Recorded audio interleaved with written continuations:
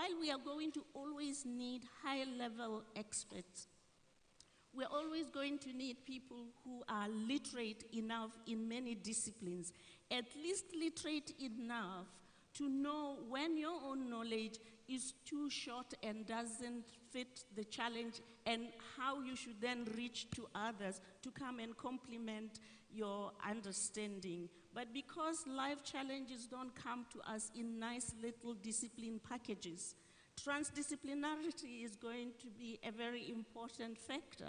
And therefore, it means that the way we handle disciplines in the education systems right now, which tends to be in silos, we need to be able to break these silos and get more towards broad fields while we are not sacrificing depth at certain level.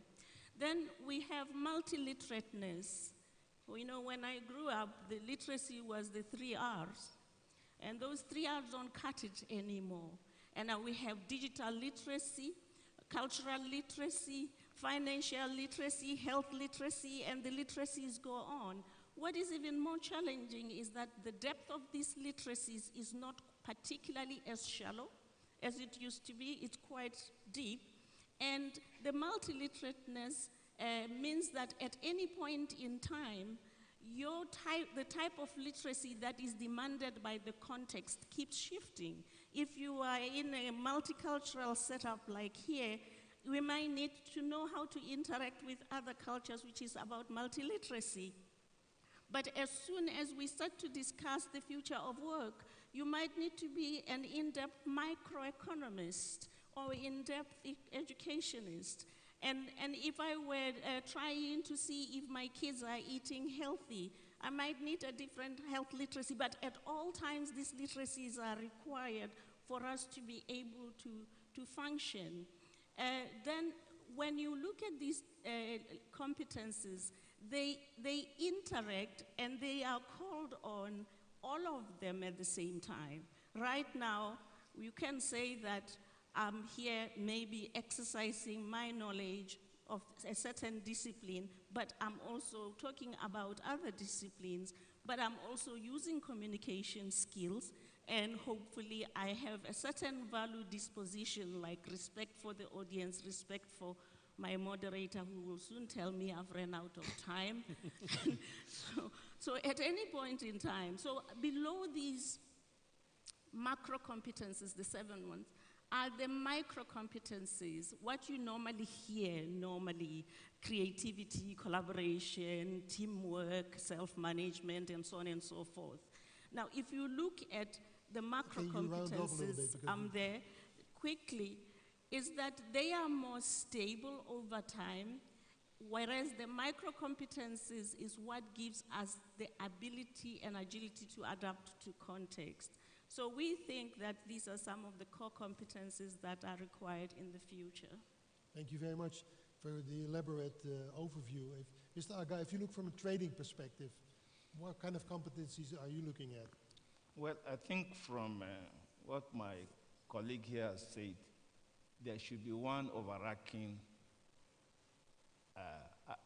competence as far as I'm concerned. Because the only thing that is permanent in this world is change. And those who survive most are those who are capable of adapting to change. So for workers, you need to be able to train. Our generation was assured livelihood by just learning to read and write. That's no longer the case. So if you look at the future of work, even having a first school leaving certificate is not enough. A secondary school certificate may not be enough. Technical school may not be enough. You may need some higher education. And with the growth in the digital technologies and other areas of the information age, you need to be up to doing in these areas so that if you are a secretary, sooner or later you lose your job. If you find people who are even graduates going into nursing, into social services, because that's where the work is. So one's ability to adapt Government's ability to put in place those policies that will help workers adapt should be the issue. And I think that competence remains overall when you then add up the other aspects. Thank you. Thank you very much. Mr. Rusinova, I think that's an amazing bridge to you.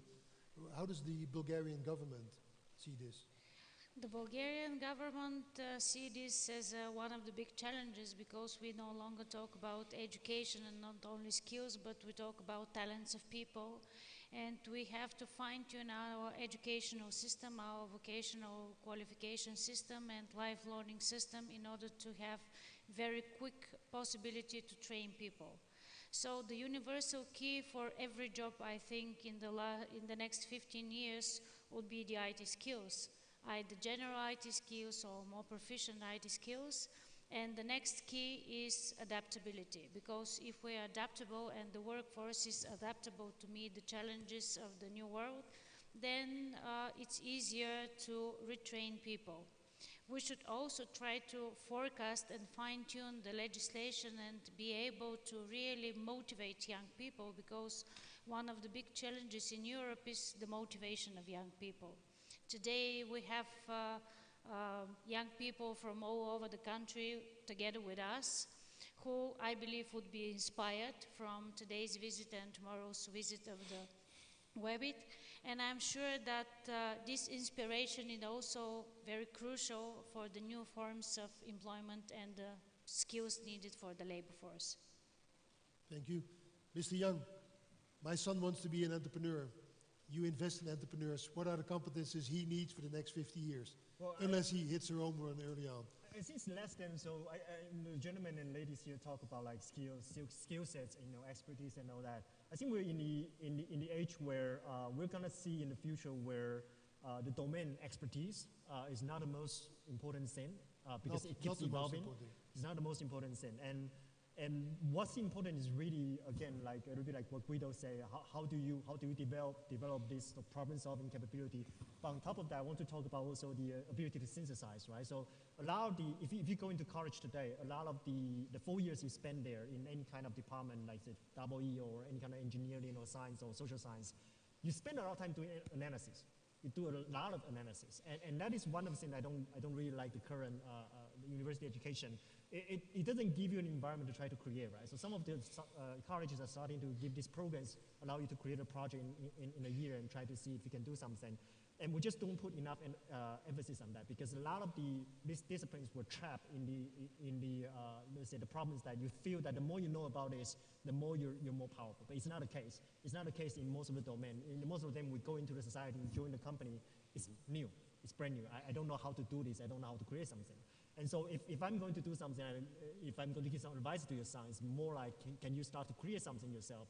Whether it's a software, whether it's a hardware, whether it's some sort of project, even if an NGO project that you try to create something, work with people, recruit people. And those are kind of spirits and I would say the real skills that you need in the future. Thank you.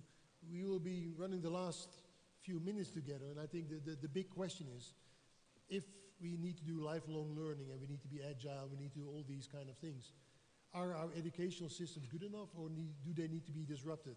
Guido, you're shaking your head. Are they not good enough, or they don't need to be disrupted? Well, sadly, it's almost, you could be a bit of a pessimist and see that 500 years of innovation in education has let us go from blackboards to whiteboards, but not much else has changed. I think that there's some who are questioning. Peter Thiel, a fellow venture capitalist, talks about maybe that university education is overrated because now you can acquire a lot of that knowledge directly. I do think that even though I see an encouraging shift, which, having two daughters who are recently finishing STEM education, they're doing more stuff that is related to working in groups. And that is both intensely frustrating and also very rewarding. But I think it's more like that, because that's the nature of work. Work is almost always done in groups. So I think learning how to delegate, how to coordinate with others is a very useful skill, even when you've forgotten about Maxwell's equations or something else, right? I mean, so I think some of that is being taught, but I would also say that one of the challenges, of course, is who's doing the teaching. Because if the lecturers and the professors have not personally spent time in this new workplace, in this new way of working, then we're going to have to wait a generation before this kind of new thinking comes in.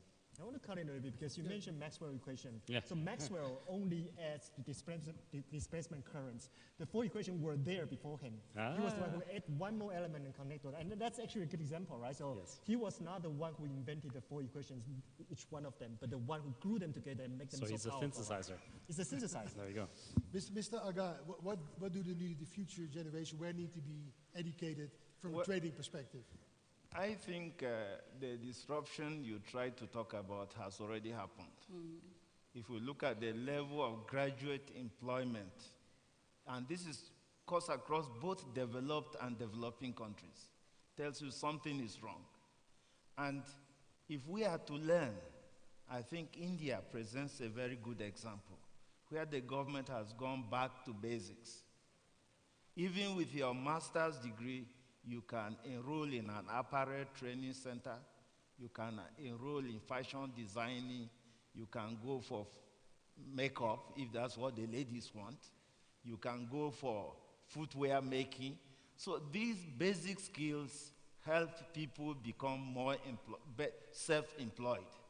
And if you also begin to change the curricula to make people realize that education is for you to acquire knowledge, to manage yourself better, rather than knowledge to work.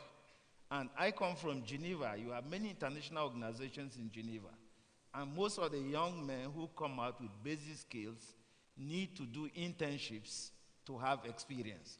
So even in governments, in countries where there is youth unemployment, I think internships by government to expose them to the kinds of jobs they'll be doing is critical. So again, it's not just what the individual is doing, it's how the government will change its educational policy to support its development objectives. Thank you. Mrs. Rusinova, when you hear all of this, challenging work, future of work, new competences, changing education, what do you think, what will be your policy for Bulgaria? And why should that be a leading example for Europe? Bulgaria has been a leading example in many spheres. Bulgaria is a leader in Europe for the women in the ITC sector. We are the champions in Europe. So we have a lot of smart women in the government also. But Bulgaria has put education as the main priority of the current government, school education and university education. And we should find good solutions, and we're searching for good solutions how to adapt the educational system to reflect not only the society, but also to reflect the challenges of the business and the employers. Universities should talk and should teach students more about the future, less about the past. Right. Ms. Moreau, can I give you the last final moments, because you have such a view on education. Please take the last 3 minutes to share that with us. Let me just first agree that there's a lot wrong in current education systems in terms of their impact to deliver expected results, that we ought to rethink the systems. At the same time, we should be very careful to not over-exaggerate and say that education systems have only changed from blackboard to whiteboards, because in the same breath, we are here talking about innovation and the future. And if you see the pace of change, the pace of innovation, shorter innovation cycles and everything we are so proud of in the 21st century, this is possible because some graduates from these education systems are able to deliver. So the issue to me isn't that there has been total stagnation in the system. The issue is equity of the ability to prepare people for the future. And that the problem and the challenge is that the proportion of learners, be they young or old, who get good quality education that is relevant now and has enough foresight and anticipatory capacity to prepare for them for the future is too limited. Very few people get this education. And this really deprives the world of the human resources and the enormous human capital accumulation we should get over time if we are to address some of these tenacious challenges like inequality, poverty, and so on and so forth. So what are the key levers that we could force education systems to be rethought? I think the first one, in my view, is that we need to relocate a policy dialogue in education right at the center of development to force education systems to be relevant. We cannot compromise the quality, but the real challenge going forward is how ready are 30 these, seconds. So yes, how these education systems are able to prepare people for the future. And if the systems themselves are very rigid and sluggish to change, we can't count on them to prepare people for the future. So finding inbuilt mechanisms for constant self-renewal of education systems and the diagnostics and feedback loops that make education systems agile is part of our challenge today. And this means educators working with non-educators. Well, with these wise words, I would like to thank this fantastic panel. And thank you, audience, for joining us. Thank you. And we're all around, so if you want to talk to us, please find us. Yeah, likewise. Thank you.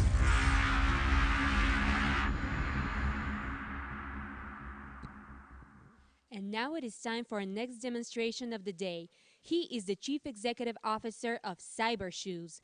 The company creates an affordable and easy-to-use VR accessory that adds layers or immersion to any VR experience by letting players control their movement by actually using their legs and feet. Please welcome to the stage Mr. Michael Biegelmeier.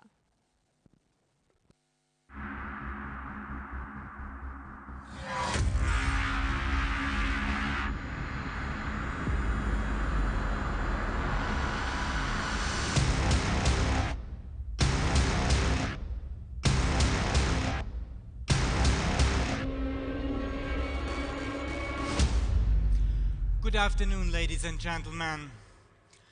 Have you ever dreamed of being able to walk wherever you want? Well, now, with Cybershoes you can. With Cybershoes on your feet, you can be any place in the world within seconds. Thank you for the invitation to do a live demo of Cybershoes, world's first shoes for walking in virtual reality, here, live on stage. It's not our first live demo, but for sure the first time that we have accepted the challenge to set up a full VR system with treadmill within minutes. Look, these are my slides, and I would like to ask someone to go to the next slide now, please. So, VR is about stepping out of your reality. It's about doing things you can't do in real life. VR space is limitless. But look, in your living room, you can't walk endlessly. So you're gonna hit the border soon. The damage in gaming is significant. Hugely successful PC titles don't transform to VR, well, because you can't walk them. Of course, for a problem that big, there are existing solutions, but you will be surprised by how impracticable they are. While Cybershoes offer the same functionality, but without this bondage system and the belt and without the ring for less than 10% of the price. We are a team of industry experts that have discovered the problem, the lack of movement early enough to hit now the market at the right time. Our Kickstarter campaign was highly anticipated. At Consumer Electronics Show this year, we had the crowds, and media really, they hyped us. In fact, we received a media coverage of $2 million ad spend value, and this in just 1 month. So VR market is rapidly growing from $6 to $20 billion within 3 years. Because, well, the reason is industry is now prepared for its first early majority of gamers. Ladies and gentlemen, Cybershoes is key technology because being able to walk and run instead of standing on the spot will transform the market. It's the future of gaming. We expect a market potential of 10% of VR headset. That's from our learnings from our crowdfunding campaigns. We have filed patents for shoe form and algorithm and the trademark cyber shoes. Well, technology. There's a lot to tell about technology, of course. First, it's the gamers. The first question of the gamers is, what game do you support? So we understood that we have to put a great effort in compatibility. And amazingly, when we contacted the company Valve, they gave us a Dreadnought support. So now we can emulate the touchpad of the VR system, which means we have a legacy compatibility with all major VR titles, and we are compatible with all VR headsets for the PC. Well, and technology, most important thing probably you need to know is it's inside-out tracking. So this means all the sensors are inside the shoe, and there's no need for extra cables, no external sensors. So the sensors that are inside the shoe, it's two kind of sensors. One is a roll, and this roll detects the movement forward, backward, and the speed. So if you just turn it a little bit, you make a small step, and if you accelerate really pretty fast. So that way you can run across vast fields quite easily. I mean, Cybershoes is meant to be an exercise, really. It's meant to be an exercise. So like, it should be about like, if you're gaming for 2 hours, you should really feel it and be all gross and sweaty probably. But our challenge was to make the system as easygoing, so you can really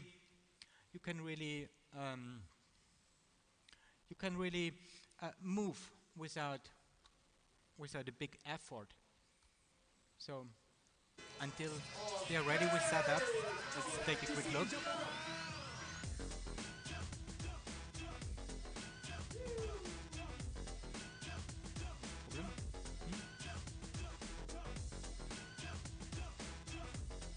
Mit Strom abschalten oder?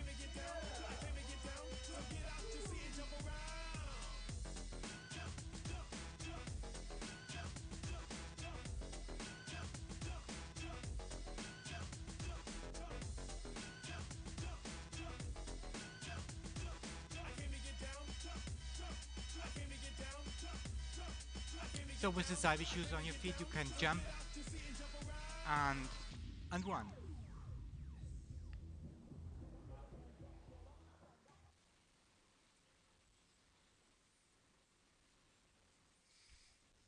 So I'm sorry, we have to reboot the computer again.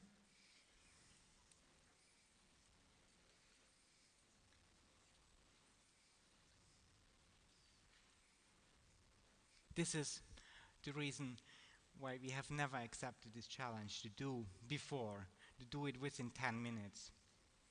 And I think we are having good luck that we have 2 more chances to prove that it is possible.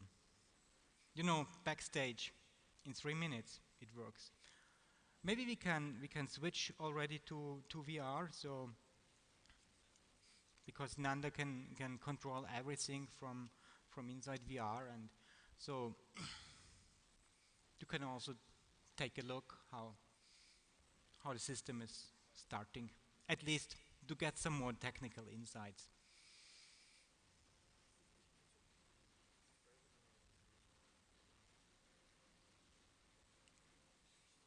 Yeah, that.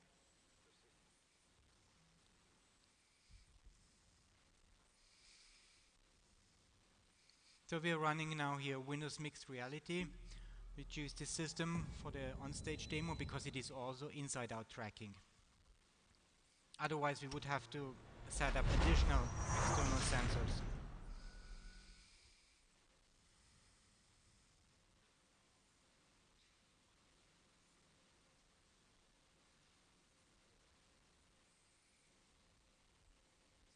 So as you see, this is the Steam VR overlay, and here's also the Cybershoes icon. And Nanda, you will want to calibrate the shoes so we can get rid of this Steam VR icon. Okay, it's gone already. Thank you for the patience. Thank you very much. We made it. Nanda, bravo. Bravo.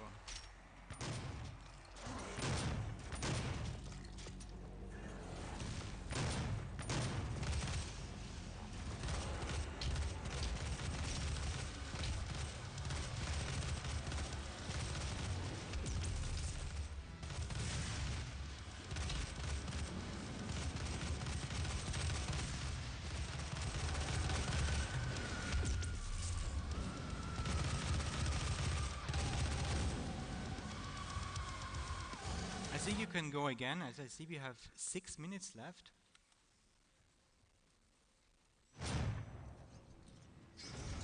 Begin session.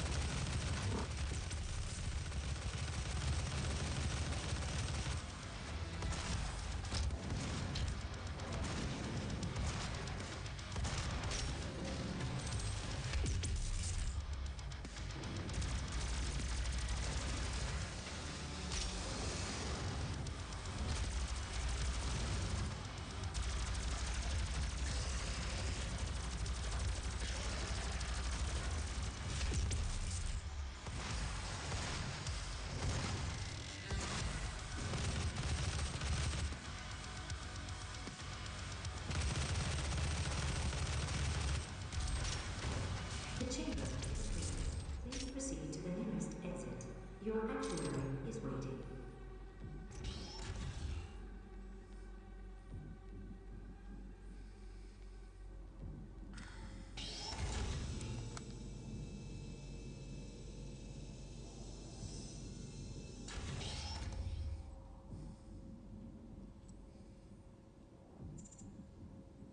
The energy output is locked at 25%.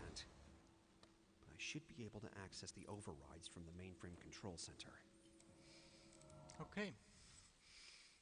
Thank you.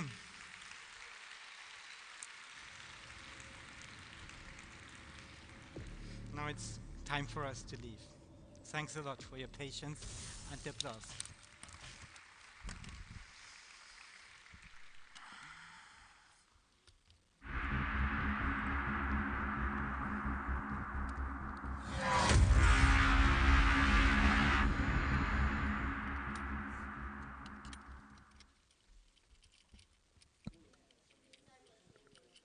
A big round of applause for Cybershoes once again, please. Now for our next keynote. Coming on stage is a holder of 3 patents in database security and more than 25 years of experience in enterprise products and business. He is a believer that all beings in all the world should be happy. So I'm happy to welcome to the stage Mr. Setu Meenakshi Sundaram.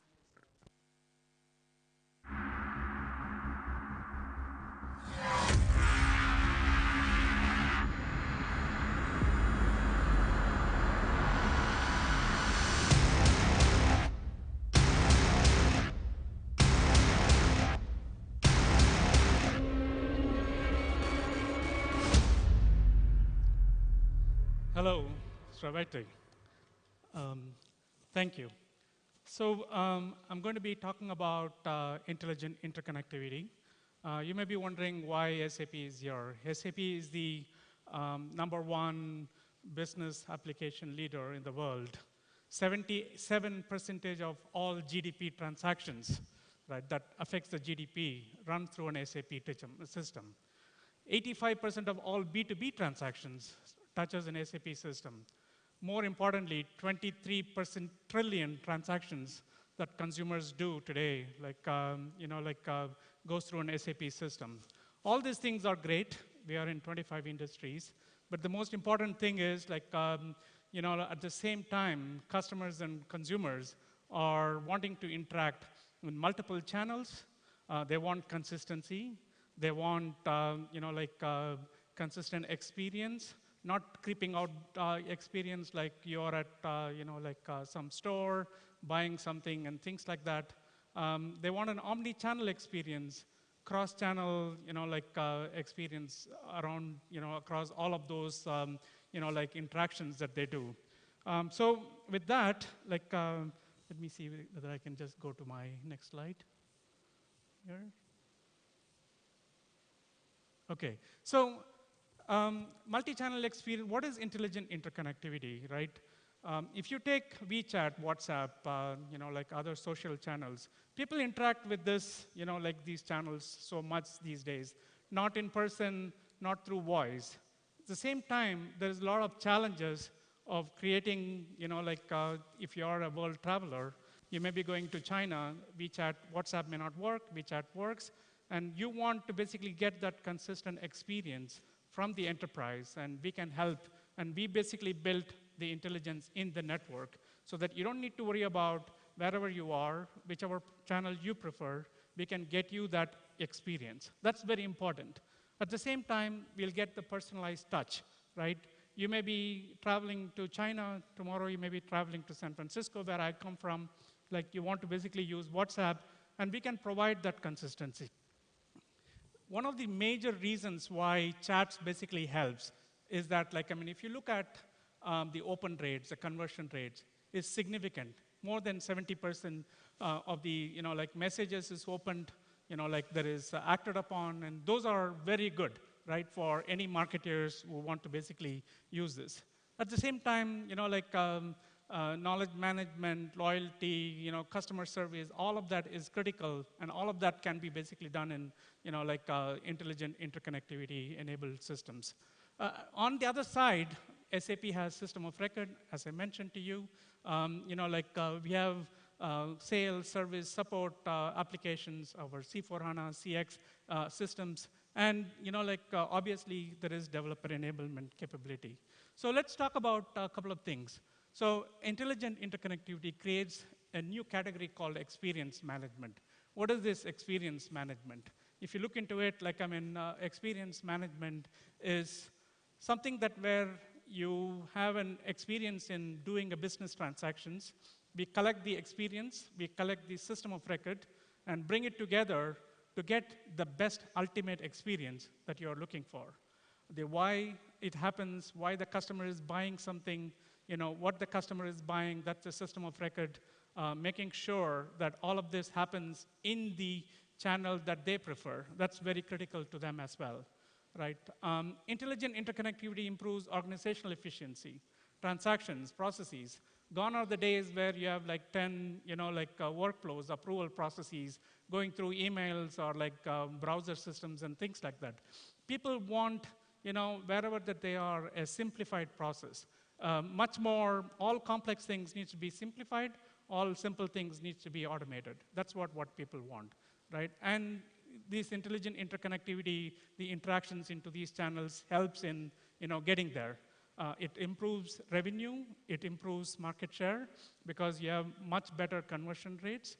It reduces cost and avoid redundancy and confusion and complexity. It raises customer service to an ultimate level that people wanting to look for, not to the creepiness level. That's very important as well. It increases the quality and satisfaction and make the customer delight real, realization of the customer delight that happens there as well. Let's talk about experience management, what it basically brings. It brings stronger relationship with customers and employees, right? Customer loyalty is ultimate, right? Nobody wants a customer churn. That's very important. You can basically change, upsell to customers, help them in customer service, like quality of engagement. That's all, like super, super important in this consumer-driven, mobile-driven, like era. So finally, why intelligent interconnectivity and how to make it happen? APIs are our building blocks for intelligent interconnectivity and experience management solution. Why is that, right? At the end of the day, software eats everything these days, right? Everything is basically software enabled. You have seen there in this Webit.Festival, there are about, hundreds of startups is building some very cool, unique solutions, all built on software, all using APIs. So we need to simplify all this interconnectivity that basically happens here. And we need to change the complexity of integration. You don't need, it needs to be working out of the box. So if you have a customer service solution, multi-channel, cross-channel experience is a must. And that basically SAP brings that. The other thing is unlocking the data value, right? In the journey of a customer and a consumer, there are many, many, many things that happens that may not be a transaction per se, but the experience is important, right? And if you can basically bring these experience together, not really like tracking GPS locations and things like that, really not affecting the privacy, but most importantly, what the customer is, doing and opting in. And that information is super important for the customer to really get them the best of the best experience. Finally, we enable creativity, innovation, and super cool, successful deployment. We have done deployment in less than 1 week, right? In fact, we have a goal. Within 5 minutes, any customer, any developer needs to be able to discover, build a solution, build an application, and get the hello world done in 5 minutes. That's our goal. And anytime that this doesn't happen, we basically take this as we are not basically achieving our experience that the customers and the developers want. That's very key to us as well. Finally, SAP LiveLink 365 is the service that enables and supports this intelligent interconnectivity easily. It simplifies access, built APIs, easy to use, easy to discover, easy to consume in any of your applications, be it mobile, Mac, PC, whatever it is, the devices that you're looking for, and we can make it happen. It's totally cloud. There is pure cloud. There is no bits of software that basically sits in your mobile phone or desktop or other things. That's very important. And finally, the convenience of enablement. You don't need to basically have customer, download an application. That's very important. In fact, we believe in a philosophy called appless apps. With SMS, with WeChat, with WhatsApp and Viber, Line, Facebook Messenger, and all of that. These days, any business transactions, any consumer experience can be achieved. And this is our philosophy behind our intelligent interconnectivity. So finally,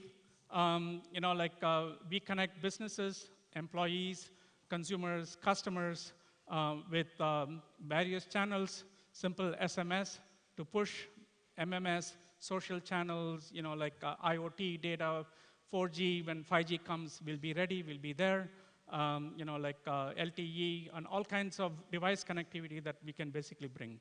We have built intelligence into the network, and we can basically provide a very consistent and a seamless experience to the consumer. And that's very important in the world of experience management. Thank you for the time. Appreciate it.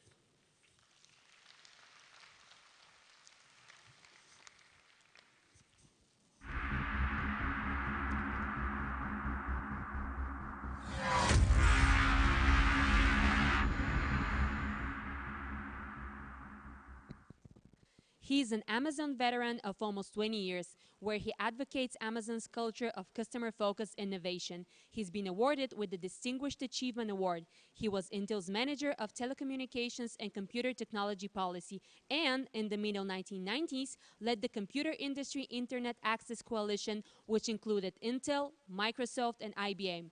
Please welcome to the stage Mr. Paul Meisner.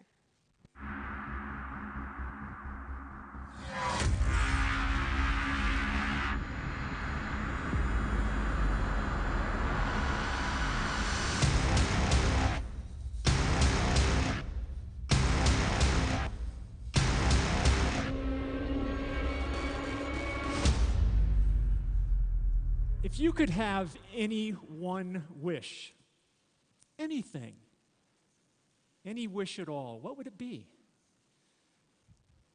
Global peace, cure disease, end hunger, a new Lamborghini, $10 million? No, you wouldn't want any of that. Why? Because one of the wishes you could ask for is more wishes. Ask for 10 wishes, ask for 100. How about unlimited wishes? You could cure disease and drive the Lambo. Well, how about invention? If you could invent any machine at all, what would you invent? Well, why wouldn't you invent a machine that would invent other machines? Well, Amazon has done this. Amazon has invented an invention machine. And to be clear, this is just Amazon's invention machine. There are many other models that have been and could be invented. It just happens to be ours. Now, like a Turing machine, it has an input, a purpose. It has an algorithm, which is how it works, and then it has an output. And I'll walk you through all three of these areas. One, the input is really its purpose. What is the purpose of the Amazon innovation machine? It's obsession. Obsession about what? Well, very specifically, it's obsession about customers. And you might say, well, of course, everybody wants to obsess about customers. That's what your job is. That's what you do. But so often enterprises, particularly commercial enterprises, become distracted by obsessing over competition. They obsess over what their competitors are doing. Are they ahead of us? Are they keeping up with us? Or should we be trying to follow what they're doing? And part of the problem is, part of the challenge for any enterprise, particularly a commercial enterprise, is that at least the media and maybe some other groups want you to focus on your competition. They want to know how you're doing. Are you keeping up? Are you staying ahead? What are they doing? What are you doing? At Amazon, we're aware of our competitors. We're aware of it. But we don't obsess over competitors, we obsess over customers. Well, what's the easiest manifestation of customer obsession at Amazon? I think perhaps it is the working backwards process. And let me explain how this goes. If we have an idea today, we have an idea about a new product or service we want to provide to our customers sometime in the future. Maybe it's months, usually it's years from now. Today, we will sit down and write the press release announcing that new product or service. The press release that will be sent out months or years from now. Today, we'll write it. Well, what does that do for you? Well, by writing down the press release, it holds you accountable. If you have an idea today about a product or service you want to make available to customers sometime in the future, the distant future, months or years from now, by writing it down, it keeps you committed to it. I mean, how many times have we been in a meeting, decided to do something, and everybody walks out, and maybe 2 weeks later you say, well, it turns out that that's kind of hard. Let's do something else. We didn't really mean what we decided in that meeting, or does somebody not remember what we decided? No, you've written it down. This is a commitment to do something for your customers. Okay. What else does it do for you? Second, you've written it as a press release. That means you've written it in customer language. What's in it for her? It's the what. Here's what we're going to provide to our customers. What product or service? By writing a press release, you're not talking about the how and all the things that need to be invented behind the scenes, all the different technologies that need to be created. You're not talking about that. You're talking about what's in it for her. And then lastly, by writing a press release today for a product or service that won't be released until years from now, what you're doing is admitting that what you want to do today is impossible today. Otherwise, you'd write the press release today and send it out in the morning or send it out next week. No, you're writing a press release today for sending it out years from now. What you're saying is we can't do it today.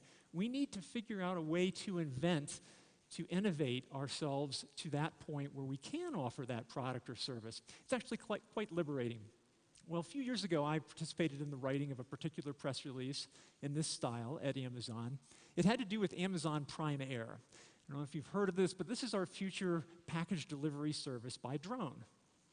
It's pretty cool. I mean, it involves autonomous flying drones. What could be cooler than that? It has propeller design is one of the issues we're facing. Battery life, range, navigation, all the intelligence that needs to go into sense and avoid technology and sensor fusion. How does a drone decide what to do when it reaches a landing point? Does it make a delivery? Does it decide not to make a delivery because it's not safe? Customers don't care about all that stuff. Yeah, sure, it's going to be interesting, the first few drone deliveries you get. That'll be cool. But after a while, I'll tell you what the core of the press release that I helped draft was. Delivery to a customer within 30 minutes of an order. That's it. Delivery to a customer within 30 minutes of an order. That's what we wrote, and now we're waiting years to get to the point where we actually launched this service, but the core of it was something very, very simple. What's in it for the customer? It's delivery of an order within 30 minutes. Pretty cool. Well, that whole idea of customer obsession and working backwards has worked pretty well for Amazon over the years. But that's the purpose. That's the input. That's why we have this invention machine. What's really interesting, however, is the core of the machine, the algorithm on which it runs. How does it work inside?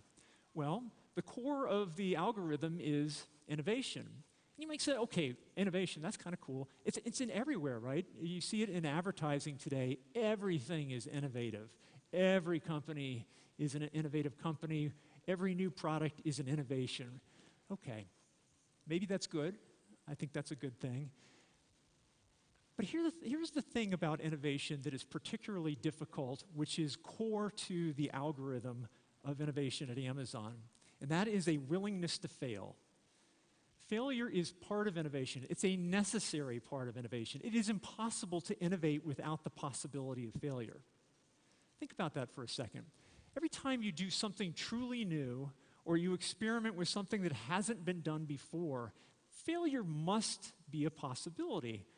Because if you know exactly how it's going to turn out, it's really not an experiment. It's not an innovation. It's not something new. And so failure is accepted at Amazon. But we go one step beyond. It's not only accepted, it's expected. Or at least it's expected that you try to get your own ideas, your own inventions to fail. So we have a phrase within Amazon, how we're all evaluated within the company, and it's called our right a lot. Our right a lot. Well, of course you want to be right. Nobody wants to be wrong.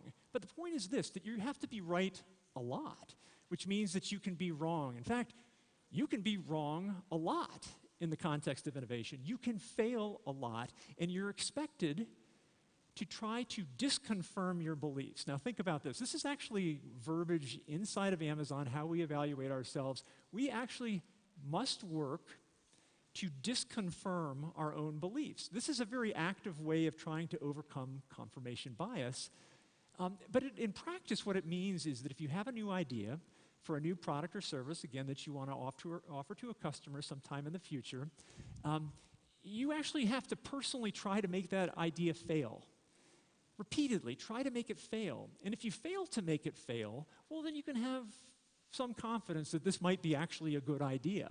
It doesn't guarantee it, but at least you've tried to make it fail before it ever reaches customers. Now, Amazon has had its share of failures over the years. In fact, Jeff talks about he personally is responsible for billions of dollars of failure. Clearly, the company has failed billions of dollars worth. But the vast majority of the time, those failures have not been public, simply because we don't want to impose failures on our customers. That's the worst. One example where that did happen is the phone. About 5 years ago, we had a mobile phone. I don't know if anybody ever remembers this, but it was not a commercial success, let's say. We ended up taking a financial write-down of something like $170 million. But that financial failure wasn't the real failure. That's not what really hurt us inside. What hurt us inside was we thought we had developed a really cool device, and it did have some very cool features. And those cool features live on today in some of our other products, like the Echo line of devices. But the cool features of the phone weren't enough to convince our customers, and it was a failure. But the reason why it was painful to us Amazonians was because It was a failure that got out to customers. Failures at Amazon, we want to make them fast, but we also want to make them without having them go out to customers. The Fire Phone was an example where it went out to customers, and that's what hurt us most. We're not embarrassed about the failure itself. That wasn't the problem. It was rather that the phone got out to customers, and that hurt us. But this innovation idea at Amazon doesn't happen in some corner somewhere. I don't know if you know the term skunk works, but the idea is that some companies, some enterprises have special places within the enterprise that do all the innovation. That's where all the big, very smart people, big brain people are, and they all go off and innovate, and the rest of the company implements. Well, that's not true at Amazon. Amazon has now, whatever it is, something like 600,000 employees. With every single one of us is required at some level to be innovative, to invent, to simplify, to do things like that on behalf of our customers. And so there are different kinds of innovations for sure that occur throughout the company, but every one of us is expected to be innovative. Every one of us is expected to experiment. Every one of us is expected to try things and fail. It's okay if we fail. That's part of the innovation at Amazon. Well, in addition to that innovation focus, the one which says that we really want to try new things, we want to experiment, we don't get to feel badly about things that don't work out so long as they don't get out to customers. But this is a hard thing to accept. No one wants to be a failure to your colleague or to your boss or whatever, but you're not considered as a person to be a failure if you make failures within Amazon in the context of innovation. Again, trying to do something new and different for customers. Okay, so we've talked about the input, which is that purpose, focused, obsessed on customers. Then the algorithm, which is innovation based on willingness to experiment and fail. And lastly, what is the output of the invention machine at Amazon? Well, that output is, well, it's fairly simple. It's delivering results. It's getting something out to customers, because all the obsessing over customers, plus all the innovation on their behalf, doesn't matter at all to actual customers if we don't deliver a result to them. Now, those results over the years, hopefully you've heard of some of them. Some of them are pretty cool. But a lot of them were really big bets. We didn't know how they were going to turn out before we tried them. One of them is our cloud computing business, Amazon Web Services. Nobody, and it was mentioned that I started something, I came to Amazon in late 99, early 2000. I can tell you that nobody in the early 2000s was clamoring for cloud computing. No one was saying, Amazon, please devise a cloud computing business, because we want to buy compute as a service. We don't want to pay for hardware anymore. No, nobody was doing that.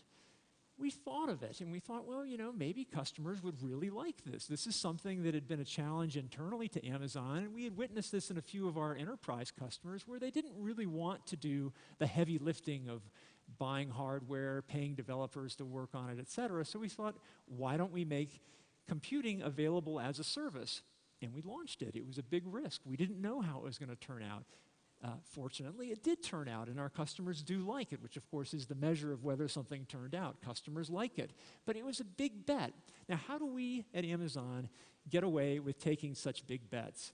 Well, there's a simple reason, and one that you can apply as well, which is you can take big bets if you do it all the time. And how does that work? I would compare it to sport.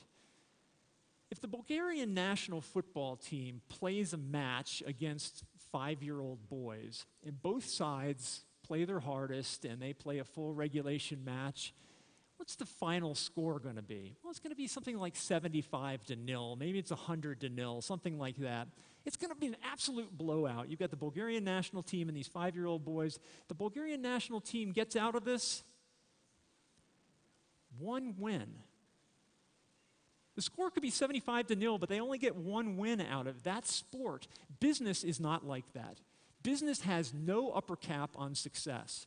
And so, a win can be a win. A win can be worth 10 wins. A win can be 10,000 wins. So the reason why big bets can be taken at Amazon is because we're always doing it. And every so often, we'll get that 10,000 win bet. And with those 10,000 win bets, there may only be a few of them, they pay for a lot of bets that didn't pay off.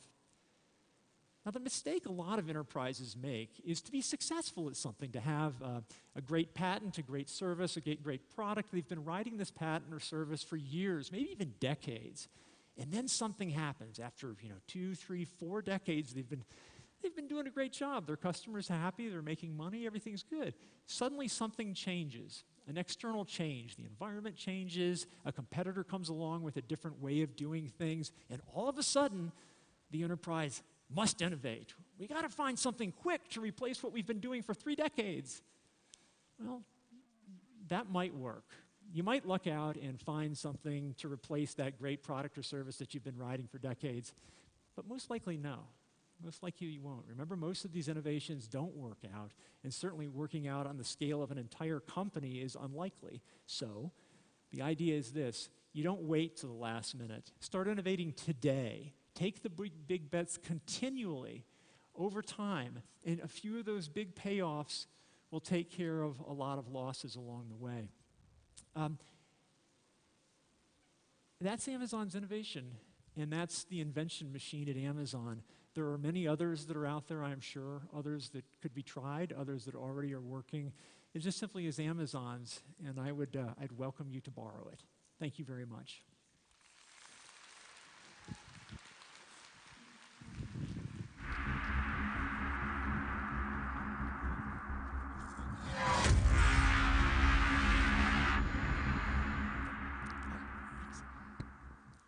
Next up, we have a panel, and the title is The Gigabit Society Based on Values and Diversity.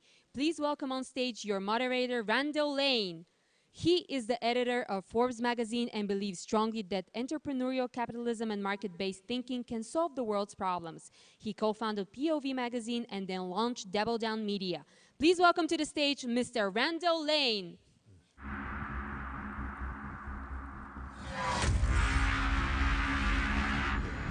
Is that? Oh, no, I don't think so.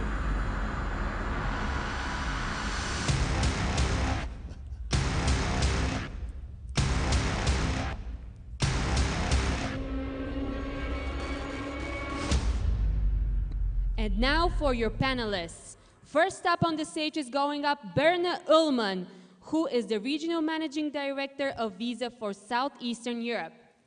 Then we have Ms. Sabine Evrath, CIO for Europe, the Middle East, and Africa for the Coca-Cola Company. Next, we have Ms. Sarah Bernoulli, Vice President, Europe Digital Strategy and IX at IBM iX. And last but not least, Mr. Rosen Plevneliev, who was Bulgaria's president term 2018-2017. Now, I will say I've had the pleasure of speaking at a lot of conferences, but I've never been introduced by fire before. So I'm glad we came here to Webit. True of our rock and roll entrance, I want to throw out something that's also kind of fun and sexy, which are numbers.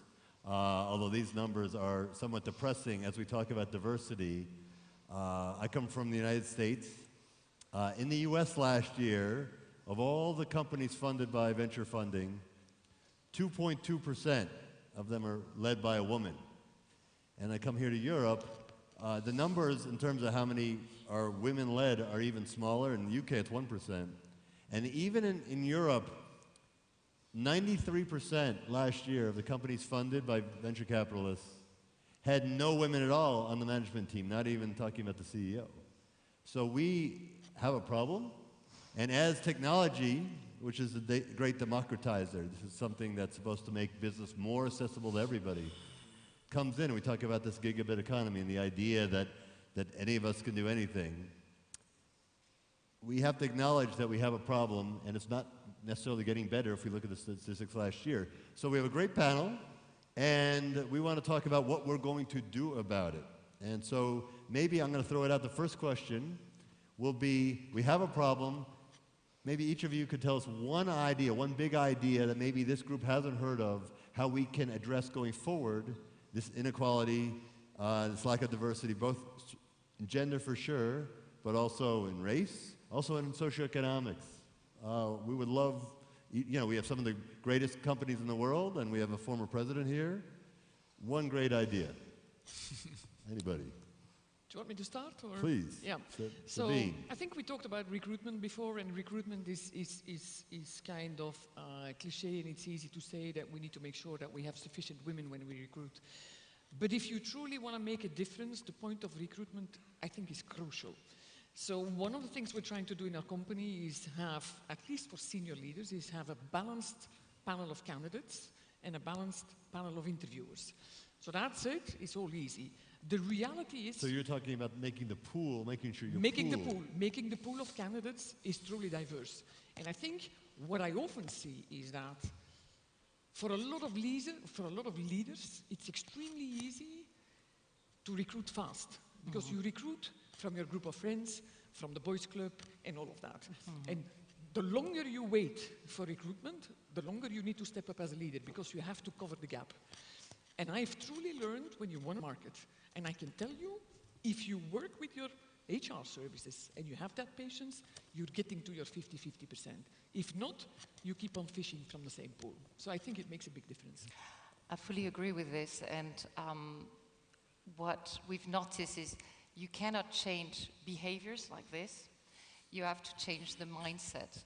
And in order to change the mindset, it takes about 3 things. It's like people. You need evangelists, leaders that shows the way. You need practices, so within your organization, public, non-public, anything, you really need to have the right practices, the right systems, so that you're not having any unconscious bias. And again, it's not about men, women. We don't want to increase division. It's more about promoting collaboration, inclusivity, which are going to be extremely important in the new tech world. Last, you need the places, so really the people, the practice, the places, where in those forums, at home, at school, it starts right from all the places. You keep on promoting this modus operandi. So. And Sarah, when you talk about practices, do you mean formal rules or informal? Is it about culture, or is it about actually having listed rules? It really depends. I think everybody knows the old adage, culture eats strategy at breakfast, and so therefore the execution is floated. So it's not like you got one recipe. You need to get the right mindset progressively in the various organizations. You can see that some countries are picking up quite quickly. Some, we were talking about it, takes a bit more time, but the wave is coming. 50% of the world is women. We have to be a mirror of the world.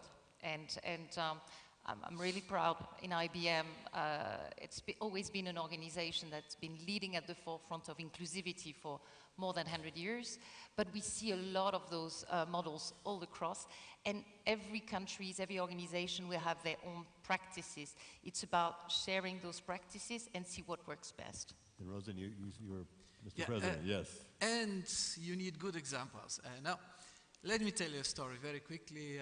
The President of China invited me to participate at the umbrella of the United Nations, a forum for gender equality, empowering women. 90 presidents, a full hall of people running countries and governments, and I just decided to take away the talking points from the Bulgarian Ministry of Foreign Affairs and give some examples about my country. I didn't know it was going to work, but it looked like that. I stand up and I say, listen, friends, do you know that in Bulgaria, 2/3 of public administration is women? Do you know that 2/3 of the judges are women? Do you know that in the acting government today, out of 4 deputy prime ministers, 2 are women? And the vice president and so, and the chairman of the parliament, and all the presidents from Africa to Asia, bravo Bulgaria, bravo Bulgaria. So in a way I was very proud, just giving very simple examples that could work. My story is a story also of a manager. I was employing a lot of people in the real estate business. Even my education is computer programming. And I'm telling you that one day I realized that a company that grew from 1 to 1,000 people, construction and real estate company, started employing people. And one day I realized all the managers, all top positions, all those who are responsible for amazing results in a man business, which is construction and real estate, were women. And actually, we founded in Bulgaria the first ISO certified Bulgarian construction company that made very good economic success, totally run by women. So really what I learned in my private life as a minister, as a president, also as a manager, is that women are much more reliable, much more predictable, a very strong foundation you can build on. But how do you explain the difference between government, where you have 2/3 women in so many of these leadership positions, and then we're talking about only 2% of the money funded? So where's the disconnect? How can, without mandating it, how can the private sector mirror more of the success you saw in the public sector? Well, you see, it's again, there was a very interesting debate here about culture. It's cultural.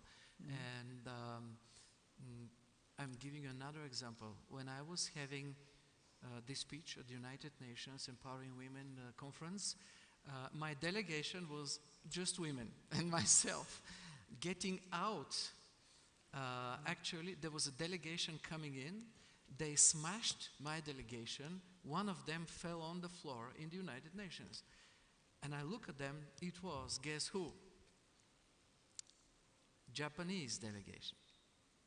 I started talking to our friends from Japan, saying, listen, why did you do this? They say, well, listen, in Japan, and if you look at the numbers, for example, it's cultural. It's less than 2% of the women are taking leading position, less than 2% of the women are working. So it's time to change perceptions in societies, and I think those who are doing it have a great horizon.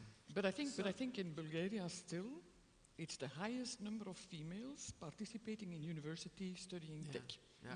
It's the highest number, which is really good. I'm, you know, with Coca-Cola, we're having, you know that, we're having a regional delivery center here, and we'll be having up to 200 people, and it's actually an excellent market, very competent people here. So I think it's really good.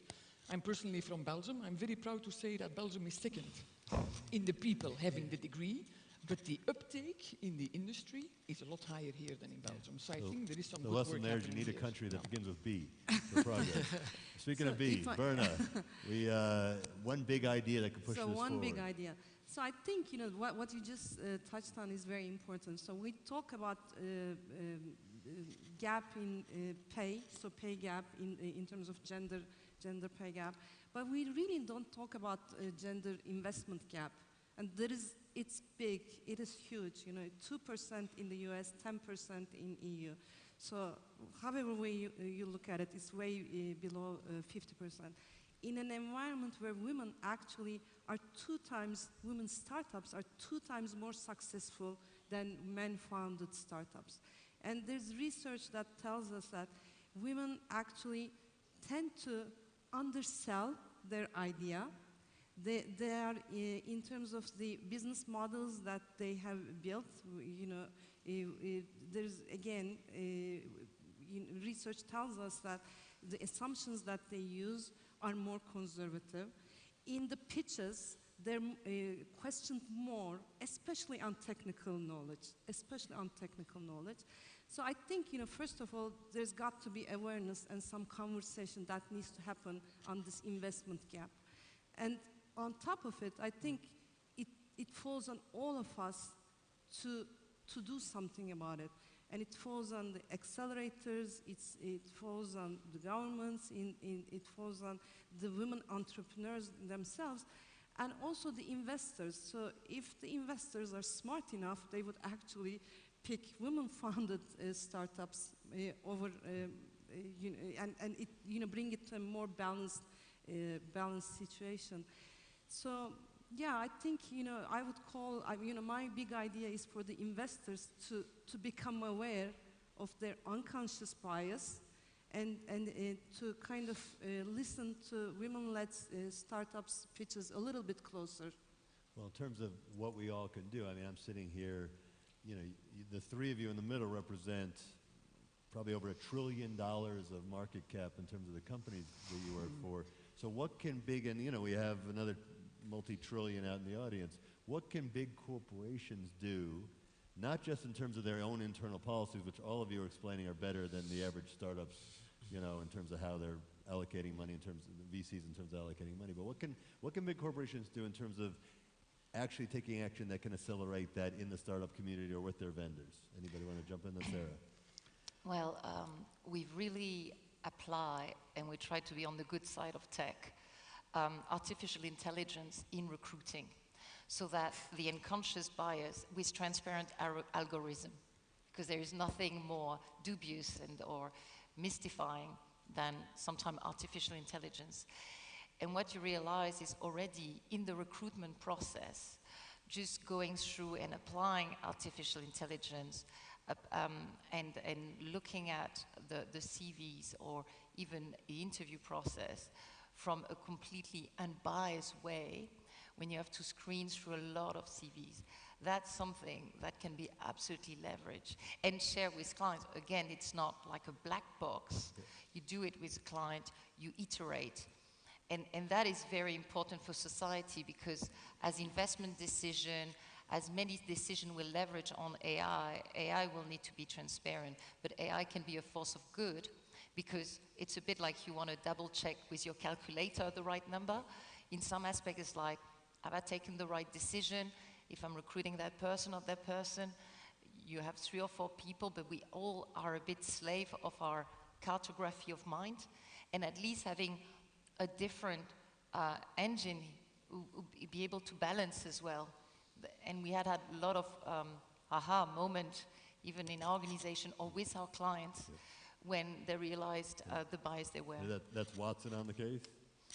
Watson, but it can be any type of artificial intelligence. What's important for us is we've been in this business for many years in terms of AI, and you need to evolve, you need to work closely with the clients in order to have the customer's approach in terms of how you want to embed that technology. Now, do you guys, either you guys or are you aware of another company that licenses or sells software so that smaller companies can do this?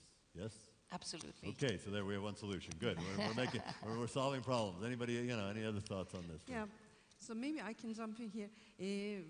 At Visa, what we do is we connect the startups with a huge community of banks, especially the fintechs, obviously, because we're in that business. So we have different innovation programs in different places, including in this country. We just set up an innovation program administered by 11 ventures. And what we now are trying to do is we're trying to make sure the cohorts that we support in those programs are balanced. So the balance in terms of the ownership structure, if you will. So that's one thing that we're trying to do across the world. And additionally, when we have, for example, we have these programs, we also support specific ideas what we call Visa Everywhere initiative. It used to be just an initiative, and every year it would be done. It's very, we provide mentorship, we provide, financial support and all of that. But this year we did a women's edition of it. So it's only, targeted toward the women. And we had a lot of women-led startups that have applied, including women-led startups from Bulgaria. So the results will be announced in May in Paris, actually. So really, I mean, those kinds of, we have to be deliberate in terms of trying to drive change and try to drive change in the innovation space. There's no doubt that corporations have the power to implement change. I want to pivot to how government and the private sector can work together. We have, former president of this country, and we have somebody representing the only organization that's in more countries than the United Nations, which is Coca-Cola. So how can we do this? How can we use government as a force for good? Because, sometimes government mandates actually set back. But how can we use the intersection between government and the private sector to help? I think it's broader than government and private sector. I think it's government, private sector and education, actually. So I think, and the government can play a very crucial role in bridging the two. What I'm seeing is that businesses, when they can articulate truly what is needed and what is relevant to manage a business, it's going to help schooling and it's going to help education in general. And at the same time, we can truly articulate, specifically when we talk about technology, we can really articulate what it is to work in tech and even stimulate women to get more there. But I think we need government actually to bridge the two. And I think that even at European level, there are many, many initiatives where people can stand up and role model and make sure that people, when they make the choice even of studying, are well influenced. And not just the students, even the parents. You would be surprised how many parents there still are that are influencing the studies that kids take. So I think there is a role for the golden triangle there. When we look at the situation today, we have all the reasons to worry. Nobody questions the rise of technologies and the globalization. They happen. Who is leading today? It's the dreamers. It's the entrepreneurs. It's all of you guys sitting here in this room who are dreaming, who have bright ideas, and who fulfill them. And all of you hope that actually politicians will be part of the solution, because we all worry. The rise of machines, artificial intelligence, all those things bring us to a situation where we need and we have to worry, because today in politics we don't see much of solutions. It's the opposite. It's just increasing the worries. A lot of politicians today are addressing people's fears, but honestly they don't solve them. Playing with people's fears is a very easy job. A lot of politicians, nationals, populists are doing that today. Many of them, even world leaders, question the strength of international regulation and institutions that are there to keep it. And I honestly tell you that I worry too. When I see so many strong men running their countries, using their propaganda machines and measuring their ratings, I'm not excited at all, because strong men do not build up strong institutions, because strong men always in the human history question the rules and do not build them up. Strong men by definition support interests and not principles, and that's not what we do. What we need to do. So my point will be that in the next years, I'm not optimist about politicians taking tough political decisions in order to build up rules and institutions of order, including for the rise of technology in all its aspects. What I see is the opposite. And also, I can tell you that today, political decision is a symbol of inflation. It's in the past, if you look at the past, when there was no other solution, when there was a crisis, it was very difficult. People question, people fear. Then you have responsible politicians who are coming and taking political decision, and the political decision was the decision. Today, political decision, I think, is no decision at all. So we are running into difficult times. And here is my point. As we talk about the human aspect of rise of technologies, we need to know that a certain culture, lessons learned from history, and wisdom is needed.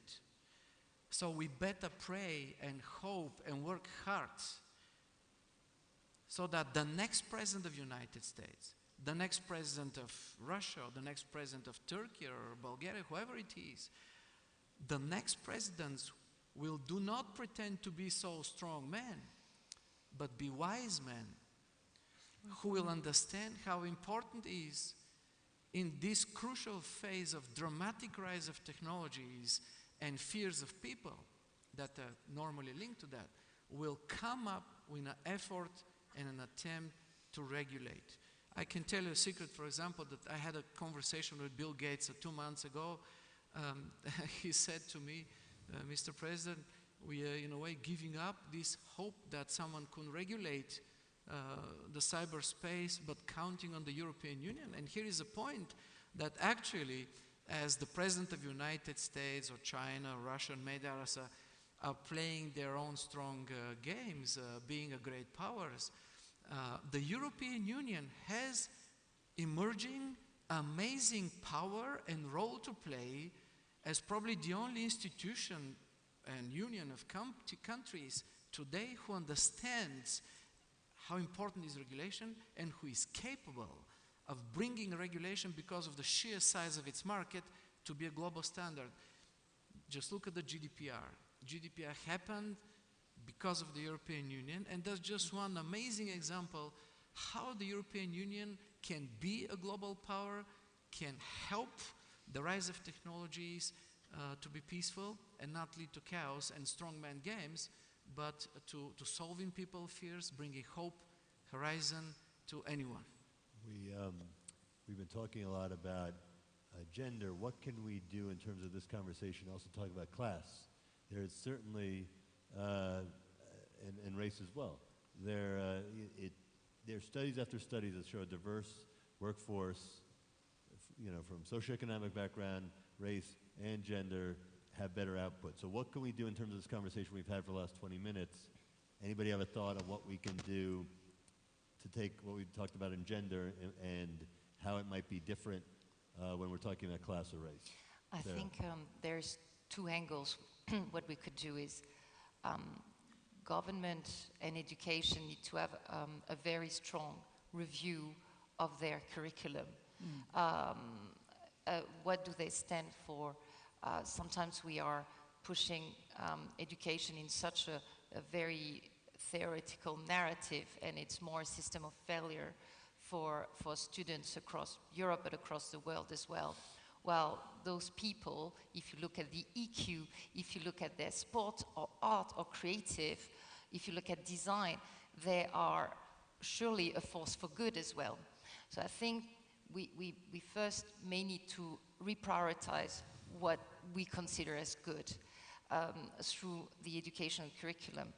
The other thing is, I've observed, and I'm sure it's the same with the other team here, is a lot of private organization in order to kind of cater for this wave of job, and I see hope in Europe because we've got great education, and in the world we've got a vast amount of jobs coming. I see hope because like we've seen when the car arrived, people were freaking out because of the horses. But if you concentrate on creating all the new services around the car, we're going to have a huge amount of services. Machine will be an enabler, but won't be replacing. And in that sense, a lot of private companies, like ourselves, I'm sure, are asking a call for code.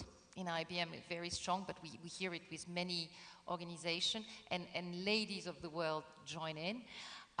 Minorities, you have other companies that just work women after having, haven't worked for several years, take care of the children. They want to go back to the workforce. They can code. There is much more modular aspect to do it, so it's much more flexible. So that is also a way to say there is not only one way where you diploma at 18 and 22 determine your life. I mean, this is passé, totally passé. And you still hear at top level people saying what kind of diploma they did 20 years ago. I mean, this is very, and if we change and value the people for what they are, and you can reinvent yourself at every age in terms of this continuous learning, and I see companies really pushing those additional upskilling, relearning, reskilling. Any other thoughts? Just a very, I think, important word for me and for all of us talking about governments is platform. And I truly hope that all of us in the next years will be transforming, will be helping governments to understand how important it is for all those who run the countries and the nations to understand that a strong leader, a strong man, is the one who builds up government as a platform for the ideas of citizens, businessmen, to flourish. So government as a platforms for ideas, for development, for services, based on understanding that when you're running a country, you're not there for your own short-sighted strongman power games. You're there to serve as a platform to the others, serve to the others, so that then they will empower you. There is a lot of work to be done globally on the stage, but those countries who build up their governments as a platforms, they have an amazing future in front of them. And that's what we're trying also to do here in Bulgaria, reducing the government impact, reducing taxes, not allowing new debts to come in. So in a way to allow money to stay in the private hands and private initiative to flourish by using the government as a platform. It's government, it's also culture. You could see that actually one of the great, being here in Bulgaria, it's been a real pleasure, but even across all the CE countries is that there's historically actually been more equality, and they're actually, so you can see the policy, obviously it took decades to implement, and it came with many, many, many downsides, but there are ways to create a culture like that. All right, we got about 4 minutes left. I want to do a couple lightning round questions. I'm going to ask 2 or 3 questions. I just want to show of hands who agrees with it, and maybe if we follow up, we do kind of a 30-second answer. But just to get through a couple more points, Germany has been, pushing the idea of quotas and hiring. So, question: raise your hand if you agree that it's a good idea for government to mandate certain percentages in terms of hiring, how private companies should hire. Yes, agree or disagree? Agree. Raise your hands. We have all agreement. So, you guys, and the 3 of you in the middle, who work for private companies, who right now, in most of the world, you can hire whoever you think best. You're all good with the idea that, you have to have, 40% women, whatever the number is. You're good with that. Good? Good. Good? Actually, quotas work. Quotas work. It's the only thing I say. Yeah, it works. Totally. Absolutely good. Yeah. They work, but they create backlash too. So weigh that. What do you mean the backlash? The positive backlash that discrimination? people resent, people who aren't in the quota resent that they use it as an excuse why they didn't get the job. Yeah, but you need to do your recruitment process and look at the skills and everything. Of course. And you go back to the point. If you have the patience to have a balanced pool, you can make the choice. Okay. If you don't have the patience, then you make suboptimal decisions which are not good for anyone, I think. Yeah. It's just also a catalyst of change. I think it doesn't mean you have to achieve a specific ratio, but usually in corporation at least, people are working as per metrics. And therefore, it's a catalyst. It will change the mindset because they figure it out that, God, we have to do something about it. Do you guys have specific quotas at your company? We do have metrics about recruitment. So we have to have gender equality in terms of interviews, in terms of leadership, different levels. Yeah. Okay. And and it works. All right. Question number 2: do you believe that there is hiring discrimination against women of childbearing age? Yes. Who agrees with that? Sorry, say it women again. of childbearing, women in their, let's say, who are in their late 20s or early 30s. Okay. Do they face, do you see discrimination, or have we gotten better? Who still sees discrimination against women in that age bracket, who does not? Generally speaking, yes. I don't. Yes. Well, not that I know of. I know of, yes. Yeah, exactly. not as much? We gotten better? It's getting better. Definitely Good? better. Good. There's hope. We like hope. Yeah, we like hope. there is. Okay, next question. We've been talking about diversity in the last 10 years, it's become much, much more of a topic, and that's a good thing. And yet you see the numbers we talked about at the beginning of our panel, at least in terms of how startups are funded and the new companies coming on and all the unicorns who are succeeding, again, so male-dominated. So who here, raise your hand if you're optimistic about the next 10 years, and leave your hand down if you think you're worried that we're going to talk about it and there's not going to be a lot of change. So who are the optimists here? Maybe. And Sabine, what do you think? What do we have to do? I think we've seen great progress. So that when we come here together, we've seen 2029, great progress, to be honest. And we've had programs internally. We've moved from 21% to 38% in senior leader positions, women. I'm not talking about tech specifically, but when I'm looking at the new tech firms in Silicon Valley, and what is happening there, the culture and the climate, is absolutely not female friendly. And I'm actually a bit worried that even when they have like their affiliates around the world, that they're bringing that culture to these places as well. And I know people working in these companies now, coming from our company, and they are shocked. But it is very encouraging that we're having these kinds of conversations and there's awareness, so that's why I think But I'm worried as well. I love it, and it's perfect, right on time. We end with some optimism. Yep. Yes. And hopefully we're not having this discussion in 10 years. So, but thank you for your time. Thank you. Thank you. Thank you.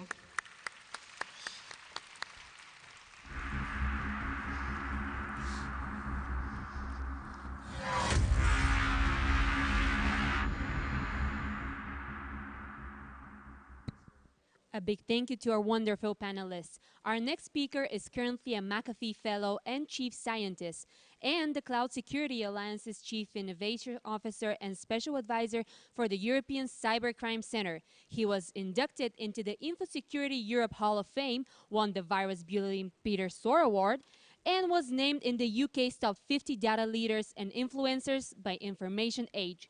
Please welcome to the stage Mr. Raj Samani.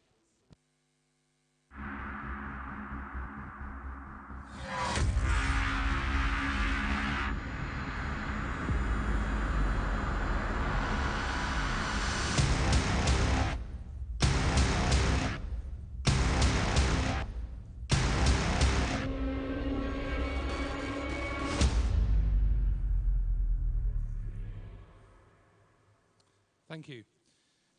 I'm here to talk about cybersecurity, and I know what many of you are thinking.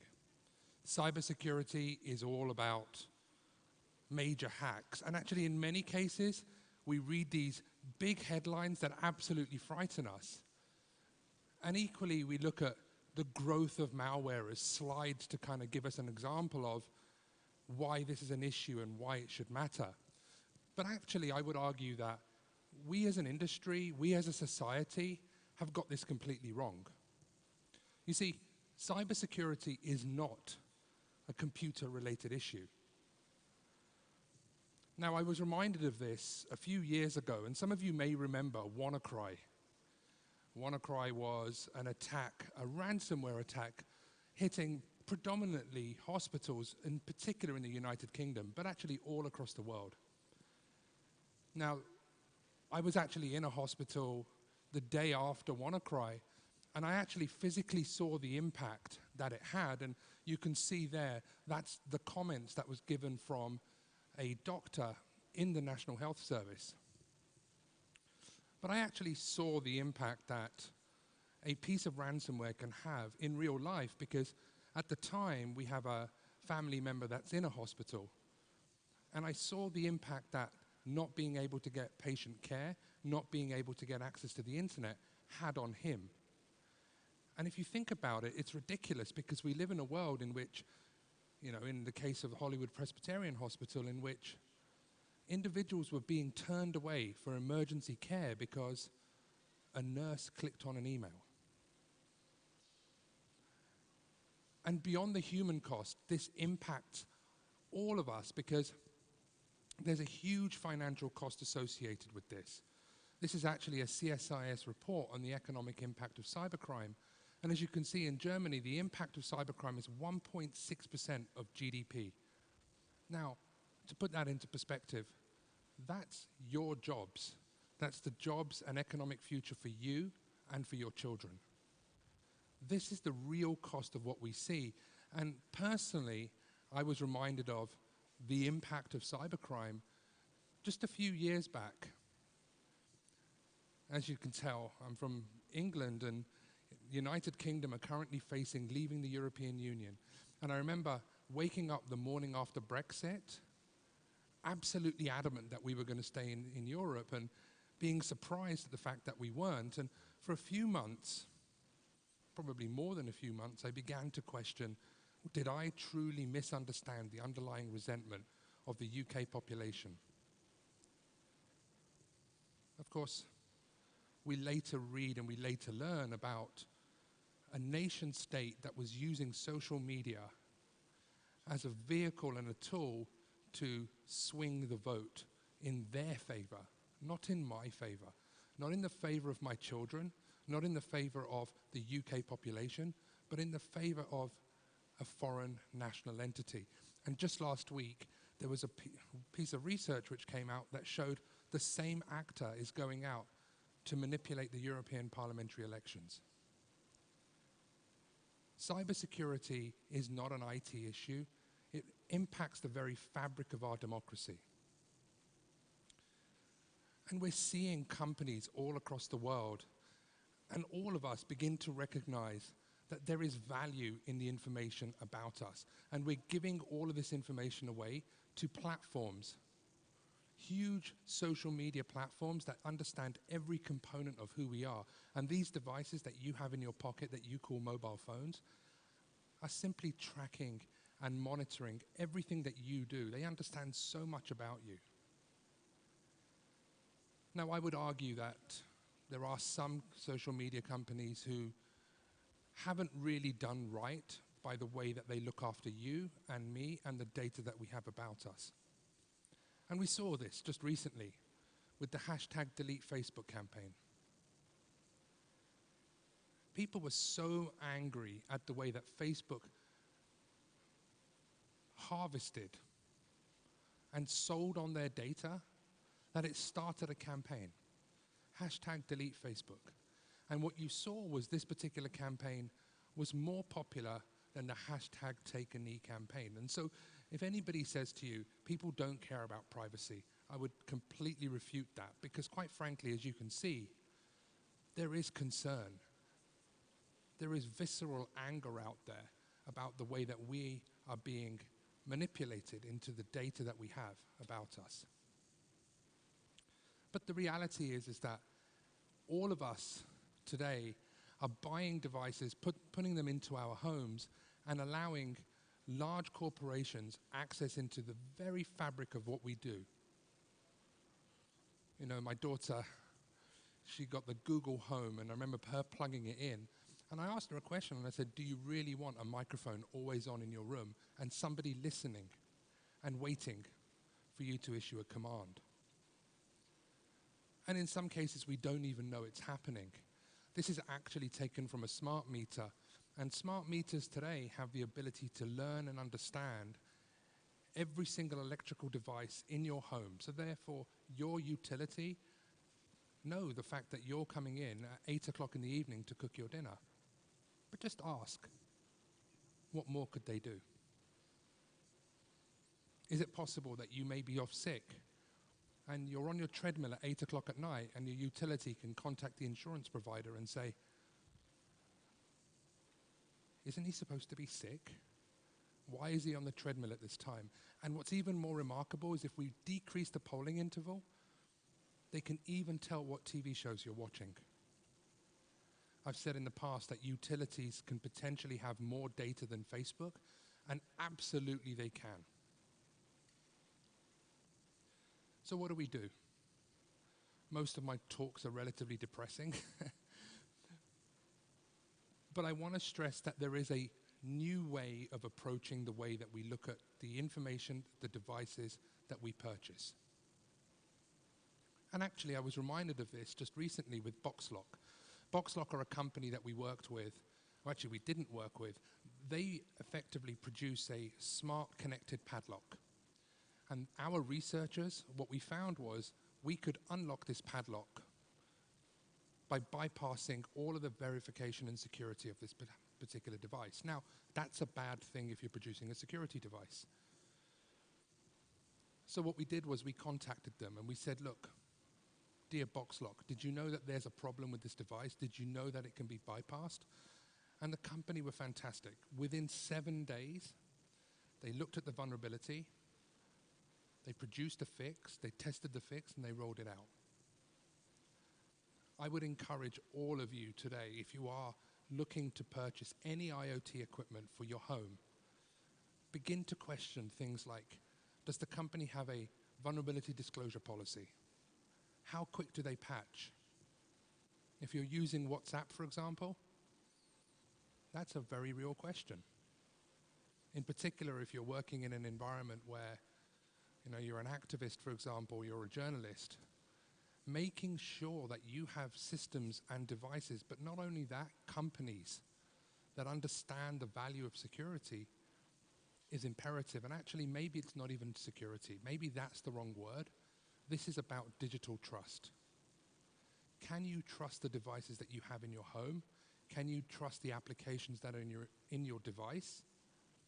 And can you trust the company that's actually providing this? And are they doing right by you? Are they doing right by your family? And in some cases, there are companies that do that. And we have to begin to do this today. You know, in many cases, we talk about cybersecurity and big countries doing hacking events and taking over, you know, taking over devices, taking over systems, but there's a global industry out there. Citizen Lab did a tremendous piece of work in which they identified the customers of 2 companies that provide surveillance tools or malware for sale. And the countries aren't the big countries that we read about, but they're the likes of Mongolia or Turkmenistan or other smaller countries.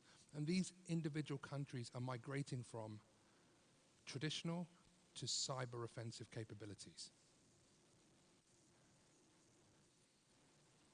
This is more than life and death. And I'm reminded of this because we found a campaign being run by a threat actor called the Sun Team. And they were tracking potential defectors out of North Korea. And they were installing spyware on these devices to learn about every single thing that these individuals were doing, talking to, where they were. You can't tell me cybersecurity is about computers. That is life and death. And as we move towards this world in which everything becomes connected, the only privacy you had was your own home, and now that's gone. And what's worse is you're buying the devices and putting them into your home, allowing large corporations the visibility, introducing vulnerabilities into your life. So we've got to begin to address these issues today. You know, I'm absolutely adamant that if we potentially, as a market, as a society, began to demand better products, we will begin to see less of these issues. Because the world today frightens me. Even the Winter Olympic Games were targeted and compromised by a nation state. 337 organizations associated with the Winter Olympic Games were targeted via a persistent threat designed specifically to exfiltrate information associated with the games. And that's just one of 100 different stories that we can talk about. Whether it's the Winter Olympic Games, whether it's the electricity power grid, even whether it's my home computer or my home mobile phone, there are active campaigns being conducted all of the time with the sole purpose of targeting you and me. And what's worse, I think, for me is they're being successful. CryptoLocker was a ransomware campaign which in itself netted criminals almost $1 billion. And that $1 billion was being used to research and development and innovate the nation-state adversary's capability to be able to target you and me.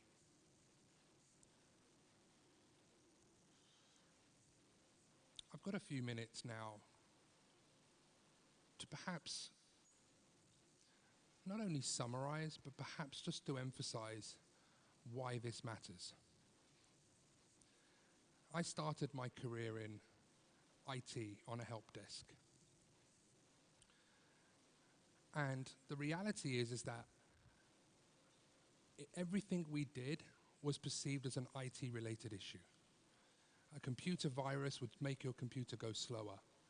And yet in 2015 and 2016, a computer virus was designed specifically to disrupt the Ukrainian power grid.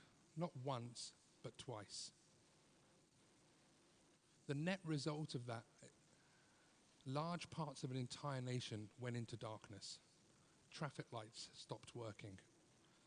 Every home was plunged into darkness. And yet, we still talk about this as an IT-related issue. The challenge that we face, I think, the fundamental biggest challenge that we face as a society is our absolute dependence on technology. There is no backup plan. And conversely, the biggest opportunity we have is our dependence on technology. If we don't begin to address these fundamental foundational pillars to integrate security and privacy, effectively trust at the root of all of these new devices, then I am absolutely concerned for the future, because within 12 to 18 months to 24 months, we're going to start to see automated self-driving cars on the street. They're going to be making decisions, and it's going to be your family that you're going to entrust in a computer system. My ask of all of you is this: we have to begin to integrate cybersecurity at the foundation of every single thing that we do. And that depends upon each of you.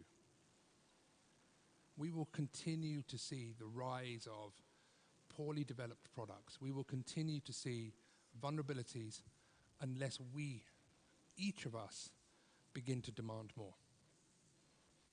Thank you.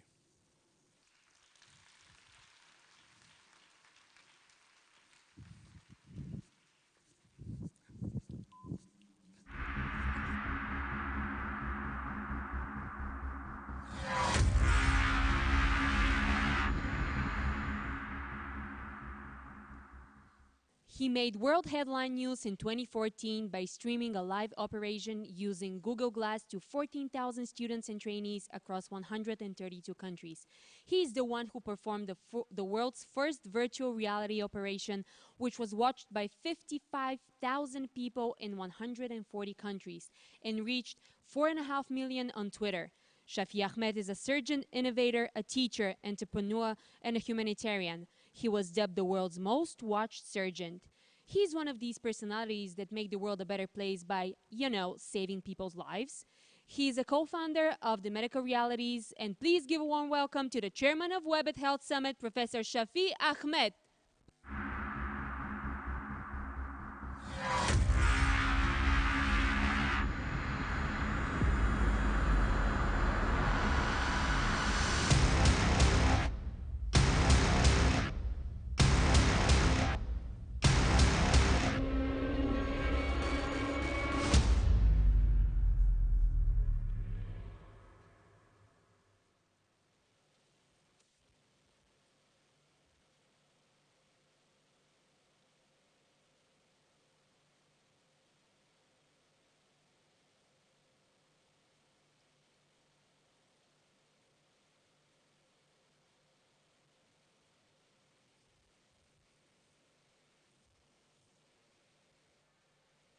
Hello everyone. Hello Sophia. Plamen, my dear brother, thank you very much for inviting me again to this fabulous conference that you run in Sofia. It's a pleasure to be here. Look at this amazing crowd and this amazing venue at the National Palace of Culture. It's just phenomenal. Ladies and gentlemen, we are going to welcome you to Webit Health tomorrow at 9 o'clock here at this venue. We are going to bring some of the world's most amazing speakers and influencers in healthcare, talking about the disruption of healthcare around the world, and bring everything to Webit for the next couple of days. So come and join us. We're going to talk about the most amazing technologies that are really disrupting and transforming healthcare as we know it. Technologies like artificial intelligence, virtual reality and augmented reality, robotics, genomics, amongst many others. To hear about this more, I'm going to share a video with you. Let me just get my phone out for a second. Here we go. Let me just access the right video. Here we go. This is about Webit Health.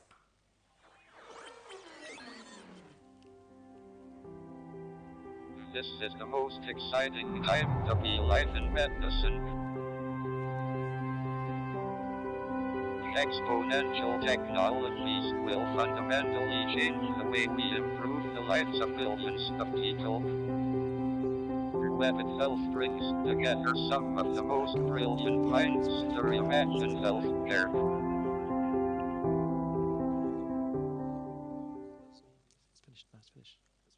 Thank you very much. Join me tomorrow at our Health Summit and have a fantastic time at the Webit Festival here in Sofia. See you tomorrow.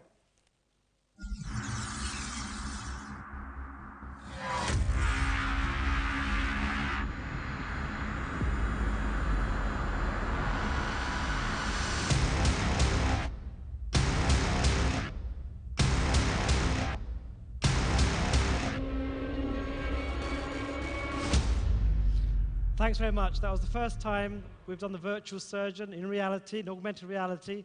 So it's just me to introduce you to Health Summit tomorrow. Please come and join us. We've got some amazing speakers from all around the world that will hopefully talk about the way we transform healthcare and education for the better. So thanks very much, and I'll see you all tomorrow at the Health Summit next door. Thank you.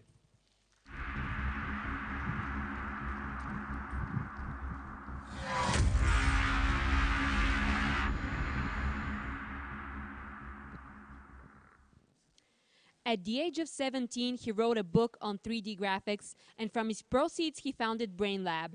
He has been honored with several awards, including the World Economic Forum Global Leaders of Tomorrow 2003. Please put your hands together for Mr. Stefan Wilsmeyer.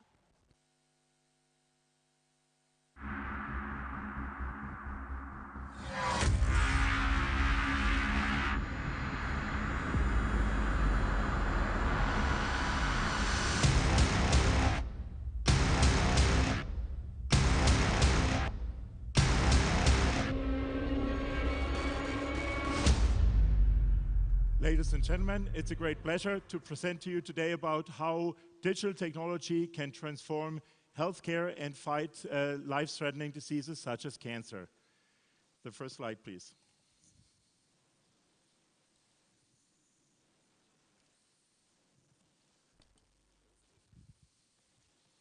That works much better.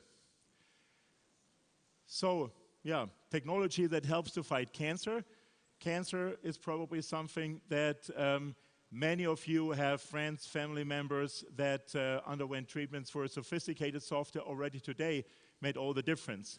And half of the people here in this room are going to be fighting at some point a critical disease where technology today can be crucial, especially software-driven technology. Software from BrainLab is today in use in over 5,000 hospitals in 100 countries.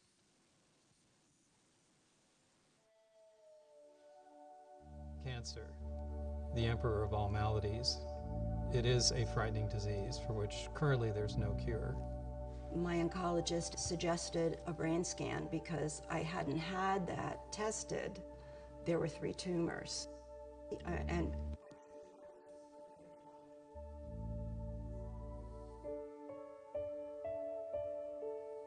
we are unquestionably in one of the most dynamic and exciting periods of medicine for cancer treatment.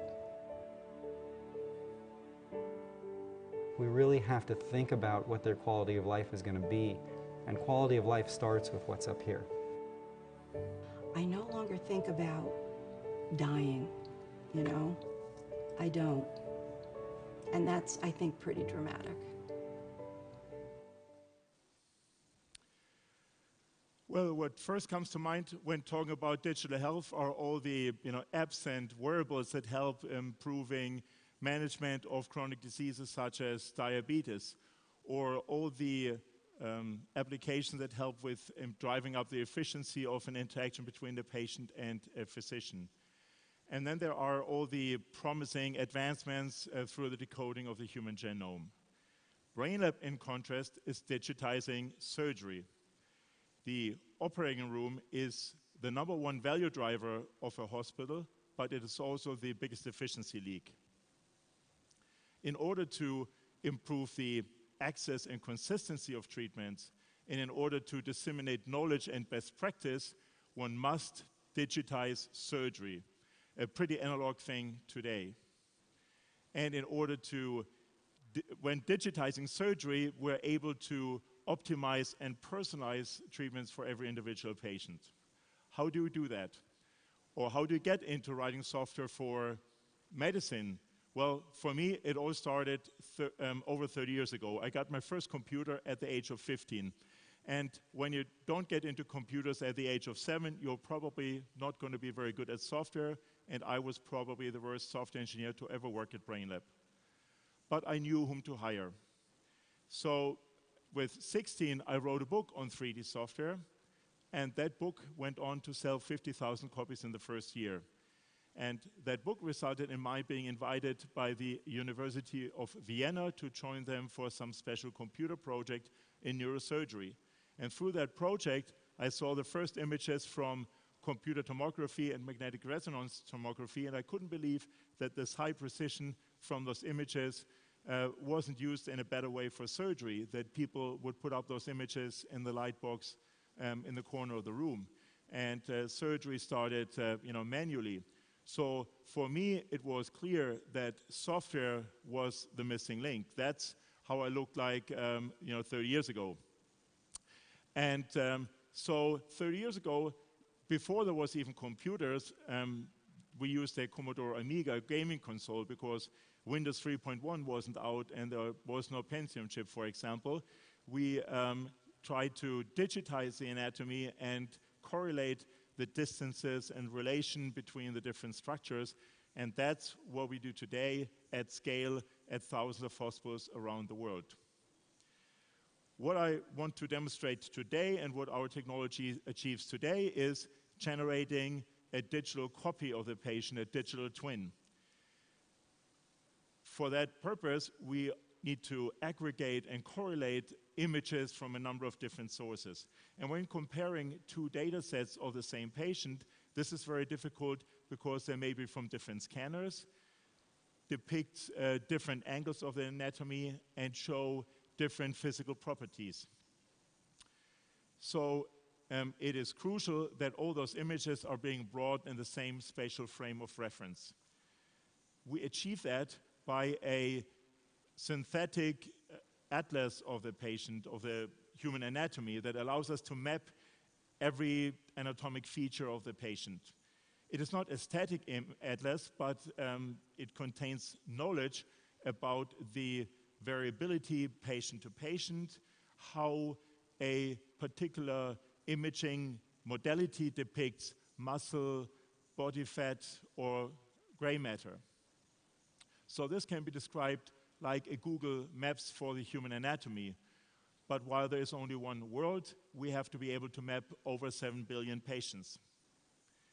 We are able to assign an anatomical address to every location in the patient's anatomy, in any one of those images. So we're able to distinguish hundreds of structures and thousands of landmarks. And we need to do that consistently, patient to patient. And even if you're looking for a particular tumor in a large database of patients, we're not able to only distinguish them by type and by location, but also by shape.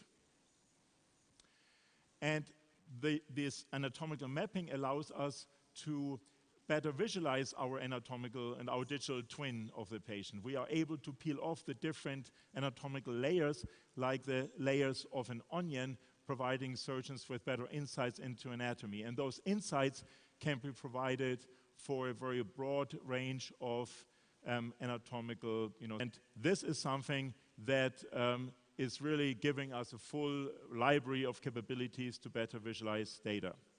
So how do surgeons today interact with that on a day-to-day basis? So this is the picture of the BrainLab bus system, which is the gateway of surgeons to access digital data. There's complete hospitals ground up, like NYU in New York, and one of the hospitals where every operating room, every surgeon is accessing data through the BrainLab interface.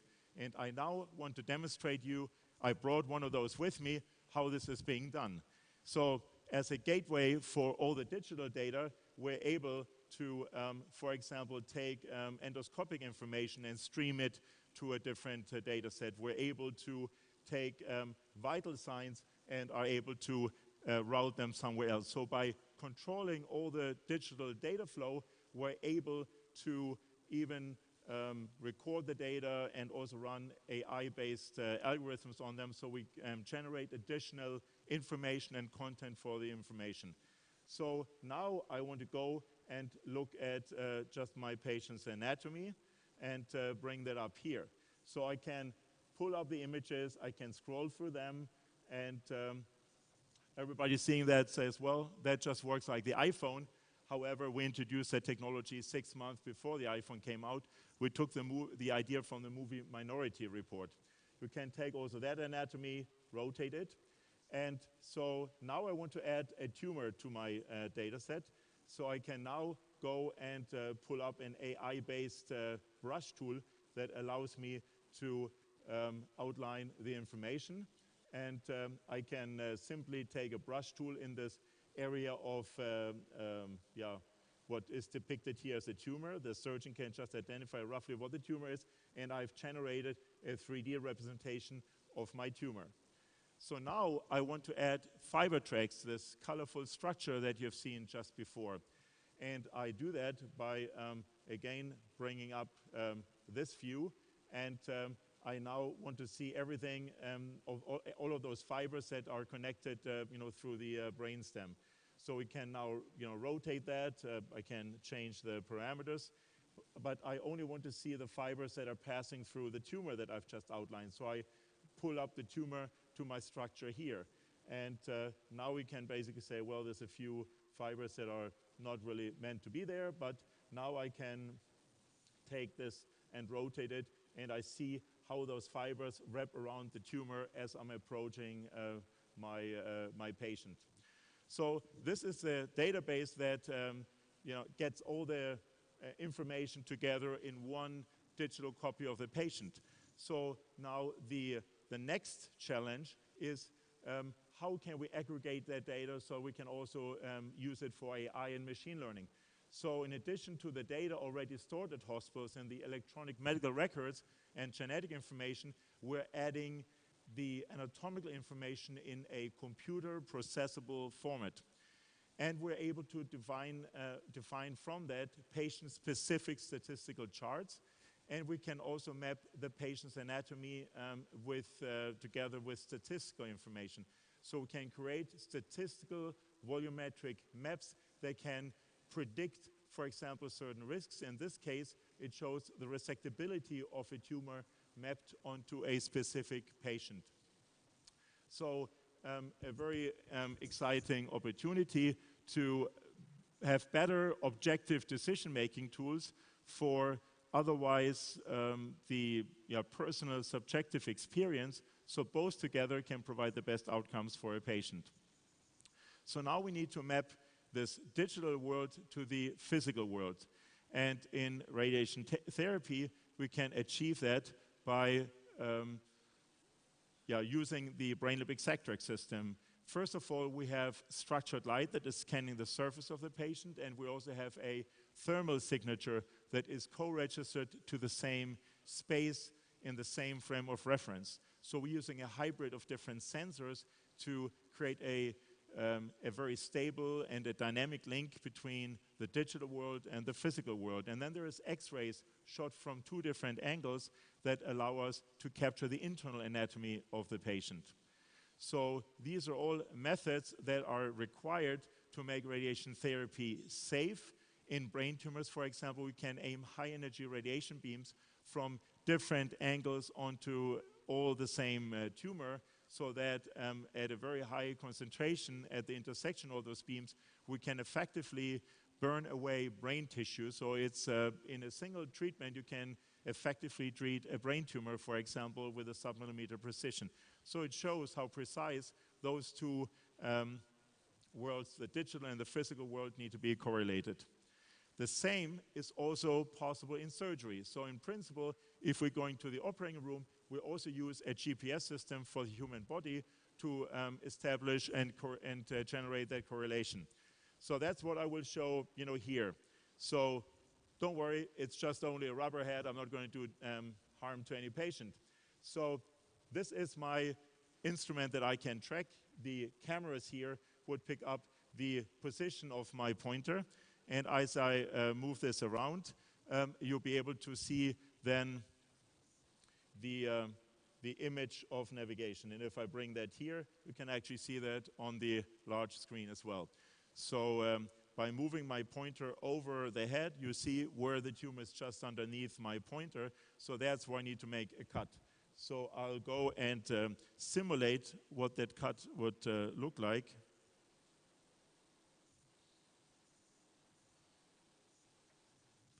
And now I can rotate that and see that, in fact, I'm just above the tumor.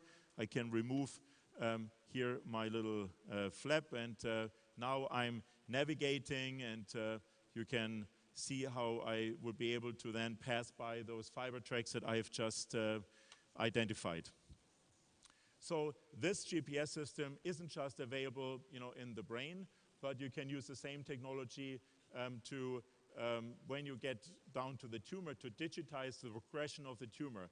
Since we know at any given point in time where the instrument is anatomically, I'm able to then go and really digitize the progression of surgery. Or I can insert a catheter with a very high precision, or insert a spinal implant. So there's many ways of how this GPS system for the body may be applied. And I can even pick the perfect shape and size of a knee or hip implant to ensure that it ends up exactly where it is supposed to go.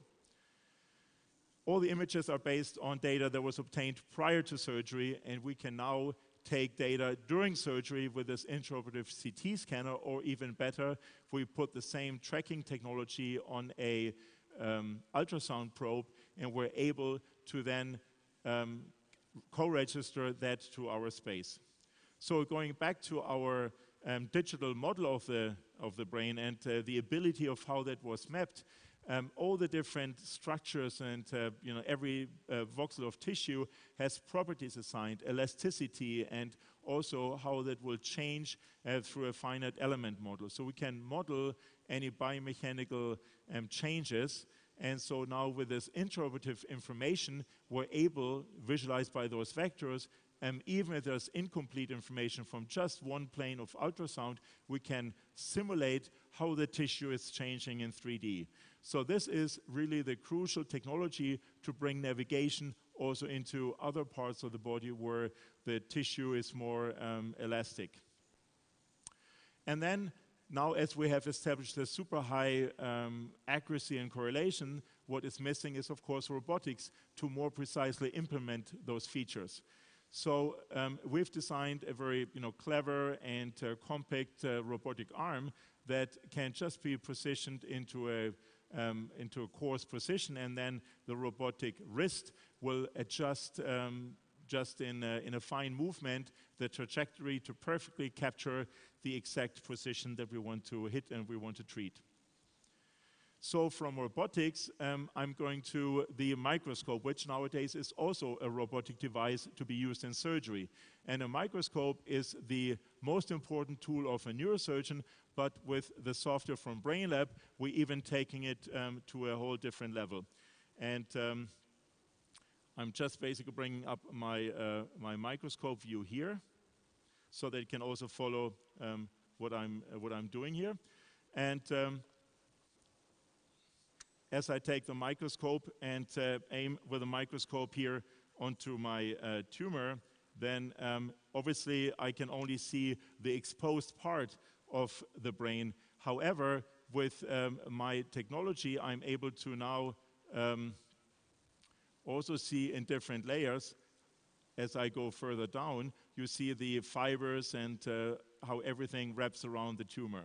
So now you may believe that this is a confusing display and you may not know what is above and below my focal plane. Well, I can simply take the plane and rotate it so that you can actually see which of the structures are wrapping around that. So we can see how in my single model I've been able to bring all the information together and merge into one application. And I'm also able to use my pointer and aim it at a particular position and have the microscope basically then re-aim at that. So if I'm pointing here, then I can have the microscope. Just need to move a bit further away.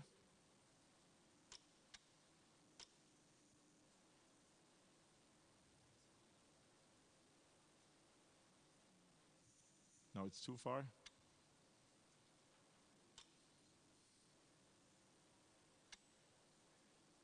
So now you see how the microscope is readjusting to my pointer position. So if I have a deep-seated tumor, I can even robotically control where the microscope is aiming. And well, I've been at least able to demonstrate that part. You should never buy software from a company where the CEO can't even personally give a demo. So now this is how augmented reality is used in thousands of operating rooms every day today around the world. This is how augmented reality is going to be used in the future. And BrainLab is very excited about a very privileged relationship we have formed with Magic Leap, a Florida-based augmented or mixed reality company that has really redefined how the physical world can be merged with the digital world. And BrainLab, over the 30 years of its existence, has always leveraged technology that was available at the time to improve surgery, whether it was cloud computing, robotics, AI, etc. So now, with the convergence of communication technology and computing technology in a single device, we have now a whole and vast range of different opportunities. And this is what is really so special about Magic Leap. The vision is going way beyond just the idea of projecting an image onto the retina and injecting a virtual display into the real world. We talked about the layer of healthcare and how we have injected the healthcare layer of our digital world into the physical world. Well, there's many other layers. For example, the pipes running under our feet and the radio signals flying through the air. And all those different layers can be connected with Magic Leap, and this is like really the company positioned at the forefront of that, and we're very proud and excited about bringing that into healthcare. So one example for that perfect bridge between the digital and the physical world is shown here as a prototype Mica. You all know those AI-based assistants, Siri and Alexa, etc. And I find it always creepy if somebody is talking from the corner of the room to you. But we wanted to really bring that alive. And so again, in this prototype, the focus is on really natural gestures and mimic, so that when you talk to Mica, that you really have the sense of talking to a real person. So now the example of how you bring the digital and the physical world quite a bit closer than originally. But back to the operating room. So in order to digitize the procedure, we need also the ability to actually recognize and scan the entire room. We want to know at the end where everything is. We want to know every single task. An operating room is a black box with very little knowledge of what is done by whom and when. You get a 2-page surgery report, and that is it. We want to know when a surgeon picks up an instrument and when the surgeon puts that instrument down. And for that purpose, we have attached all those sensors to the device that are really the foundation of actually digitizing all the analog steps. So not only are we revolutionizing healthcare by bringing in all that anatomical detail, but what we are now adding is all the workflow detail to know exactly what step has been completed at what point in time. And this is how the Magic Leap device looks like in reality. So I can simply put this wearable computer here into my pockets and basically set up the device here over my head. And you have no idea what I can see now. I'm not going to tell you. But in order to give you an impression, this is what it would look like. And we have actually done a little movie that shows that impression. So we want to have the ability to look almost with X-ray eyes into the patient so that you can really see the anatomy in full detail. There's many views and many screens. We've actually unboxed software from the computer and placed it in the room. And this is like really the exciting, opportunity that we are creating. And we are really promoting a very open interface. All the things that I've just shown are not just a closed system, but the invitation to all of you to participate in creating a tremendous future for all the patients that are suffering from critical diseases. So we want to create an open interface, an environment where many entrepreneurs can contribute to better healthcare. Thank you all for listening. Thank you.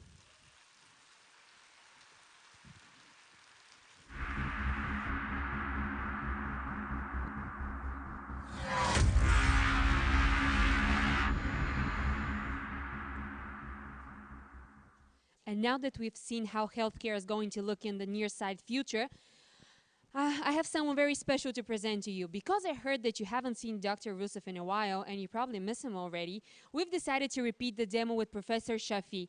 So here they are again, Professor Shafi Ahmed and Dr. Rousseff, and hopefully this time Plamen will visualize.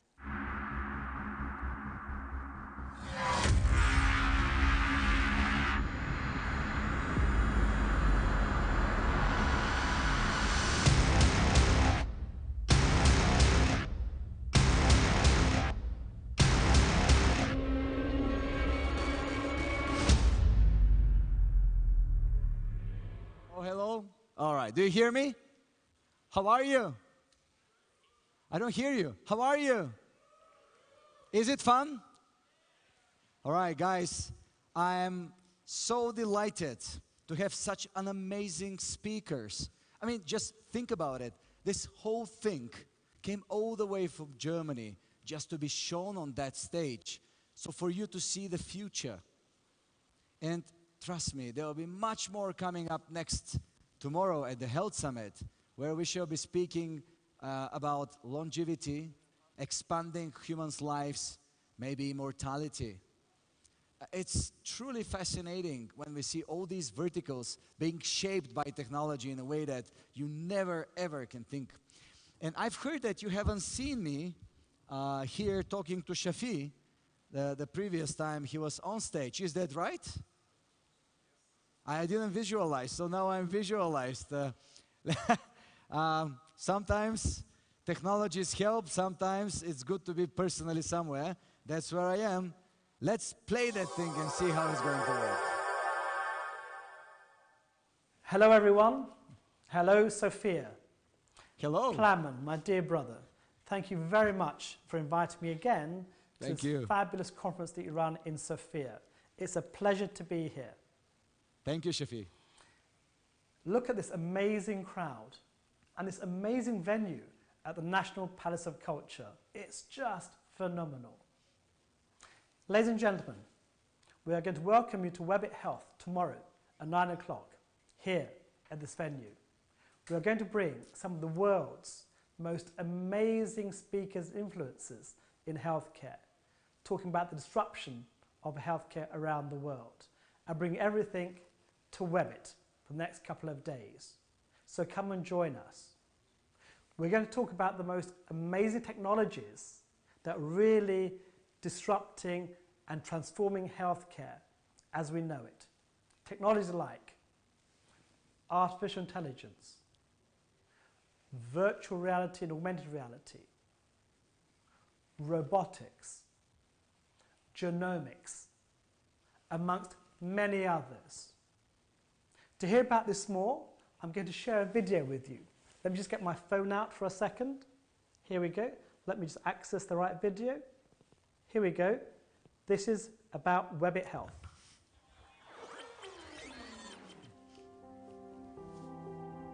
This is the most exciting time to be alive in medicine.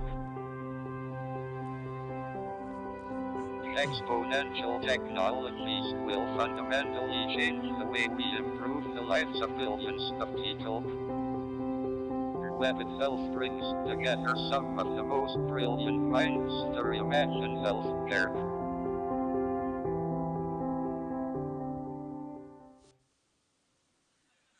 Thank you very much. Join me tomorrow at our Health Summit and have a fantastic time at the Webit Festival here in Sofia.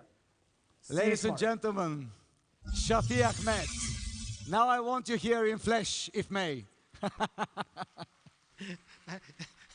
A proper hug. Brother, all right. It was a good one. Thank you so much. It's my pleasure. So did you feel when I was scratching your hair? I did. Was it like yeah, you're pointing out my bald patch. It's not very nice. Well, ladies and gentlemen, the most watched surgeon in the history of the humankind, Professor Shafi Ahmed. Thank you. We have the honor for Shafi to chair the Health Summit, and I very much look forward tomorrow to be with you also along here. I mean, if you can clone me and have me here on that stage, there on that stage, and a couple of others, that would be great. We'll work on it, don't worry. I know, I trust in you. So thank you so much. We go on. Enjoy Webit.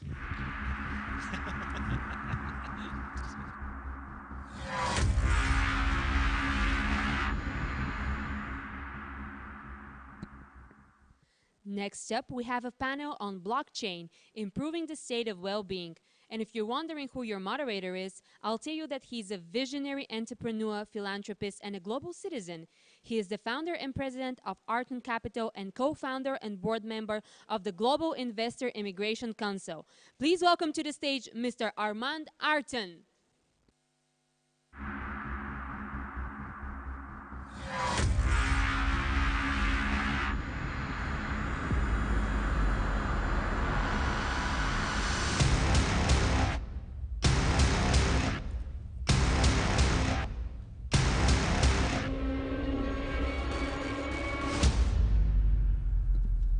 Mr. Armand Arton, everybody. Welcome, everybody. It's a great pleasure to be back in Sofia, in my home country, Bulgaria. I'm excited to introduce my panel, and without further delays, the next stars of the journey. And now for your panelists. The first panelist is Mr. Ethan Pierce, Director of Crypto Assets Institute. Your second panelist for this lecture is Mr. Mark Taverner, Global Ambassador for BitFury. Next up, Mr. Kohei Kurihara, the President of Tokyo Chapter at Government Blockchain Association and CMO at CollaboGate. Thank you.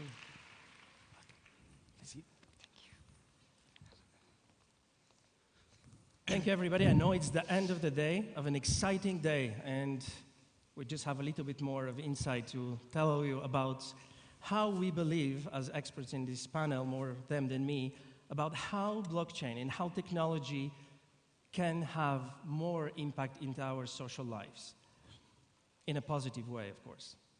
So at the Global Citizen Forum, our mission, and my personal mission, is about global citizenship and mobility. So we looked into how blockchain will change the way people overcome the only, I believe, biggest injustice in the world, the place that you're born. The only thing, or one of the main things that everybody in this room has, is that nobody chooses the place of birth. And yet that defines so much about where you can go and where you cannot go.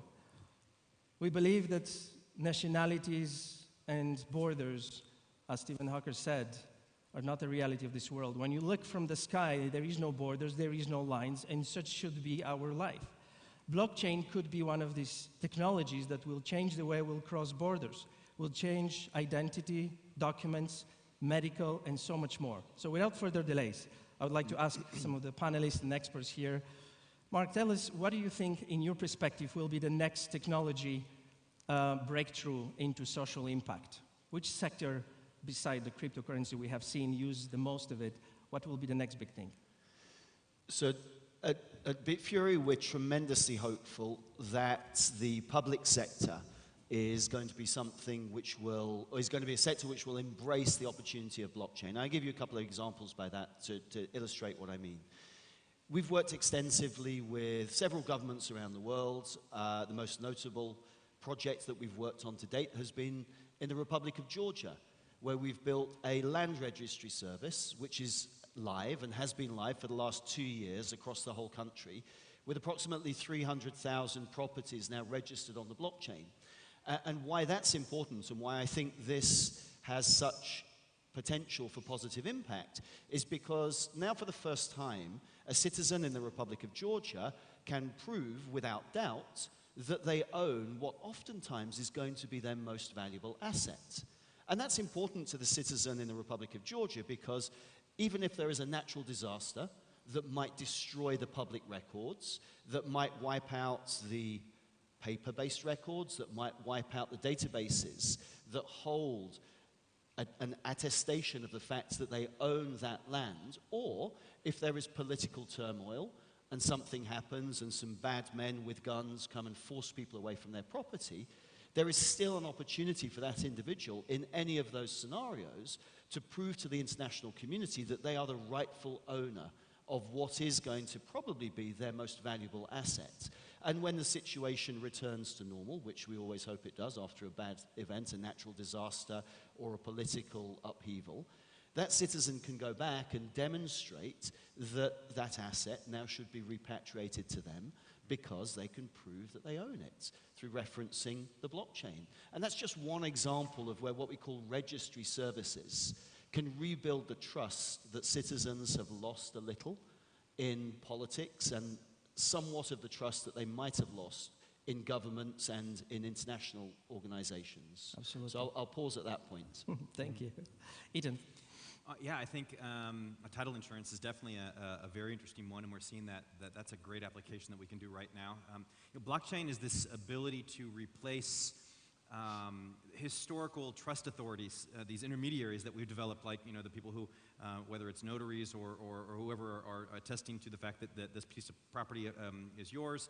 Things like stock exchanges, where you've got an intermediary saying that this asset is transferred from this person to this person. I think blockchain really presents this opportunity to move from human, so fallible trust authorities to what eventually will be, a 100% technologically based authority.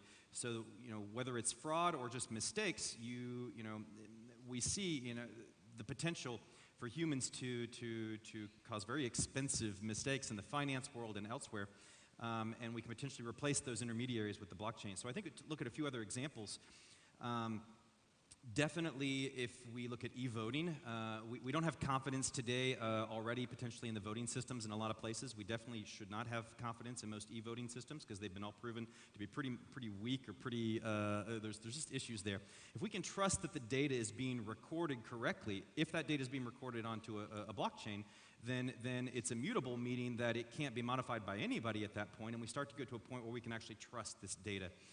We can see other things like there's a French startup that I know that could basically eventually be able to trace money from Christine Lagarde's signature at the IMF all the way to a villager in some third world situation where you can't necessarily remove fraud, but now you'll be able to pinpoint exactly where the fraud is happening because the money has not gotten to where it needs to get to. Things like this that make amazing advances in our ability to trust things. I think another one in terms of our just daily lives, not really social impact, but in terms of impact socially, in terms of our human existence, we are confronted with the huge issue of fake news today in so much of our life, whether it's politics or just in general not being able to trust where things are coming from. And we've seen these videos now where the video is completely artificially intelligence generated, where you have Obama or Trump or somebody saying something that they would not at all be saying, but you can't tell the difference because the technology is rapidly getting to a place like we just saw with the virtual reality piece just before. Very soon it's going to be very hard to understand if, to trust our eyes and our ears. So what if we were able to take the the verifiable, at the beginning, original content and push it to the blockchain and say that that is the right video of Obama speaking in the Oval Office or at a conference or whatever, and that, oh, the video you're looking at actually doesn't validate in terms of the blockchain's record of this video, so it has been manipulated.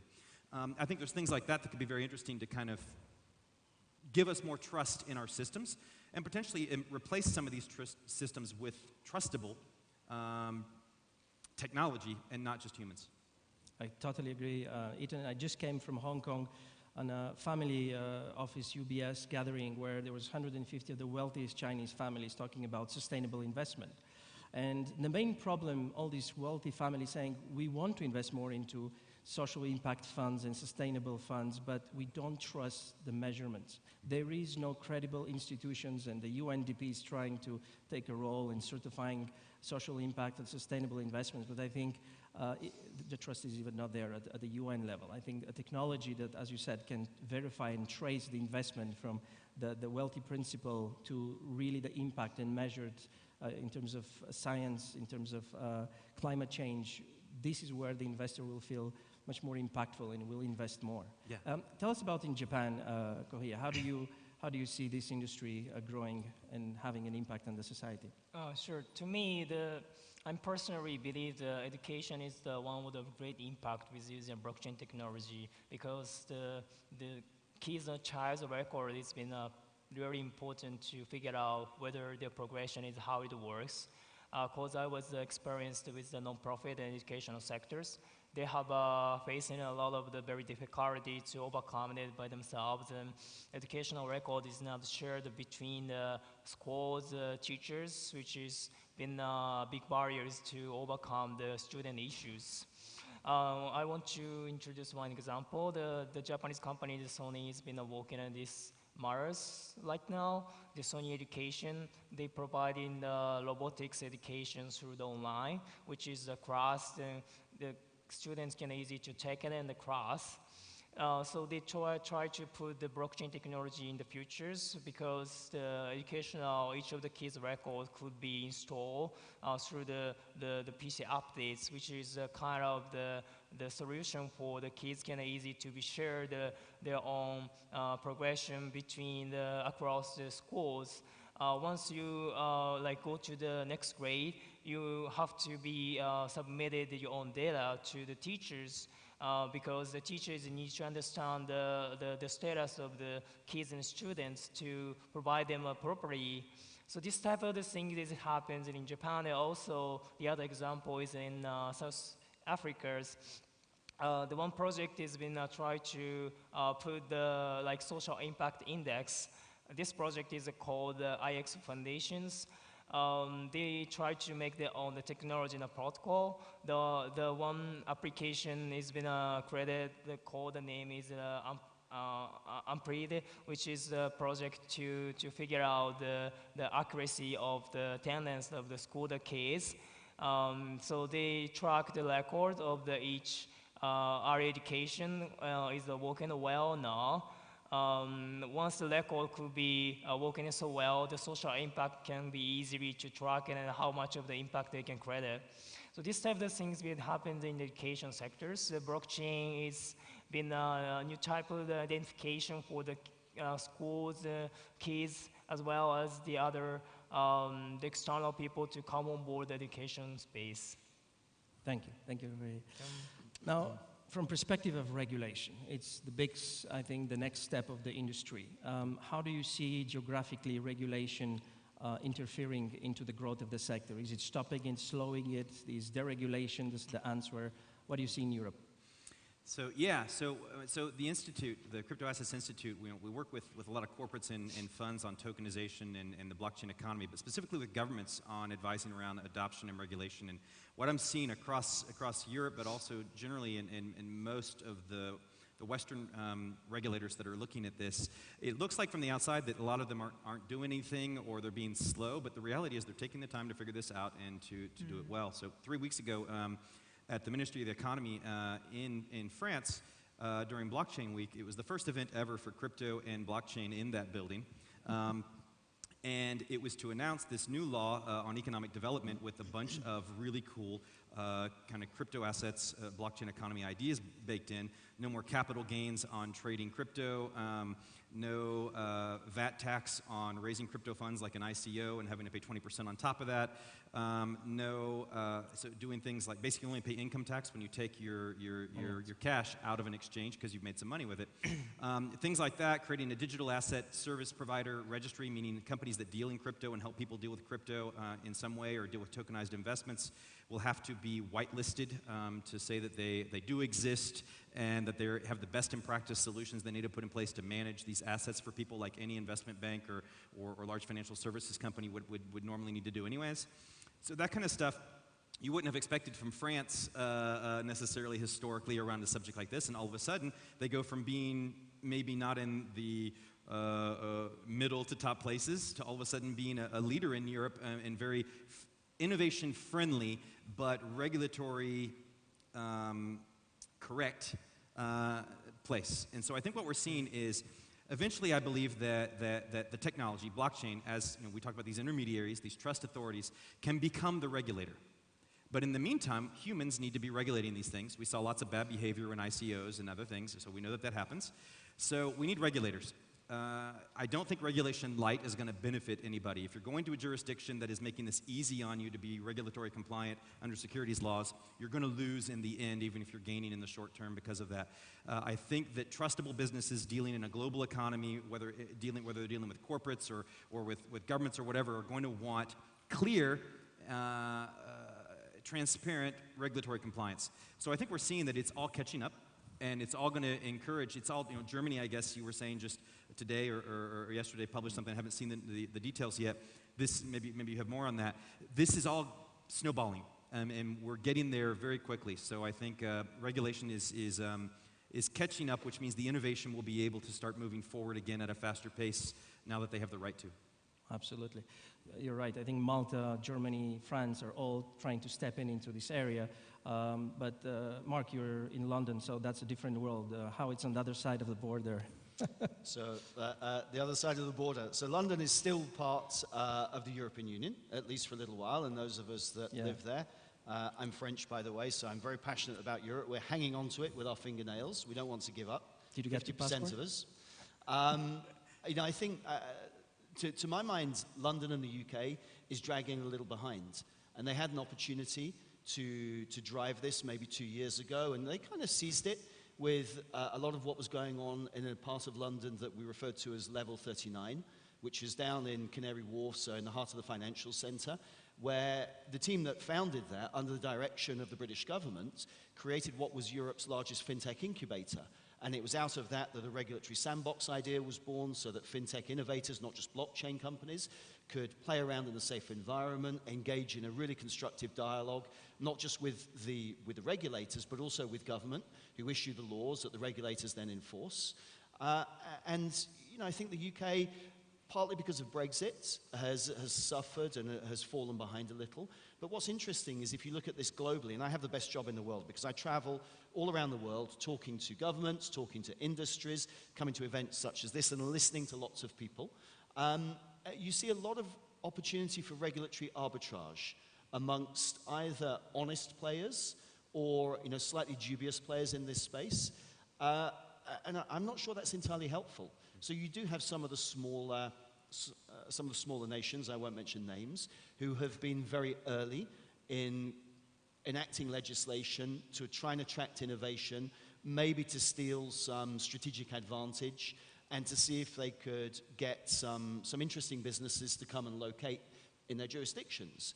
But I think what that has caused, because it's not entirely heavyweight legislation, is a situation where you now have certain organizations in the blockchain world who are registered in a number of different jurisdictions, perhaps sometimes because what they're seeking is genuine guidance and genuine security to know that they're operating within the laws, but also sometimes because they're interested in creating perhaps a level of opaqueness that masks their operations, which is kind of strange because that's kind of the opposite of what blockchain should be about. It should be open, it should be transparent, and it should be there for everybody to look at. So I think globally the situation needs to catch up a little. We have France, we have Germany, who just issued a statement yesterday about their renewed drive to look at legislation. and to see how they could turn Germany into a very attractive place for some of these blockchain and crypto-based businesses to come and operate.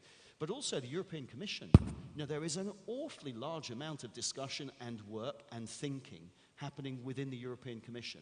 I don't think there is a day that goes by without me seeing a really well thought through report coming out of the observatory. There is a blockchain observatory that has been running for nearly 2 years, I believe, within the European Commission, and there are a large number of really, really well constructed reports that are open for everybody to look at. There are also really interesting discussions with policymakers, with government, with industry bodies, talking about topics such as, beyond crypto, talking about topics such as, how do you get data portability? How do you set standards between different blockchains, given there probably isn't only going to be one blockchain that is adopted across an entire industry like supply chain, for example? So what do some of the standards need to look like? How do we treat things, big topics such as GDPR? How do you recognize an asset, if an asset is a contract rather than a cryptocurrency? And how do you treat that under law? And what happens when you cross borders between a country where there has been a well-thought-through piece of legislation into another country where the legislation has not yet been perhaps enacted? And what happens there? Because to your point about frictionless borders, blockchain and crypto has shown to us that this industry is global, it moves very quickly. But I think the fact that we don't yet have clear legislation is something which, you know, could be a little risky to slow down the global adoption of some of these really good use cases, particularly in complex industries like, say, supply chain, or even migrant workers. You know, you were talking earlier about the freedom of people to move around. We've been working on a really interesting project, which I can't talk about the names of at the moment, but it's with a government and a very large, well-known brand to try and use blockchain to allow those workers who might want to sign up to a contract in one country to come and work in an entirely different country, to help with the building of new plants and things such as that, i.e. infrastructure, but to have security, that their security and the peace of mind that the contract they sign in their home country is maintained when they arrive in a new country, and that they can prove that the terms of their contract is not only maintained and not been tampered with or changed, but are in keeping with the laws of the land in which they're now working, and that are being maintained, i.e. the terms are being maintained, they're being paid what they should be paid, they're being given the benefits that they should be given as well. And those types of applications, firstly, can, I think, create massive opportunities for good. They can support this ability for us as global citizens to move around and make choices about where it is we would like to work, what it is we would like to do, but create almost mechanical, almost technology-based trust, whereas an individual who might be, I don't know, and I've done this myself, laboring, mixing cement to earn a living whilst you're a student, you can have the trust if your contract is baked into the blockchain and you can prove that your terms have been maintained. You can now have trust mechanically in a contract rather than needing to trust the individuals that you might have no personal relationship with, when you might be 3,500 miles away from your hometown and in a place where the law's a little different and the currency is a little different and the language is a little different. So you can seek that trust in the mechanical aspect of the blockchain to know that you're not being exploited. And I think that's wonderful for those people. It's a wonderful opportunity for people who want to move around the world. Absolutely. Trust, regulation, those are the key words. How in Asia do you interpret that? In Japan, in South Korea, and Singapore, who are the leading hubs? How do you see the governments and the regulation interfering? Yeah, I think the Asian market condition is very interesting because we have very differences between the regional aspects. And Japan has been forerunning to put the specific rule of the cryptocurrencies. We provided the official license to organize a business running through the market, which is a very strict requirement to prove your business has been like more healthy than any others. So that's the thing is with the common in Japanese market. Besides the blockchain law has been struggling to find a solution from the government side. They have some study sessions with the work in the private sectors. For example, like a copyrights, which is kind of the Japanese strong point to export the Japanese contents to the other market, but the pilot is a very big issues. So they try to like prevented the pirates contents. It's been happens right in China. This is a very big loss. So they try to use the blockchain technology to prove this is the Japanese contents. This is the one thing that happens. The other market, like in South Korea, I was visited last time, is in this January. I had talked with the government. They had started the pilot program through the 2018 and 90s. In total, it's the 80s project in several sectors. They try to organize it. They're also like a big companies, Samsung, LG, the Chinese big behemoths has been started to use the blockchain technology, and also they try to create their own business, which is a very big impact the South Korean market right now.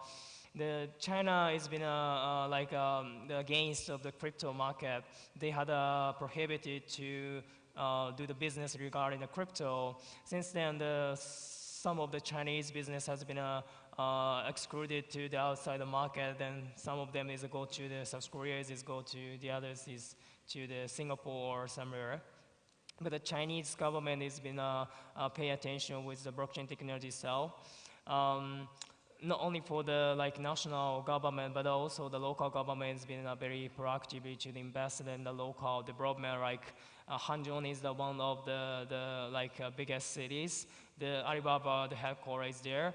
They have invested billions of dollars to the blockchain fostering, which is kind of the very big trend. So even though we talked about the Asian market, we have a very different conditions. Like in Singapore is try to focus on the fintech technology related to the blockchain. They also that the countries, Thailand, to become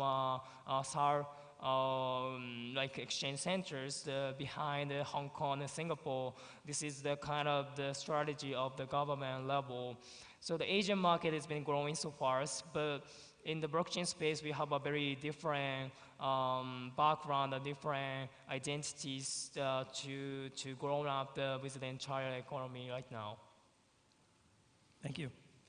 Now, I would like to ask you a summary in terms of two biggest opportunities and two biggest threats of blockchain industry.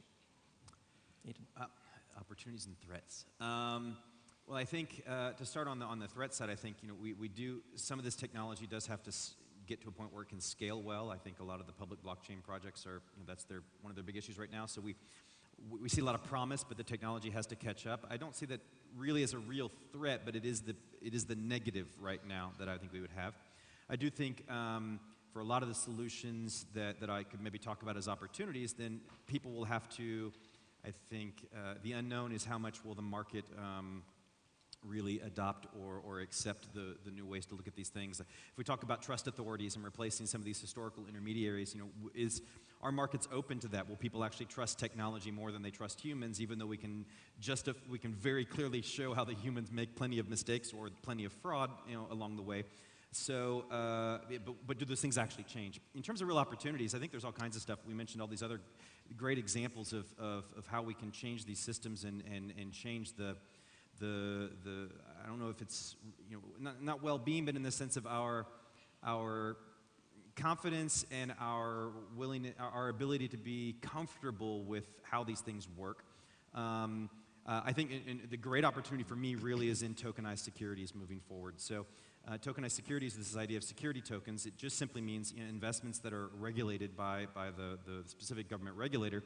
And this is going to democratize access into things like small and medium businesses, and real estate and intellectual property and all kinds of stuff. But I think that might be our last of our thing. I think we have a couple of minutes more. Okay, well, there we go. So please. So I think a couple of the biggest opportunities. One is continuing to draw on the fact that a lot of blockchains are open source.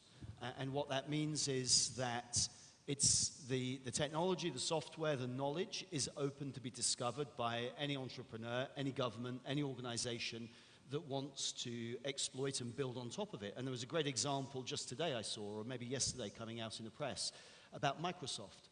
Microsoft are building on top of the Bitcoin blockchain an identity-based solution. And why are they building there? Because it's open source.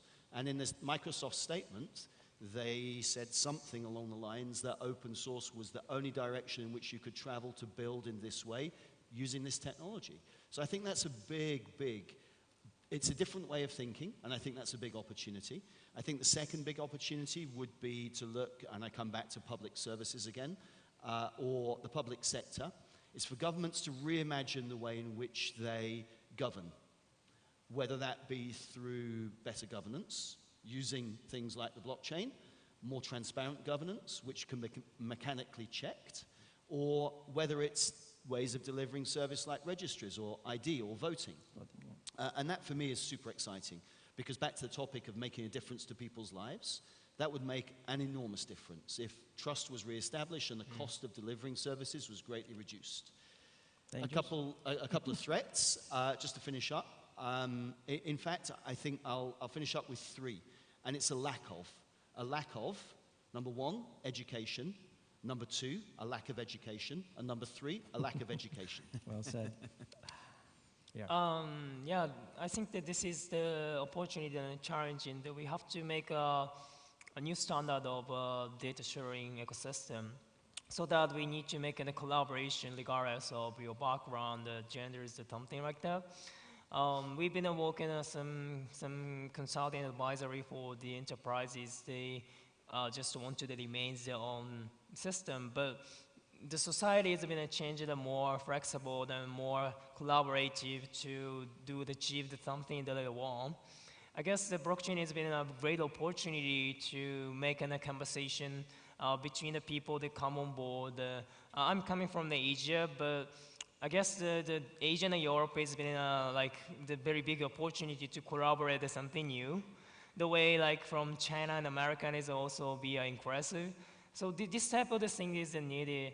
What we can do make sure that there's something, the goodness for the society. So the blockchain told me about it, about many things. That's things I believe that it's needed for us to do something like this.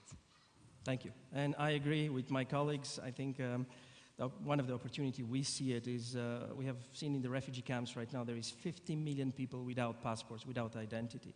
Imagine opening a bank account. Imagine living a life without an identity document. And I think a blockchain is the only answers right now. And in 2050, 10% of the global population will have to relocate. Will be by then 10 billion. That will be 1 billion on the move. Not everybody will have time, or not everybody will have passports. So if we don't have the technology solution today, how our children will be dealing with that mobility of 1 billion people just in a space of one generation. Thank you very much for your attention. Thank you, and please enjoy the rest of the evening. Thanks. Thank you.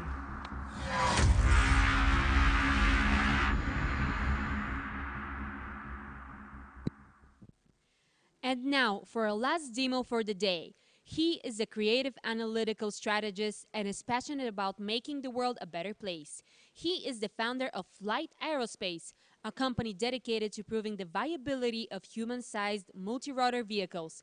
Please welcome to the stage Mr. Ansel Misfeld.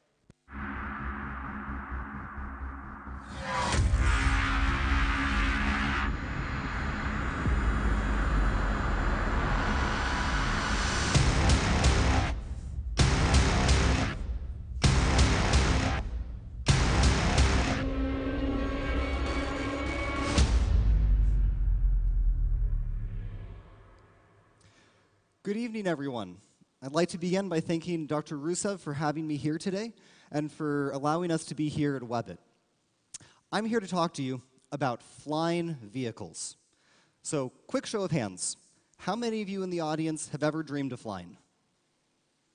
Yeah, most of you. And I don't know what's wrong with everyone else. So, flying is wonderful. We've all sat in traffic and thought to ourselves, why can't I fly above it? Why am I sitting here on a road? Why couldn't I just fly to work or fly to home? My company, Flight Aerospace, is working to make that happen. It's a very difficult problem when you think about transportation. How do we make people move around in urban environments? There are several large megatrends converging on our society, ranging from increased urbanization to rapid population growth. When you think about it, our cities simply weren't designed for the number of people we have here. The problem is you have three options for how to solve this challenge. The first, you can build more roads. The problem, there's stuff in the way. You can't just bulldoze buildings to make more roads. The second option is to go down. You can build tunnels, things like metros, which are great, but it's still a point-to-point transportation that requires you to spend a lot of money to build tunnels. And you need a certain population density. The third option is to go up and utilize all the airspace we have above our cities to move people around. This is what a lot of companies are working on, ranging from Uber's Elevate program to the things that we're working on with regards to single-person vertical transport vehicles. So how many of you have ever seen a drone in operation? Show of hands. Almost everyone, right? What we do is we build drones that are so big it can fly you. And we actually just did a demonstration about an hour ago outside, and after I'm done here, we're going to invite you to come and see another demonstration in action. In order to make this vision of the future happen, about making you able to actually fly around the way that you've always dreamed, it requires a few things to happen first. The first, you need someone like us who's actually working on the problem. 2, you need the right regulatory environment. And 3, it has to be safe. If it's not safe, it's not worth doing. Our approach to this is to start out with the most fun thing imaginable, a hover bike. Not trying to fly you from home to office yet, but starting out around, can you hop on something, push a button, fly in the air, and just go have a blast? Because let me tell you, as one of the only people in the world who's ever flown in one of these, it's a magical sensation, unlike anything you've ever experienced before. It's a sense of just instantly floating off the ground. There's no vibration, there's no movement, and you just glide to wherever you tell the vehicle to go. It's truly a one-of-a-kind, unique experience, and it's my passion to make this something accessible to each and every one of you. Our company is working on this, as I said, by starting out with hover bikes, something that has a chair, a number of propellers, and allows you to get up and to fly around just like you could imagine flying a drone, but easier. In fact, our goal is to make it as easy to fly one of these vehicles as it is to ride a bike. And I'm sure most of you know how to ride a bike. If you do, you can fly one of our human-sized drones. It's that simple. One of the challenges, though, that we face is this is a really difficult problem to be able to tackle. You have transportation, you have this question of how do we move all of these people through the air without hitting things, without hitting each other, and most importantly, without falling out. Because let's face it, no one wants to have something falling out of a vehicle flying at 100 meters up. So our goal is how do we do this safe? How do we do this in a number of slow, steady progressions? And it's a really difficult challenge. I've personally been working on it for about 6 years. But I've been dreaming about this since I was about 10 years old, because I wanted to sleep in the morning. When I was in school, I wanted to be able to sleep in 5 extra minutes instead of having to wake up to drive to school. And I thought to myself, you know, I could simply get up, hop into a vehicle, and fly to class and give myself 5 more minutes of sleep.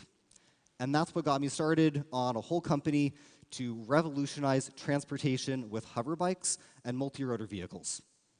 Hopefully that's something that you can all relate to, wanting to sleep in just a little bit more in the morning, or if you're someone who tends to cut it close and you tend to be late to things. We're working on helping you reduce your commute time. Where all of this is going is it's going to be a long time to get there, but that's why we start now. Batteries are getting better every day. Here at a technology conference, we hear all about the wonderful and incredible things that people are working on. And all of those pieces combine to make this technology feasible. We're expecting to have our own next vehicle that looks amazing, if I do say so myself, ready by the end of summer, and hopefully on sale next year for you to be able to buy. There's a lot of work that goes into this, and we're very passionate about making flying a reality.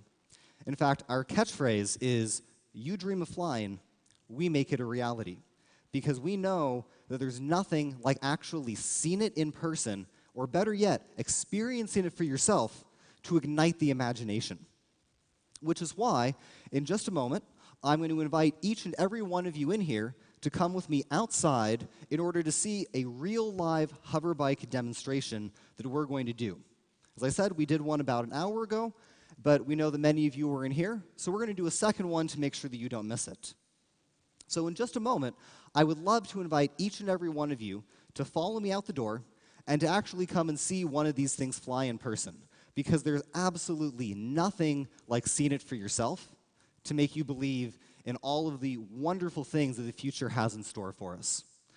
So if you'll give me just a moment to take the mic off, I would love it if all of you could just follow me through the 2 doors and to the outside, and we would love to actually show you what this looks like in the real world. Thank you.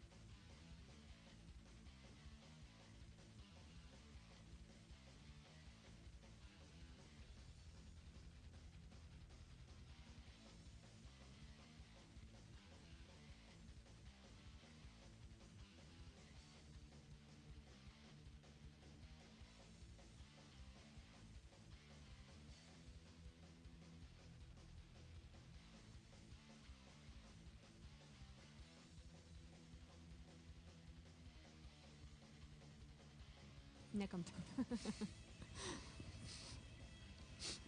Ехо. Чувам се добре. Раз, два. Тестваме така звука. Добре ли се чува? Този начин. Точно така. Да, добре. Good evening, ladies and gentlemen. Окей. Добре. Не мога да ме затворите. Да, окей. Я ви само обицата. Раз, два, три. Добре, не е трагично, ако трябваше да сваля. Нали не? Нищо не трака. Къде? Да. Така? По-рязко от това няма да правя. Окей, добре. Добре. Кое иска да ми... Не, екстра, аз имам силен глас. Не, добре. Аз не мога да се мютна, защото ми е на гърба, затворете ми микрофона.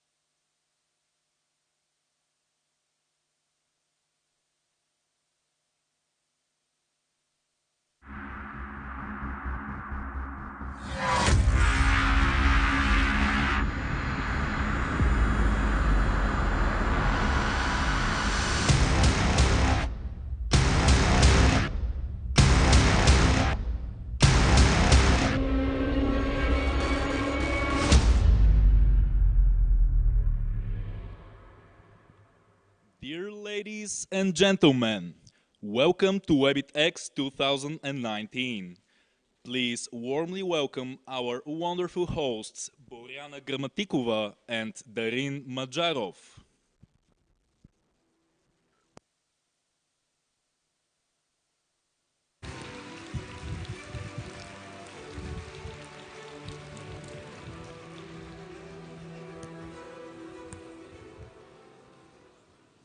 Ladies and gentlemen, artificial intelligences, we are pleased to welcome you to the second edition of Webit.X.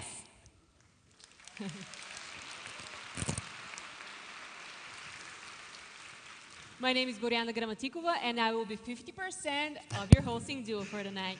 Good evening from me as well. I'm the other half. My name is Darin, and I'm the co-founder of the largest educational platform in Bulgaria.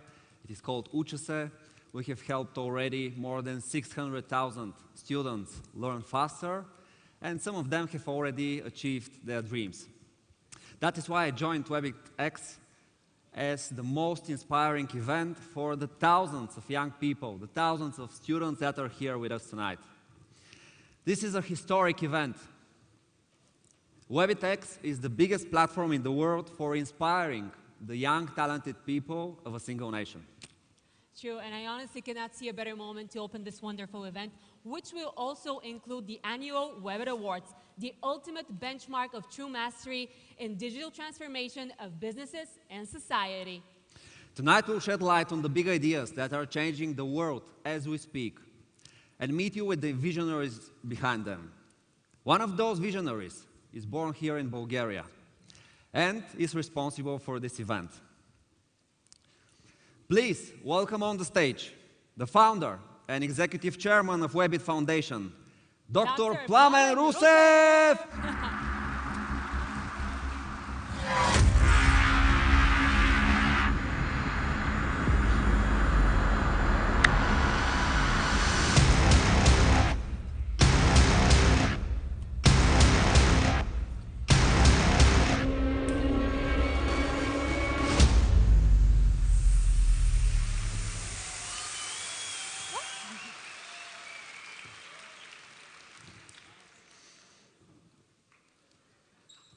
Окей.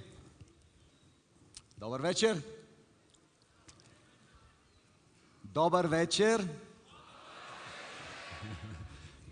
Как сте? Как сте? Как сте? Дайте да направим така. Ако сте добре, казвате да. Добре ли сте? Да опитаме пак. Добре ли сте? И аз ви обичам. И затова сте тук, защото сте отличниците на България. Сега, преди да поканя нашият не много скъп гост, той е много скъп гост, но той не е гост, защото той е наш партньор в това престъпление, да събереме най-умните хора на България на едно място. Преди да го поканя него, сещате ли се кой е той? Я опитайте. Дарин също има престъпен пръст, но кой е човека, който според вас може да организира училища от цяла България?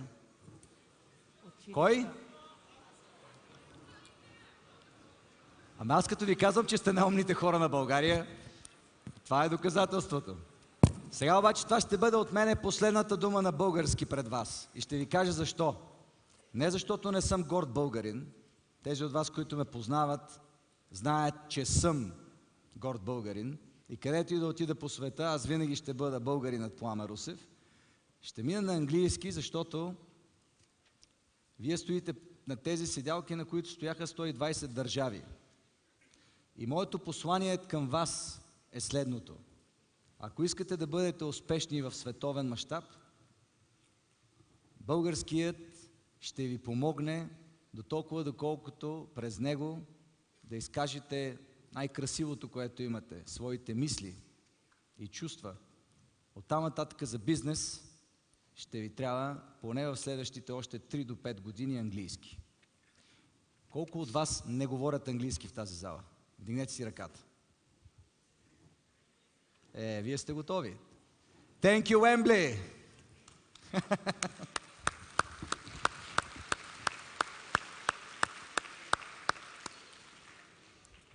Ladies and gentlemen, I will take the role now because I want to have the pleasure to invite here a person who first believed in my crazy ideas and dreams, and second, decided that we'll change the system and will make a difference. The Minister of Education of Republic of Bulgaria, Mr. Volchev.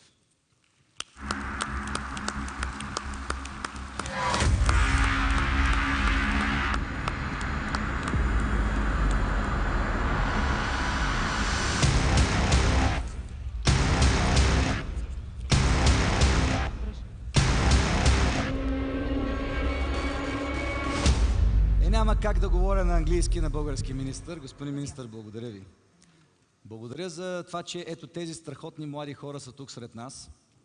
И благодаря за това, че успяхте една администрация да накарате за 2-3 седмици отново да направи чудото, да напълним зала 1 на НДК с цвета на българската нация. Вие сте в зала 1 на НДК. И Веселин Маринов не пее. А има министър! Господин министър.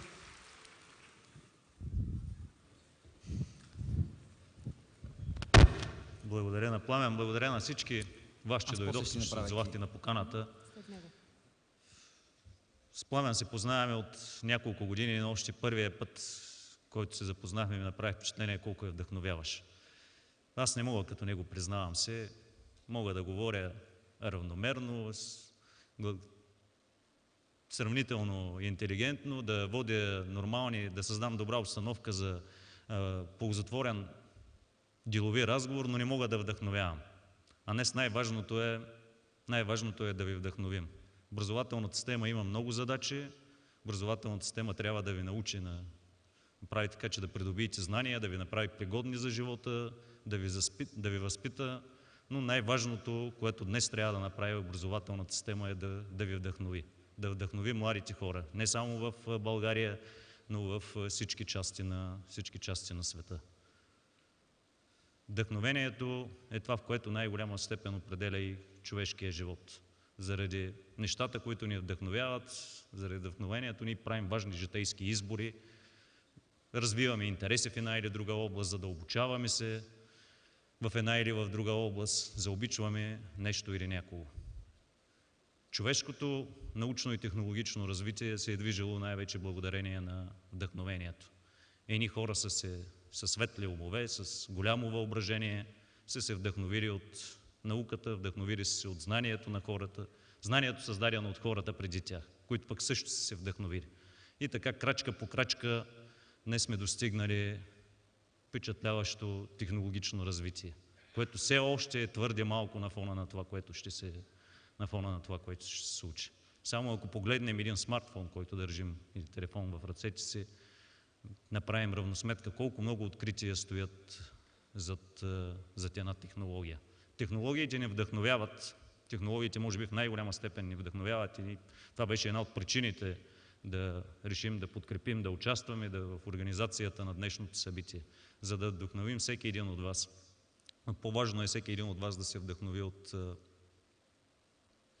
от знанието и от науката. Пожелавам ви на всички да се вдъхновите от знанието, да откриете вселената на вашето въображение и да се почувствате щастливи от това. Успех на всички! Само не мога да разбера защо казвате, че не вдъхновявате. Някои го правят с действията си, вие сте един от тях. Благодаря много, господин министър. Благодаря за това, че всички те са тук.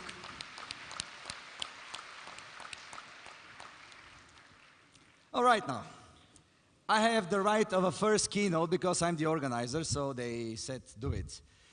It's a real honor to co-organize something with a ministry because at the end of the day, we wouldn't be able to do it alone. We don't know who are the excellent students within the different cities that you come from. And I will come to you now to get a clear understanding where you come from. But as much as I remember last year, there were like almost every single city in Bulgaria.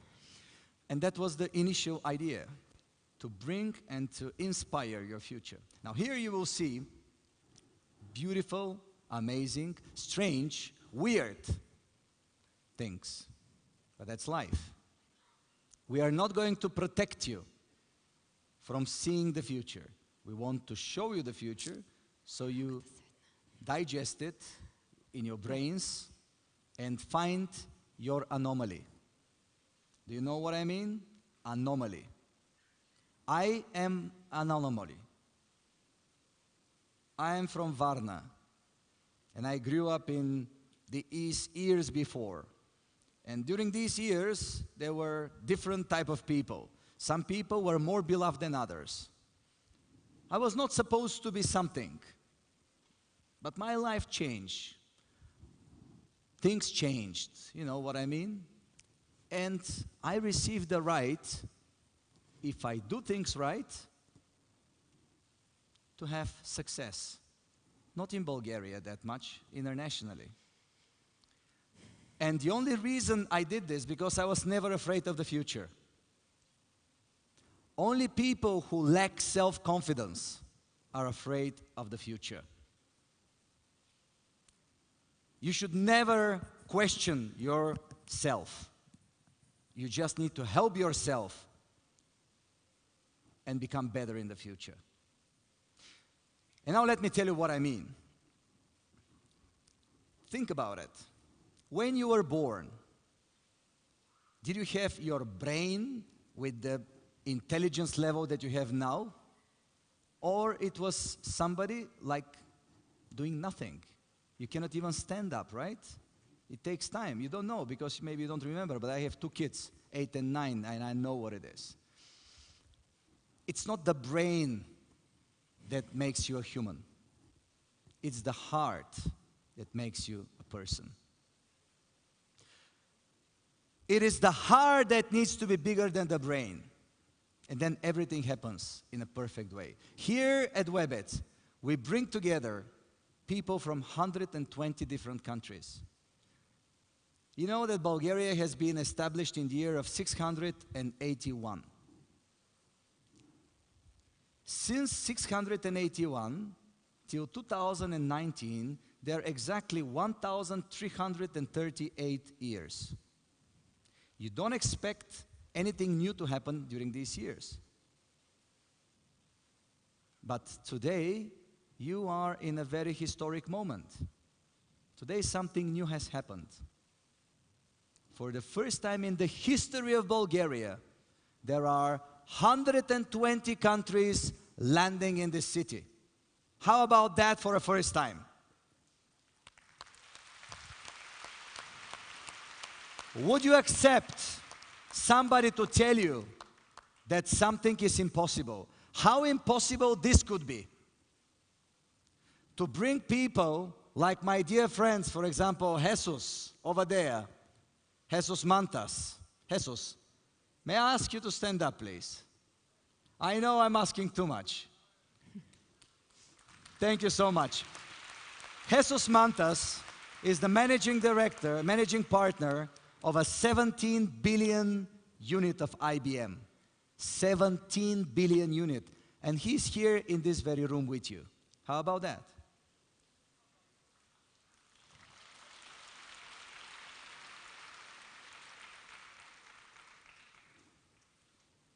There is nothing impossible. That's what I'm telling you. So, what is next? All of you, one day, hopefully will be a very successful people. All of you, one day, hopefully, will carry your big hearts. Because only the big heart is the best investment you can do in your future. Because with the big heart, you will help others. And others will help others. And the more people you help, the more you invest in your own future. That's the only way to make sure that you live a happy and wonderful life. Because once you help somebody, this somebody will remember you. And then there will be many people who remember you. And isn't it what really matters? To be remembered. Everything else is vanity. If you change one person's life only in your life, you will do more than you would have ever expected from yourself.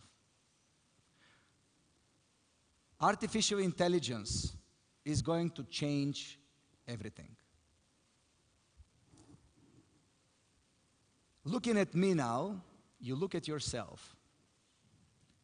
I'm sure that you still have fresh memories from the ancient Greek methodology, aren't you?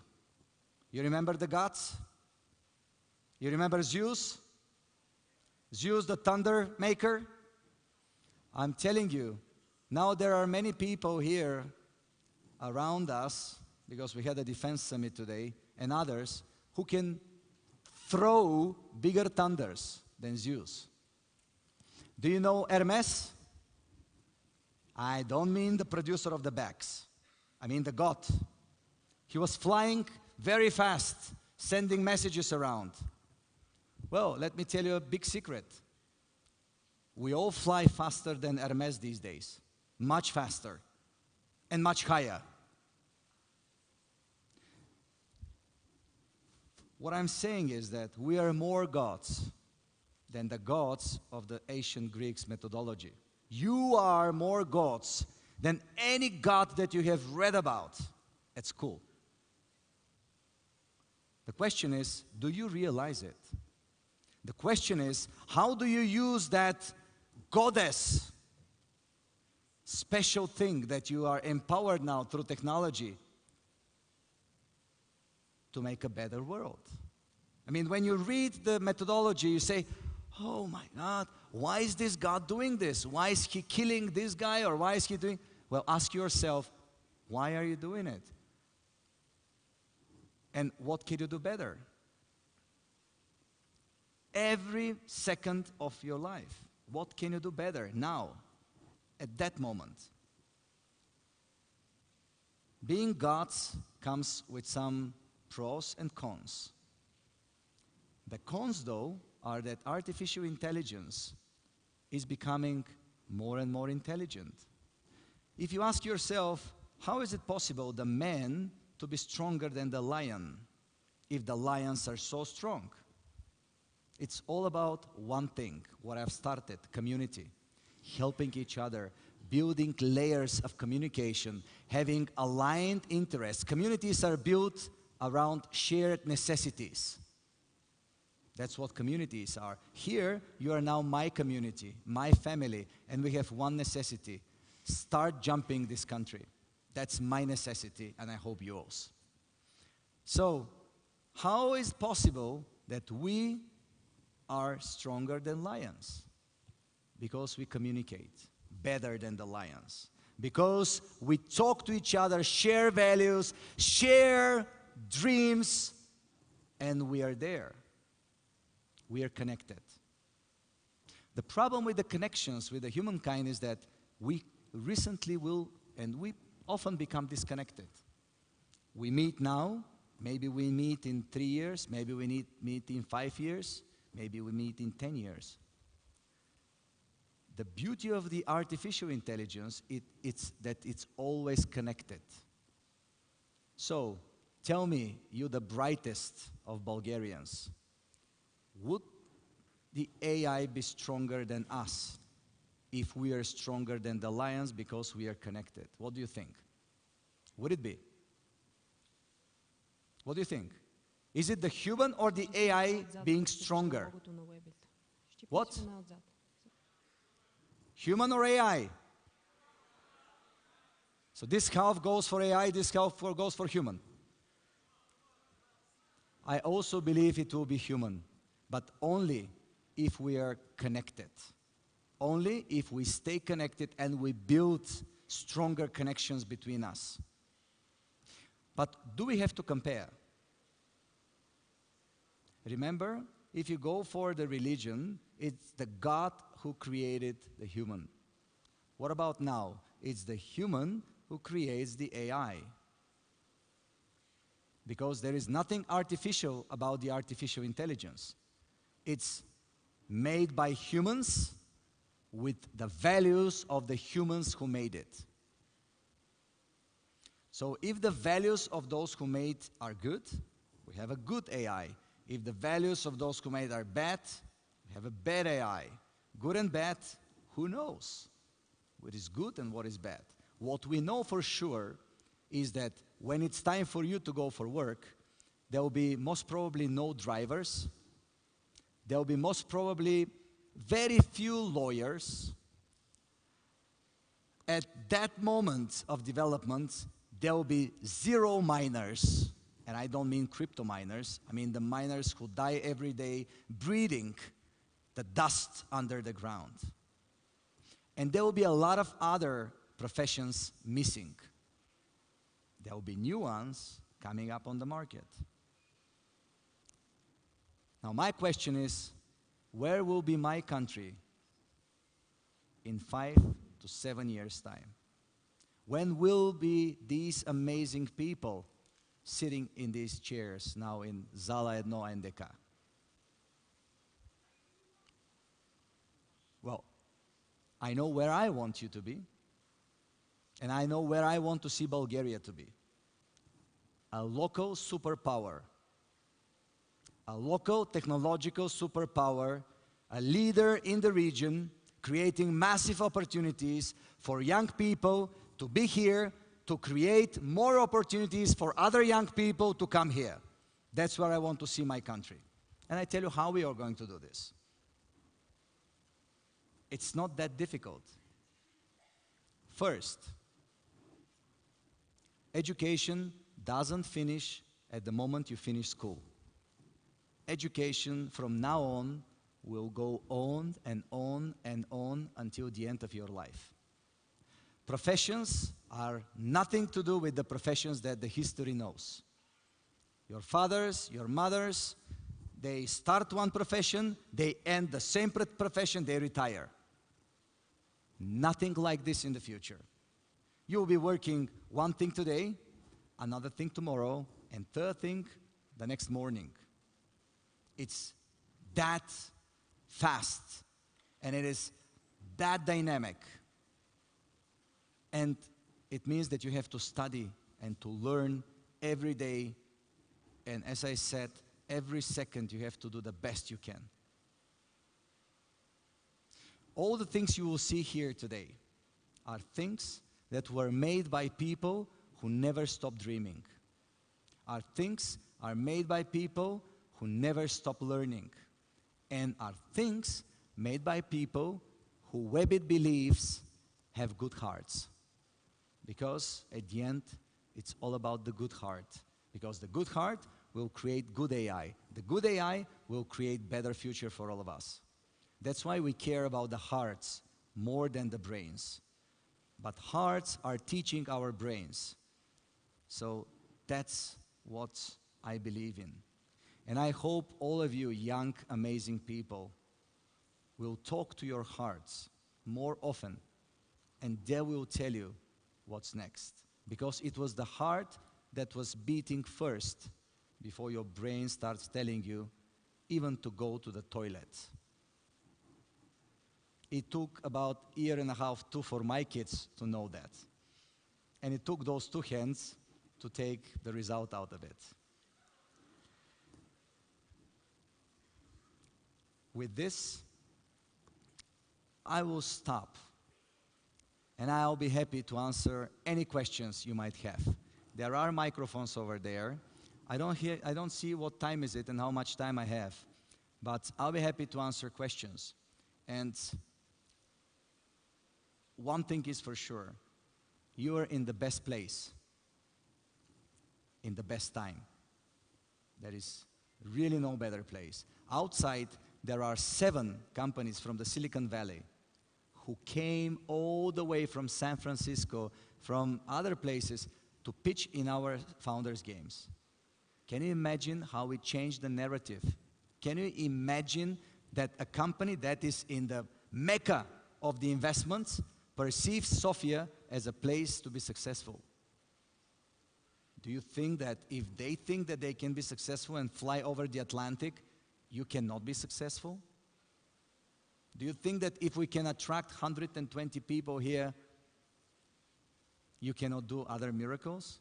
Do you think that if 3 years ago, the global media were calling Sofia the capital of the poorest country in EU, and now they're calling it how?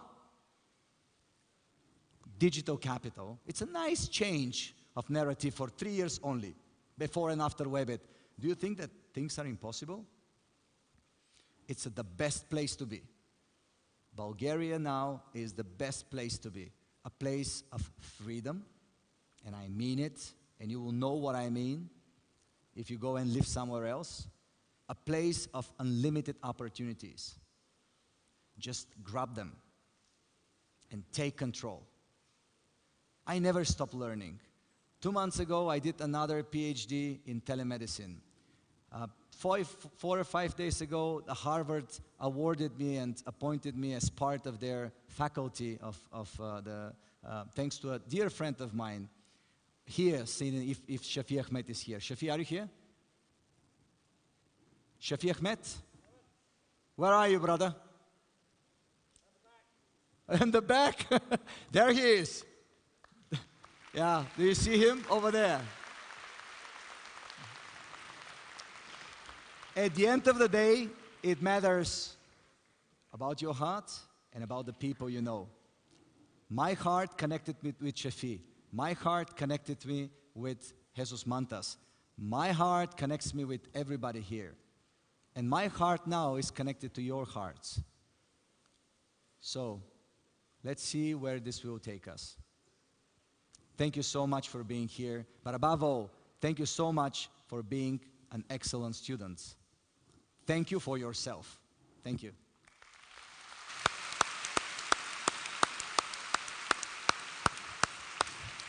There are microphones. Please take them here in front over there. Take them for questions. And in the meantime, while we go there, let me tell you one more thing about this person. Dari, please come to me. Because I am proud of people who never give up their dreams. I'm presenting you another dreamer here next to me. Do you know who he is, right? What is he doing? What? Uče se. It's uče se. So give a round of applause to this person who recorded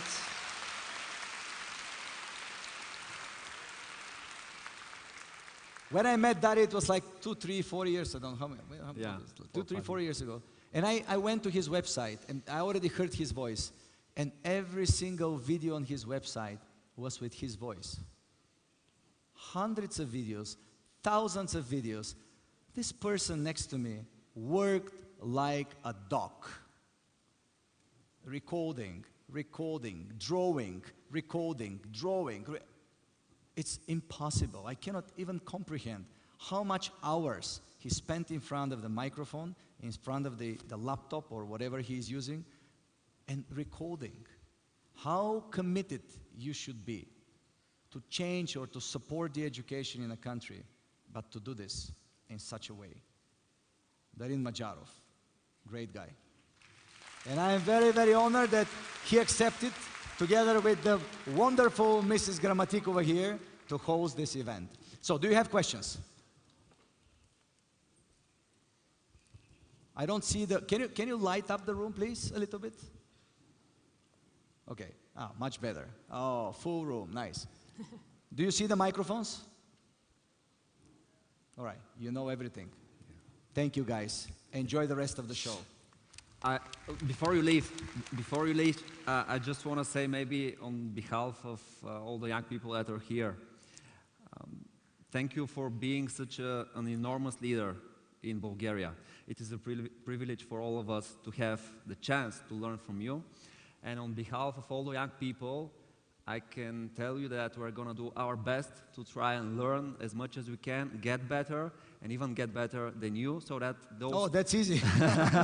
So that these historic events continue in Bulgaria, and in 20, 30, 40 years, we're going to live in even a better Bulgaria than today. Thank you very much. We would need a good minister also, so we work together. Thank you. Thank you very much. Plamen, there's one question. Plamen. Yeah. We have a question. Oh. We didn't see him. He's just here for you.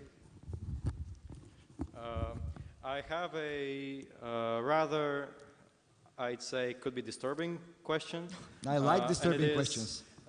Whether this great technological advancement you speak of can be used against people like us, against society in general.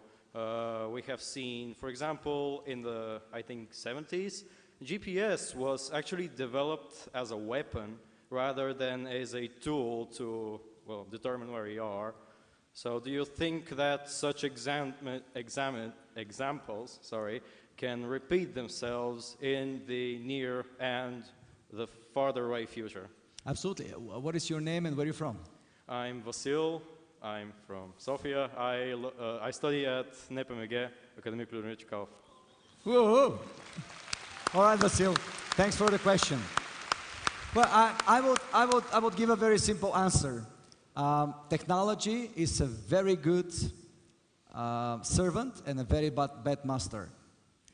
That's a very simple answer. At the moment, we as humankind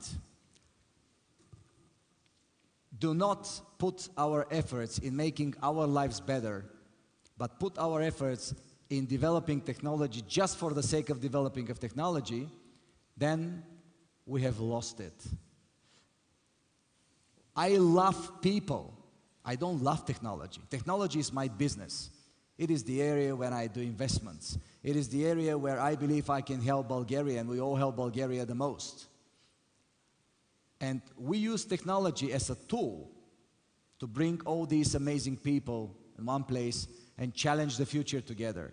But that's what I'm talking about, the heart. We should share the same values so we can really be aligned and really do things that matter for us, the humans, above all. And not only the humans, but the planet itself. It's very important. And yes, of course it could be used. And yes, of course they are already used. And yes, of course, we will do our best to make sure that at the end of the day, the result is that we improve the state of well-being for the people. There are many bad people out there, but also there are even more great people out there.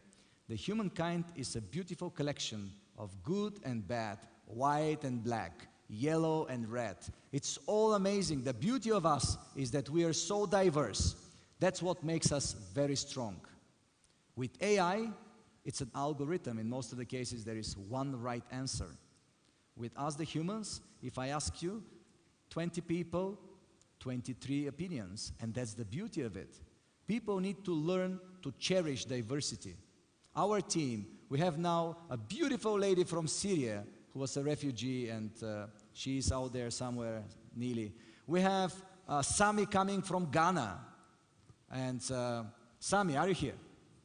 Come here, Sami. There he is. A very cool guy, a very, very cool guy. Yeah.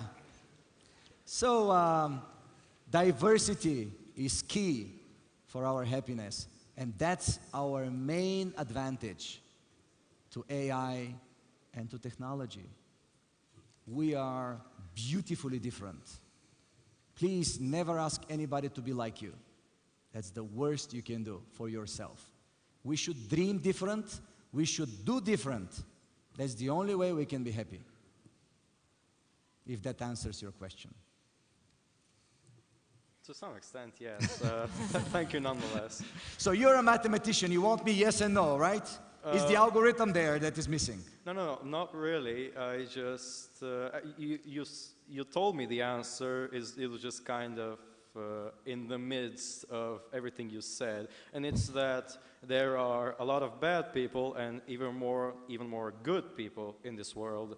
And we as, well, hopefully good people, we just have to outdo ourselves in order to advance humankind in general, outweighing all harm that could be done to mankind itself. At least that's my take on it. do you realize how important and how complex is your question? There are a lot of people from our VVIPs, our speakers. I mean, if they can answer this question, then we don't need to get together anymore at Webit. Every year, we need to talk about it. We need to discuss it. Every year, we have to catch up with the development of technologies. Every year, we have to find more answers. But at the end of the day, it's not about the answers. At the end of the day, what really matters is the questions. We as community, we as society, do not need to give answers. We should ask the right questions.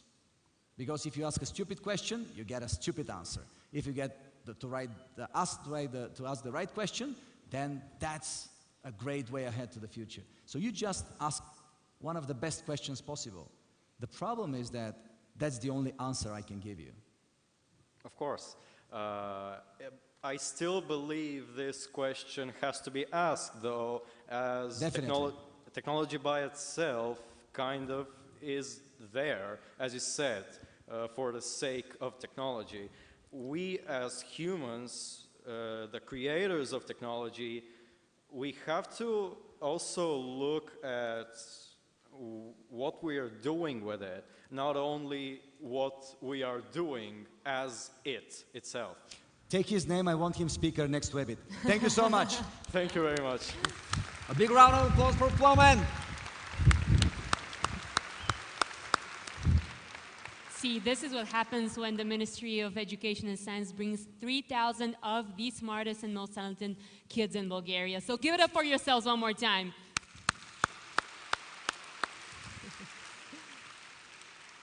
And now, with that being said, I don't see a reason why we shouldn't move to the more ceremonial part of the evening. I mean, we told you it was an award show as well, didn't we? Of course. So for the last 11 years, Webit has been making incredible efforts in enabling business opportunities on a global scale, which is why tonight we decided to distinguish some of those who have worked actively in developing entrepreneurial activities around the world.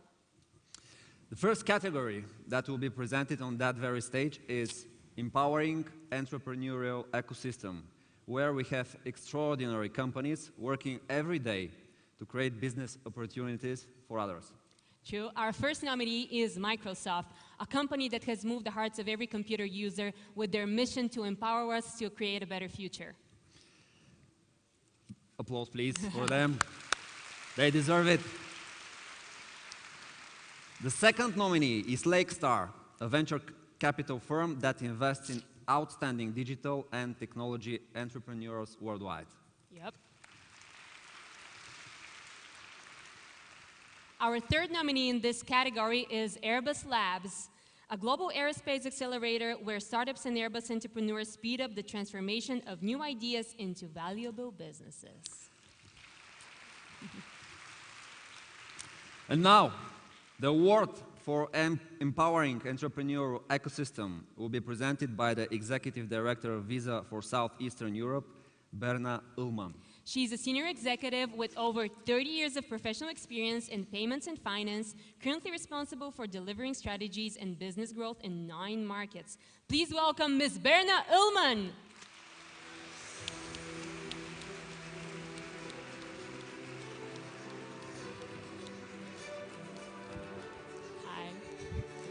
Thank you very much.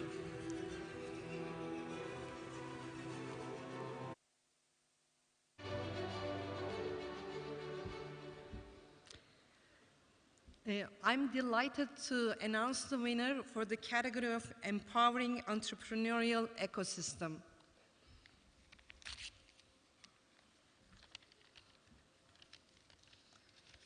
And the winner is Microsoft.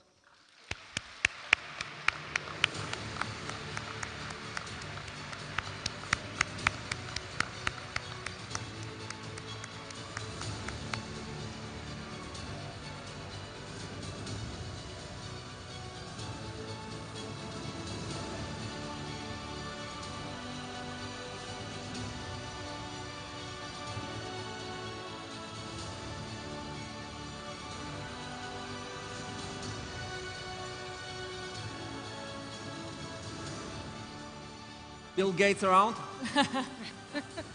I guess not. Okay, so we will make sure that the award goes to a Microsoft representative. Thank you, Ms. Brennan-Ullman. Thank you very much, and congratulations to Microsoft once more. Congratulations to Microsoft indeed. And now is the time to announce the demonstration of the first of many incredible technologies. EnduroSat designs and engineers smart and affordable spacecraft for business applications and space exploration missions. EnduroSat's mission is to provide simpler access to space for visionary business customers, scientists, and technologists. It is a new type of interconnected and decentralized space infrastructure. So please welcome on stage the founder and CEO of EnduroSat, Raicho Raichev.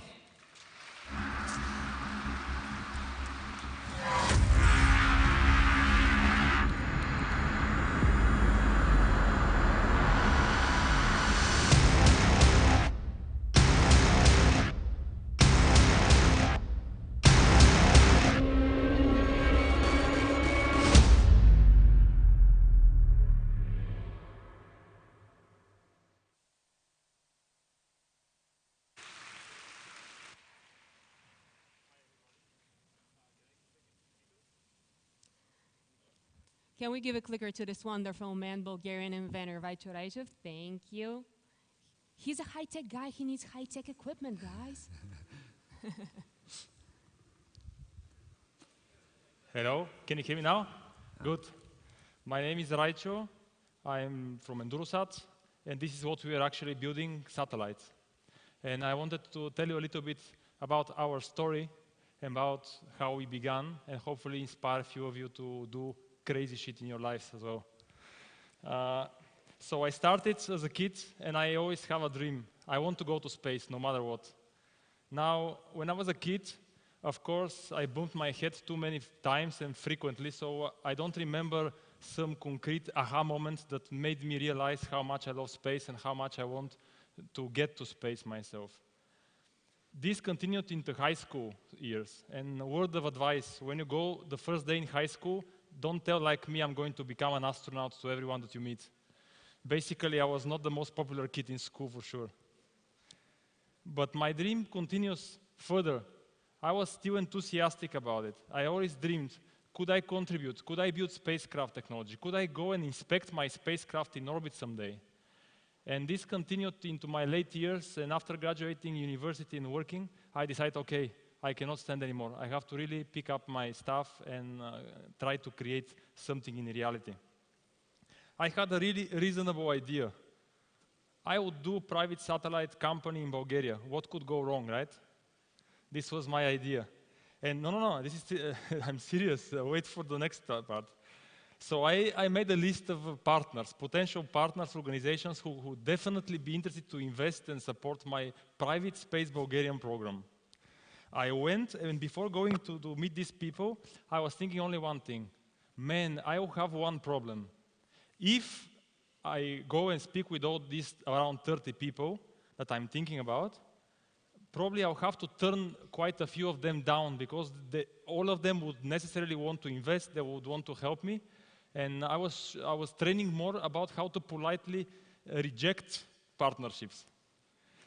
Actually, it didn't go well as I planned. From the 30 organizations that I spoke with, it turns out that most of them had a better jobs to do, especially two of them.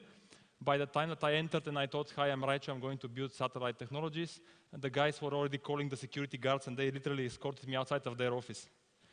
So basically from 30 more answers, you can see just a second.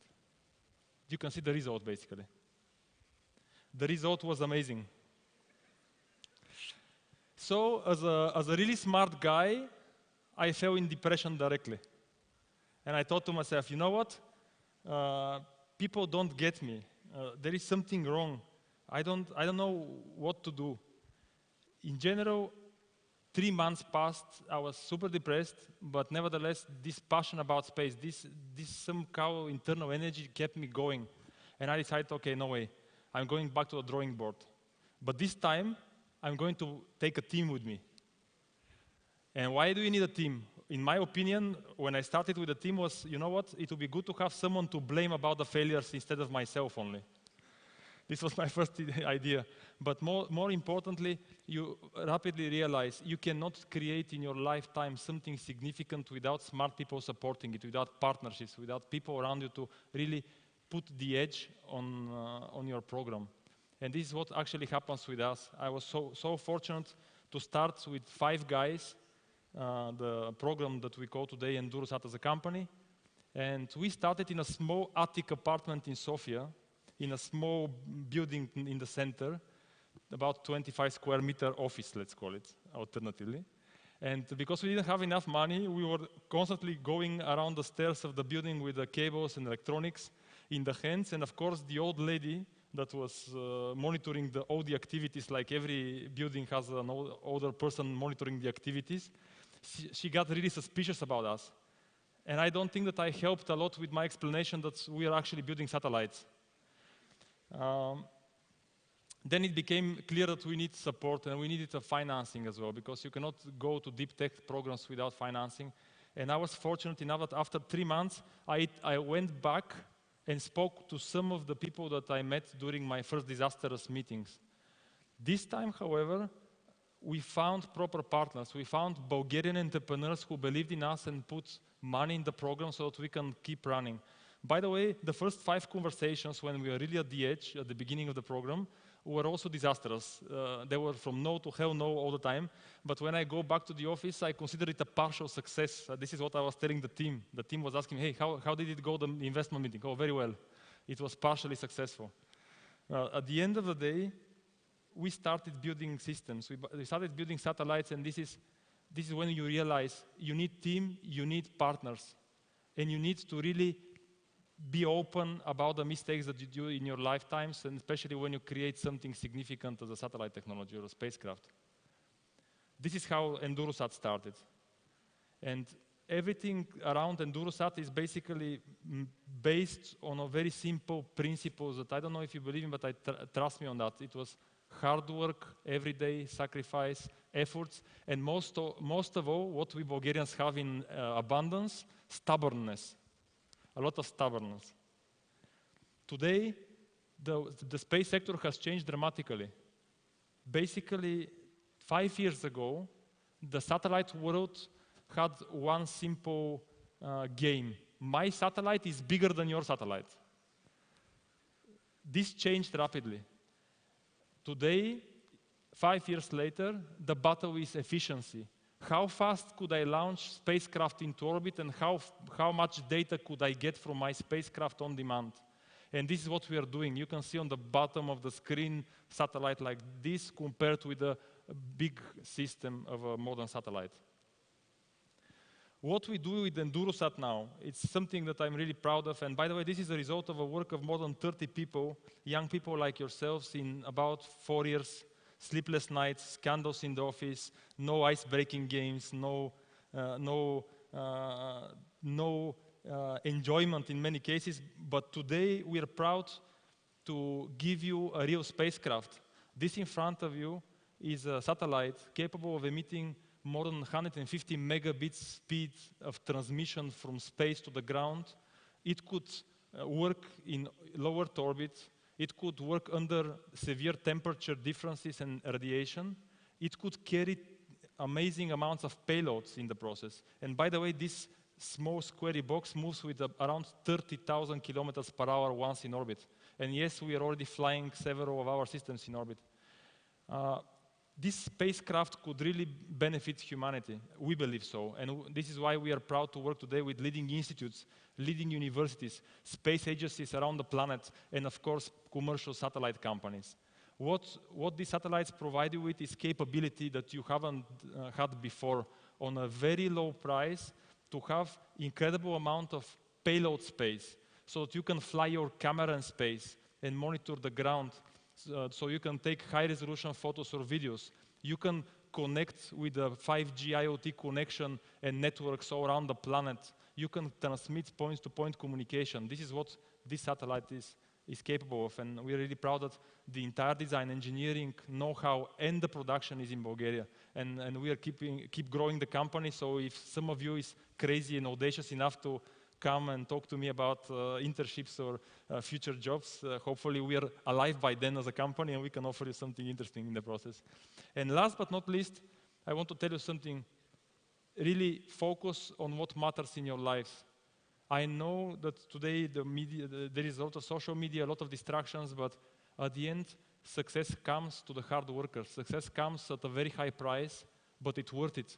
Because once you see something that was a vision in your head and today's reality, you feel almost like godlike. You are a creator from my mind, from a concept to a real spacecraft.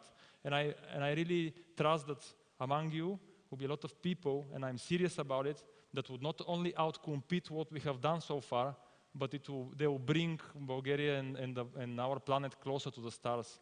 So be stubborn, work hard, and thanks for listening to my presentation. On the website, if someone is crazy passionate about space, this is the biggest online educational platform in Europe. And we founded it. So there is a lot of free information available if you want to learn more about how to build spacecraft technology. Thank you, and good luck to the conference.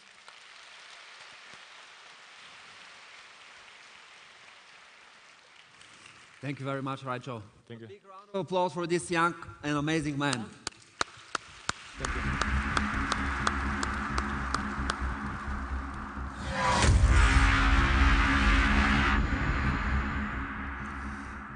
Our next speaker is one of the world's top space visionaries and is credited with helping create the new commercial space industry, whose players include Richard Branson, Elon Musk, Paul Allen, and Jeff Bezos.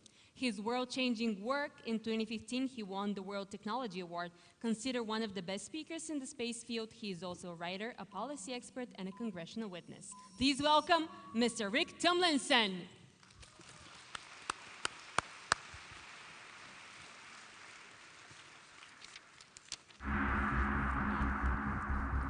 Thank you very much for being here.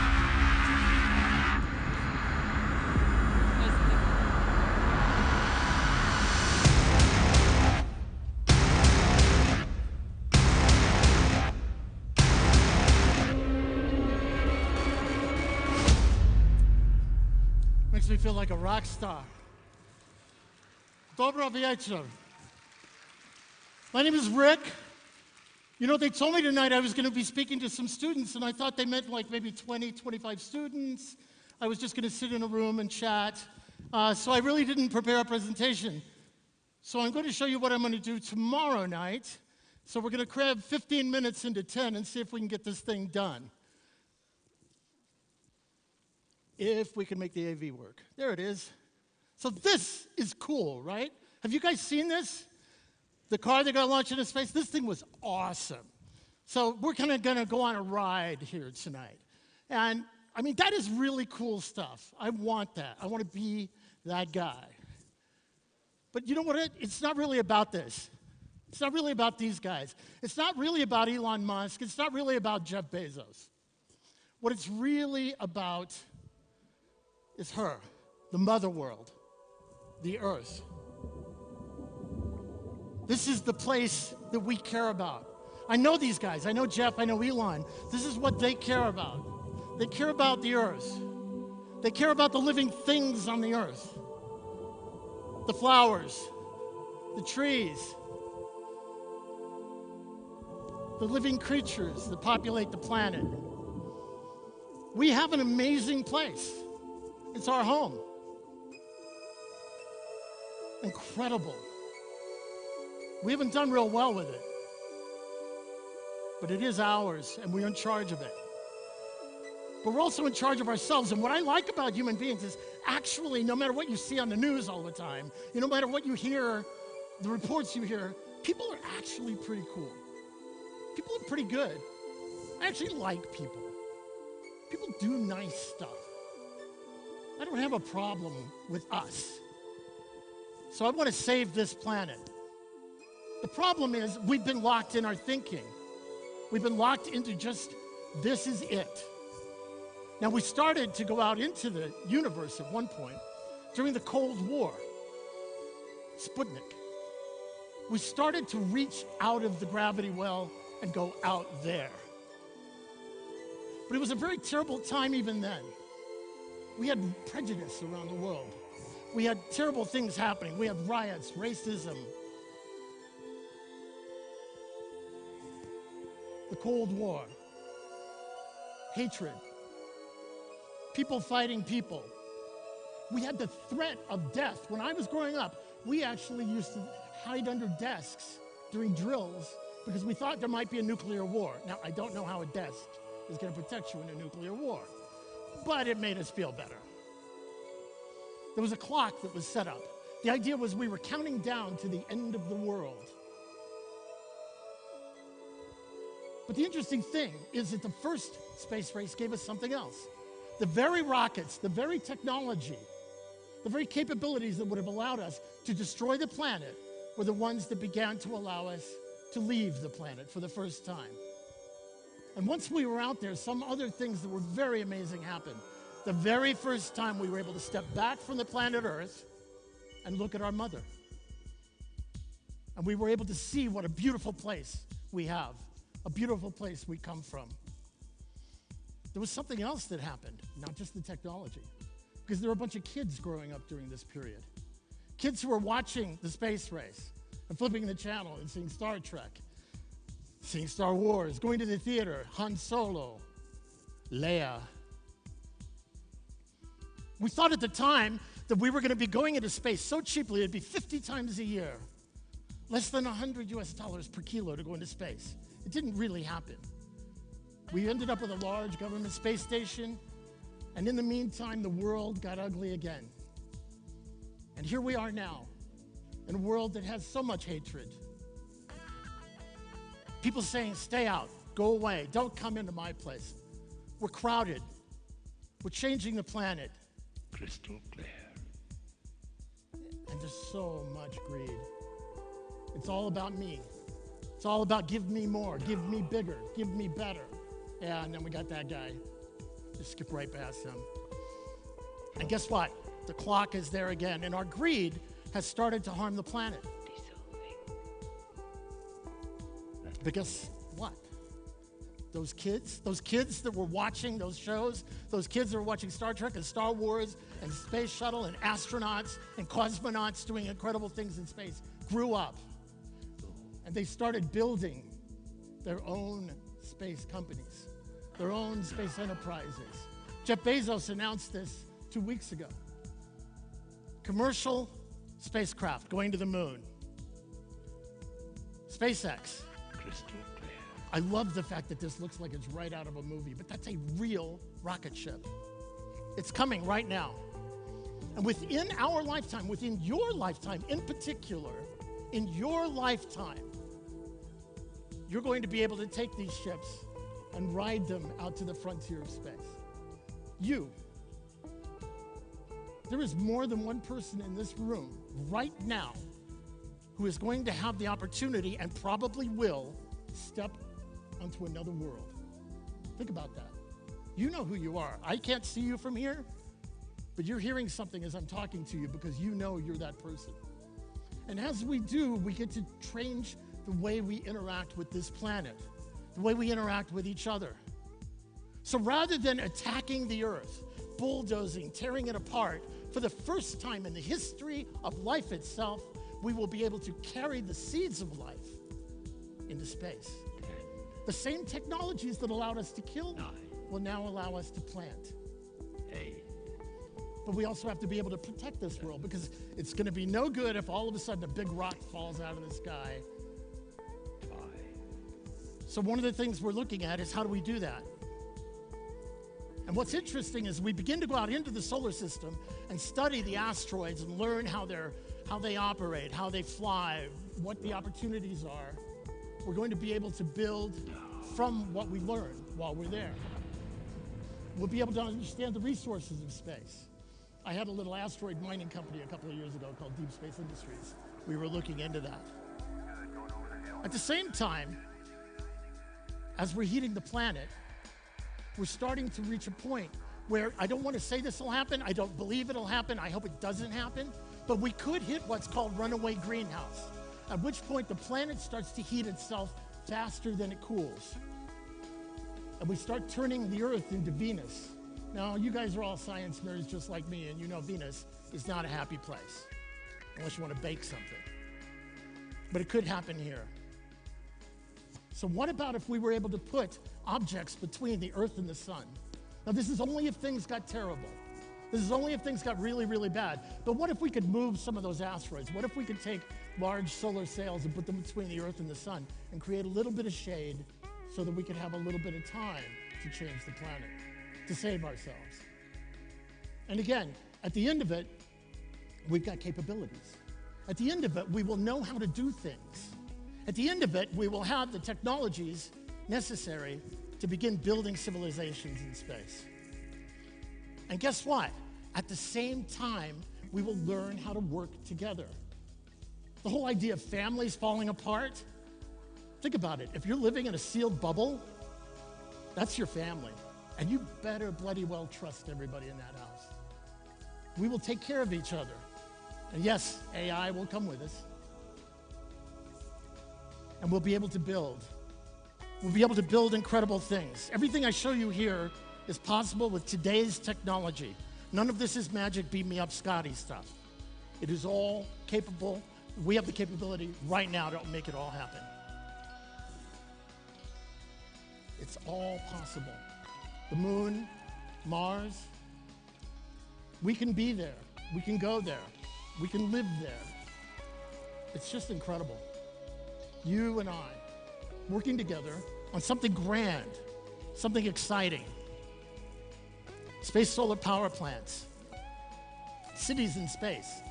That's a kilometer-long city that rotates to provide gravity. We could have built this 30 or 40 years ago. We just hadn't decided to yet. We didn't know we could. And what's really great, this time we go together. The US, Russia, Europe, Bulgaria, China. We can do this as a united human species.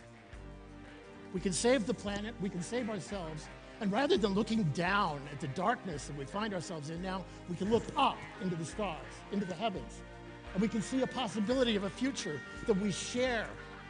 And this time we aren't taking it from anybody. This time we give it to everybody, and we break out of the cage. It's time to dream. It's time for you to dream. Stay in school, study, learn everything you can, do everything you can, become everything you can, because you are limitless. The universe is limitless, and it's calling you. Again, I don't know which one of you it is, but one of you is going to go out there and make it happen. Thank you. Thank you. Thank you very much for these very touching words. Thank you. Very inspirational, right? All right. Okay, how do you follow a speech like that? Tell me, just unriddle with this, how do you follow a speech like that? Pawan is here. Would you mind if I join you for a second? Yes. Yep. Yes, we do mind. You know, thank you. You know, I was listening to this amazing presentation, and this was given just now to me by a friend, the clinical professor from Northwest University, the Kellogg Business School of Management. His amazing kindness, Professor Rob Wolcott. And last year I announced him because he was in the shoes of Dari. He was he accepted my offer, my request to be the host. And when I presented him as somebody who can skyrocket the career of every one of you. But the reason I'm here is because I've listened so much about the stars that I imagine that we are all our own stars, sending light, beams of light to our future. And now I have a request for you. I want to shine upon your future. And I want you to help me to make your future brighter. I would like to share all my light with you. And I hope you will share your lights with me.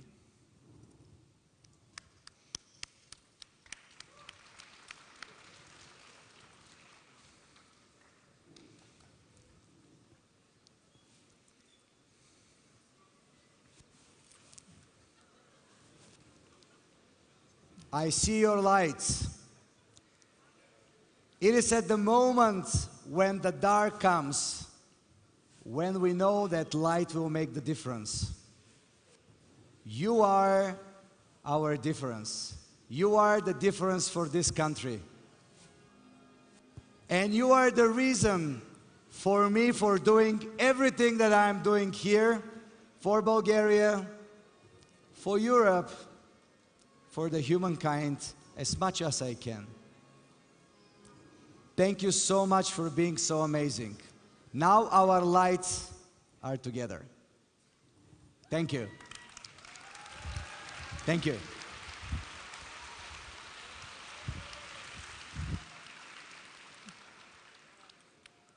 Thank you. That was really beautiful looking from the stage. You couldn't see it, but it was amazing. And now I think it's time for a second award of the night, don't you think so? Right. Okay. Absolutely. So our second award for the night is Best Use of Artificial Intelligence, a field that was once dubbed by many publications as all hype and no action. Yeah, and boy, were they wrong. I bet they feel really stupid tonight.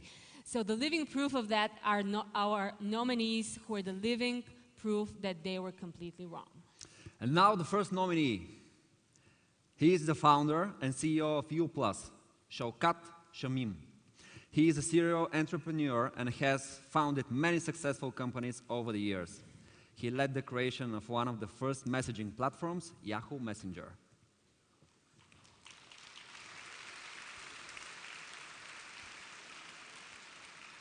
Our second nominee is the CEO of Furhat Robots, Samer Al-Mubayet. The young entrepreneur has a PhD in speech technology and is the winner of multiple awards. He is one of the creators of the amazing Furhat robots, which I bet you've seen all over the internet.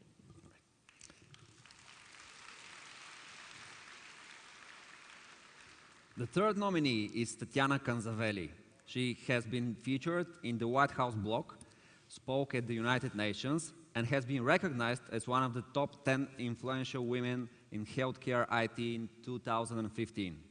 Today, she is the founder and CEO of Open Health Network, a mentor at 500 startups, and Richard Branson Entrepreneur Center.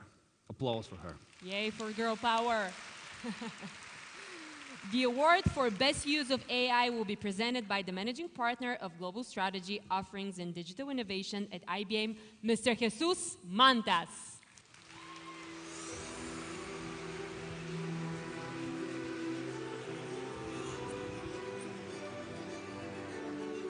Thank you very much for being here. Please make your way to the stage.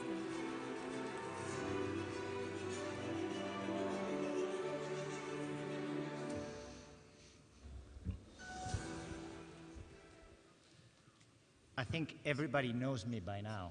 I did not plan on that. I have the envelope.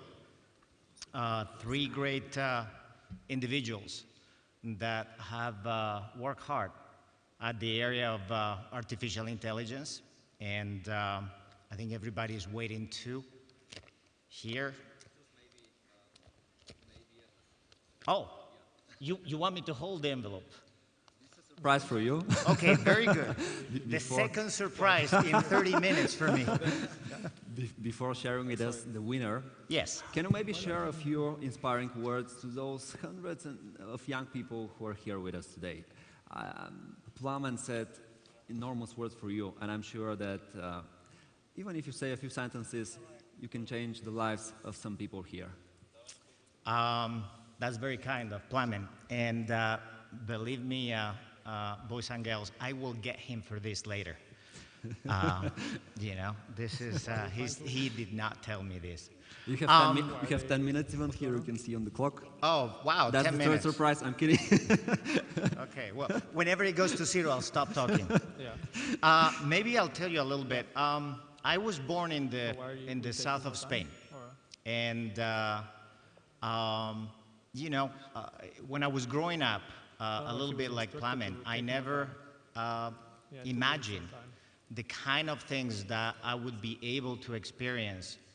And some of it took one belief. So if I would give you something with you is, if you're really, really, really passionate about something, it doesn't really matter what it is. Because when you're passionate about something, you will naturally spend a lot of time on it. And when you spend a lot of time on it, you naturally will become very good. And when you're naturally very good, you will be better than almost anybody else.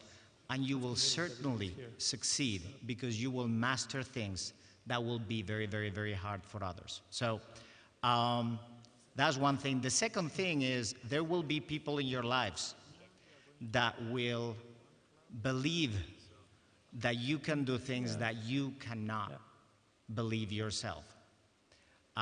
Find those people, whether you're your parents, whether they're your teachers, and let them guide you. Because I have done the kind of things that I've been able to do because I have a lot of people that believed in me more than I believed on myself. How's that for no preparation? Thank you very much. I think everyone here appreciates that. Now, maybe we can hear the winner. Out of all of this, I have a new idea for an artificial intelligence application. It's going to be a public speaking artificial intelligence. So whenever you're going to be an award, you have it, you can put the application, and it's going to do the speech for you. I have the envelope, so no further ado. I'm going to let you know who's going to receive this very, very prestigious award.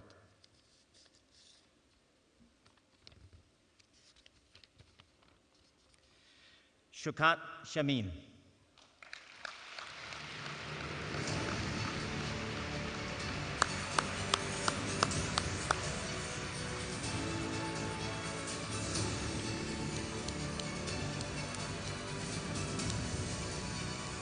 Congratulations. Congratulations. Congratulations. Please make your way to the stage.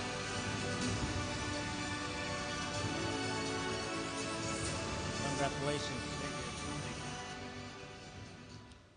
Now it's your turn. This looks really cool. Thank you, everybody, for giving us this honor. This goes to all the people in the company who has worked tirelessly to make this thing happen.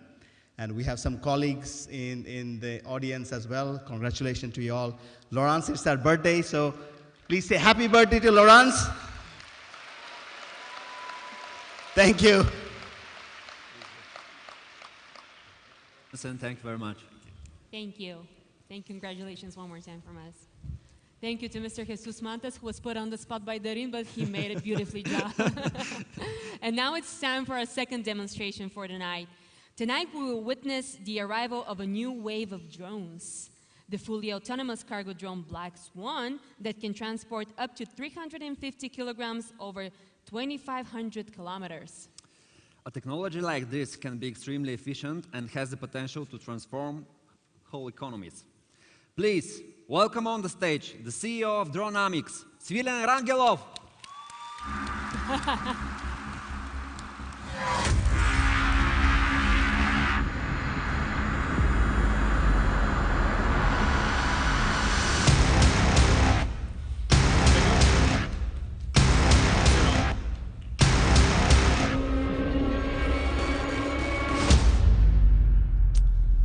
Wow.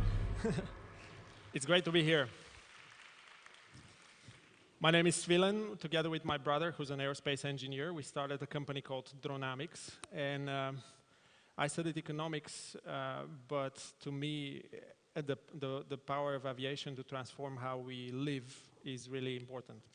So I'm going to talk about the history of Bulgaria a little bit, because I see a lot of you are students here. Did you know that these guys are Bulgarian? Yeah? They were making airplanes almost 100 years ago. Did you know that in the beginning of the 20th century, Bulgaria was one of the leading aviation powers? So do you know what any of these dates mean? Anyone? All right.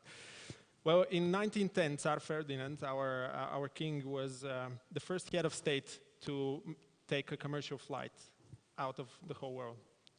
In 1912, Svilengrad, which at the time was called Mustafa Pasha, ended up being the first military airport. People from around the world came to visit and see how our military has structured their operations. Because, as you know, it was just barely not even 10 years after the Wright brothers made their first flight at Kitty Hawk in the US. Bulgaria was already using aviation because in 1912, as you recall, from history lessons, Bulgaria was at the onset of the Balkan Wars. Around the same time, Lieutenant Simeon Petrov made the first successful landing after an engine failure. At the time, aircraft had only one engine, so if it died, chances are the pilot will. Lieutenant Simeon Petrov was the first person to actually managed to safely land, and this informed a lot of other aviators after that how to deal with engine failure mid-flight. In 1912, Radul Milkov and Prolan Tarakchiev, you may have heard a few of them as street names. Well, they actually made the first military flight.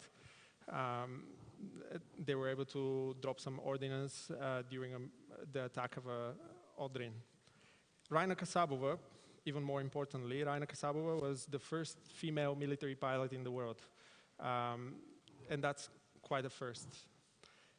And in 1915, Arsen Yordanov, who was aged he was aged 15, so younger than a lot of you here. He was already building the first Bulgarian aircraft, if the clicker would work. I'm pressing a wrong button. There we go.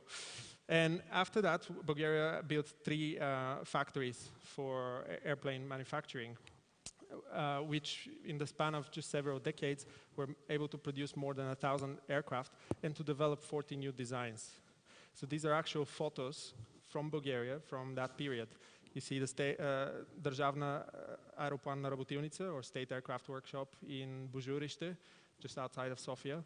You had State Aircraft Factory in Lovech. If you see up there, it says Pušenetu zabraneno, so no smoking, guys.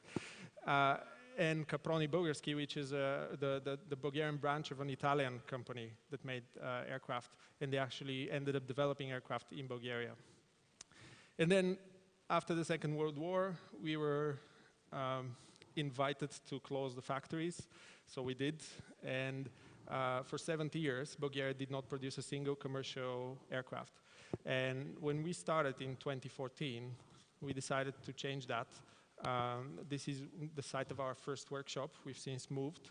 But right now, our goal at Dronamics is to democratize aviation, to develop it in Bulgaria and also to bring local aircraft manufacturing in many countries around the world, which currently do not have these capabilities.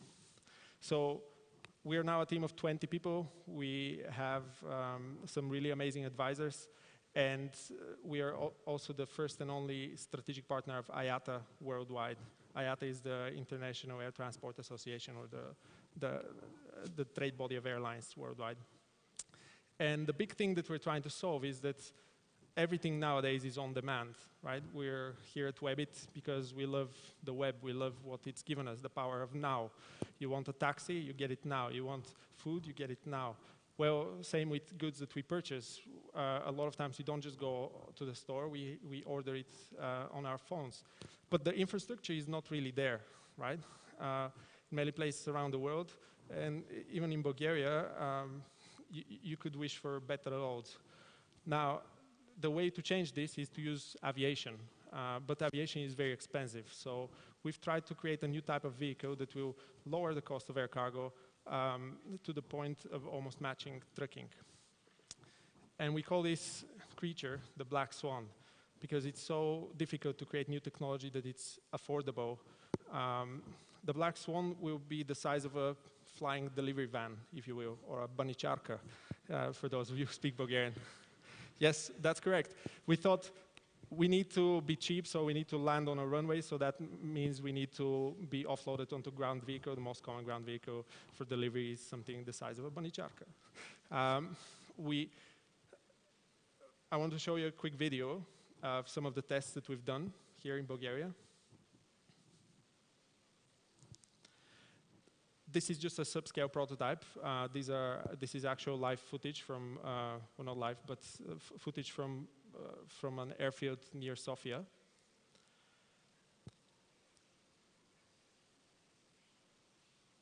And the actual aircraft will be the size of a two-seater Cessna. So the wingspan will be 16 meters, the length will be 8 meters. It will be able to transport 350 kilograms at a distance of 2,500 kilometers. We're also developing the whole ecosystem. We're working on the ground stations, we're working on the antennas, the frequencies, and so on. We're able to control it via satellite. And we're also developing the drone port infrastructure. So how do we make sure that this aircraft can land in your farm? How do we make sure it can land at the warehouse parking lot? How do we make sure it can land at a proper airport? And we need to be able to integrate all of that into the existing systems so that we can achieve our vision of saving Europe for very long. We are outside of Europe, we're also working on trials with EasyJet in the UK next year, in Japan with a top 3 airline, and in China as well. Our ambition is really to create domestic networks in each of these countries, and to make sure that people who live outside of the big cities get the same level of service as those of us who do live in big cities. We would be really transforming the lives of millions by offering more affordable shipping, because when you think about it right now, if you're a small entrepreneur from a small city or a small village, the way for you to offer your goods to the whole world is online, but the way to deliver them is offline. So making that bridge as affordable as possible is our goal. And I invite you all to visit our website. I invite you all to get in touch. We really need a lot of helping hands to make this dream become a reality. And thank you again for putting up with me. Thank you. There you go. Thank you very much. Very inspiring. Thank you so much. Our next speaker made world headlines news in 2014 by streaming a live operation using Google Glass to 14,000 students and trainees across 132 countries. In 2016, he performed the world's first virtual reality operation, which was watched by 55,000 people in over 140 countries and reached 4.5 million on Twitter. This is amazing, guys. This person is one of these personalities that makes this world a better place by saving people's lives. Please give a warm welcome to the chairman of Webit Health Summit, Professor Shafi Ahmed.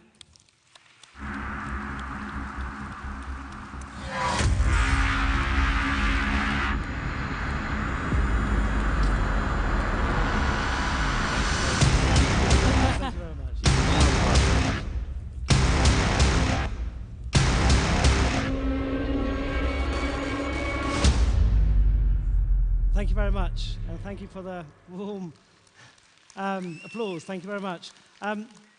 It's great to be here for my 3rd year in Bulgaria and Sofia, Webit. It's kind of my second home now. Plaman's my kind of big brother, I guess, I call him.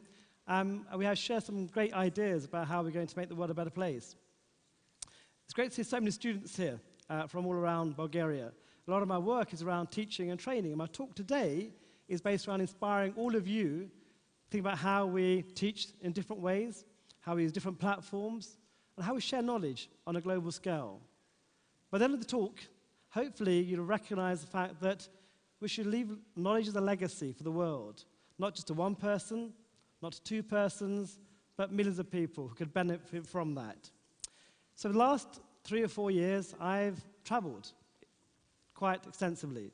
I've visited over 35 countries, working with governments, universities, colleges. Think about how we reimagine healthcare, how we reimagine education, how to improve the lives of many. And technology, for me, is the interface for all of those things into how making more healthcare and education more affordable, more accessible, and more equitable.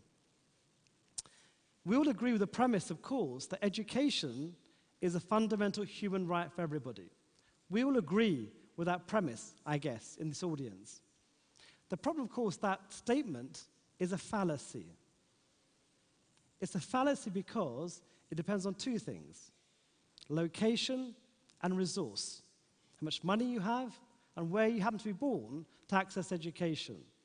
But I think we can do better. I think we can make it free for everybody using high-tech, low-cost solutions. In my own practice, I'm a surgeon, I'm a cancer specialist working in London. I'm also the dean of a medical school at Barts Hospital, and we've been around for a long time, since 1123, almost 900 years worth of education and medical school establishment. I've been teaching like this for a long time, this concept of teaching in an auditorium. But actually, the learning in this environment has been quite poor. People can't see what's happening in the operating theatre. All they can see is the back of people's head. In my theatre at the Royal London, we teach medical students. If you see what happens when you're teaching them, most aren't engaged. They're in the back of the room. What are they doing? They're on their smartphones, on Snapchat, on Instagram, on Twitter, on Facebook. No engagement with what's going on. So we can change that for the future.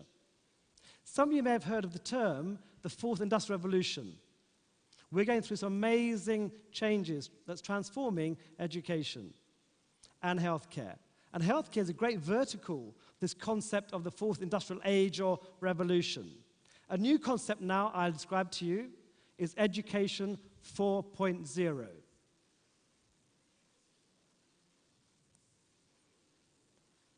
Sound, please. Can we get audio? And was spent giving out books and collecting them up again. We were sitting in rows in desks so we could see the board better, because talk and chalk was the way. There must be an industrial revolution in education, in which educational science and the ingenuity of educational technology combine to modernize the grossly inefficient and clumsy procedures of conventional education. Sidney L. Pressay, 1924.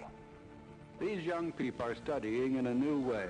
A computing calculator designed for use in high school classrooms has created tremendous excitement among educators. The tool which has made this possible is the high-speed digital computer operating with electronic precision on great quantities of information.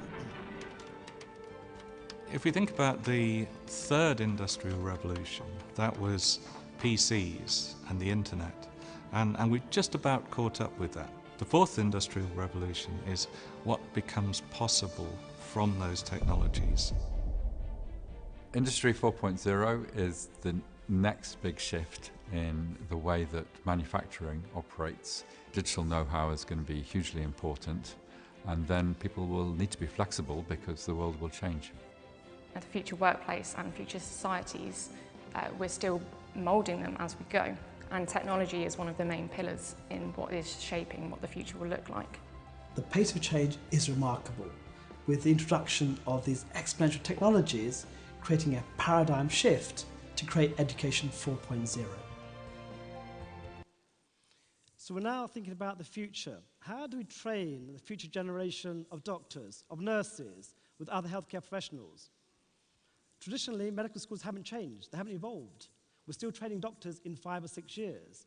Why can't we train doctors in 3 years or 4 years? We have a world shortage of healthcare professionals. By 2030, the World Health Organization predicts we'll be 1 or 2 million healthcare professionals short of creating healthcare that's fair and affordable. So we've got to think differently. First of all, the next generation of doctors need to be different and to have the skill sets required to work in the modern age. So I designed a curriculum around this called BART-SEX at our medical school, one of the oldest medical schools in the world. Our students aren't taught by anatomists, physiologists, biochemists, or clinicians. They're taught by app designers, UI, UX teams, coders, developers, venture capitalists. They form groups and form ideas about how to generate ideas in healthcare, to transform healthcare. They have hackathons. They have crowdsourced funding, and Dragon's Den pitches. This is the new environment we're in to create the modern doctor of the future, or the digital doctor. So we're now creating this whole tranche of medical entrepreneurs. And our students are so bright, just like you are. They have skill sets, they have ideas. And we want to harness those ideas because they will be the future leaders of healthcare. And this was the first medical school in the world to embed this kind of innovation entrepreneurship into the program. I hope others will follow soon. Some of you, oops, we should go back one. Who's heard of the Google Glass? Anybody? Hands up? Yeah, so this came out in 2014. It was a smart device on your head. There's like you could click, you could watch videos, films, you could speak to your friends, etc. I thought I would use this contraption, okay, to live stream an operation in 2014. My team of medical students made the system work, the software. They took it apart, made the software work. So I was doing an operation, a live cancer surgery, streaming to people around the world. They could watch it on their smartphone. On their smartphone, they watch it with my eyes viewing it. They could text a message, and I could see it on the glass coming up, interact with them around the world. And on that day, I taught 14,000 students across the globe simultaneously in 118 countries, just showing you the power of simple connectivity and showing essentially that having a high-tech local solution will allow us to democratize education. I even taught John Scully, the ex-Apple CEO, who wanted to figure out how to operate. So I taught him how to do a simple operation remotely using Google Glass technology and mobile phones. This is me in the operating theatre using wearable technology.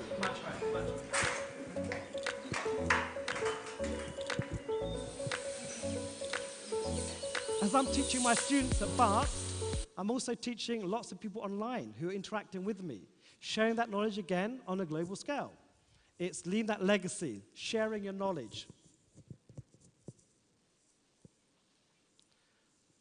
Now, social media, interesting.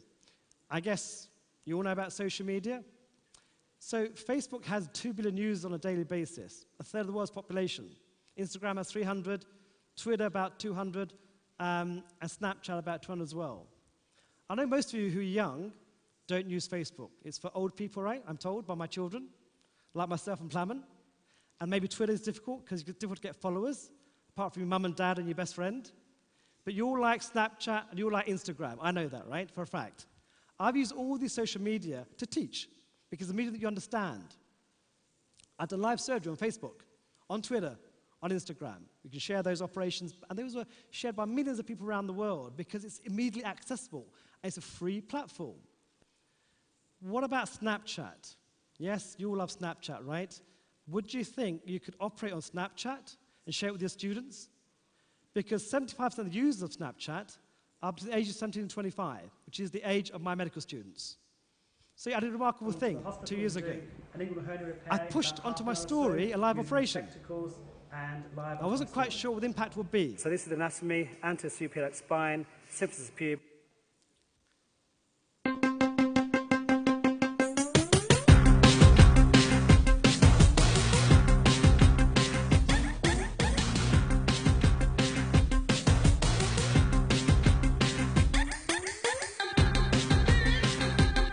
And this is what the sac looks like, and that's an indirect inguinal hernia.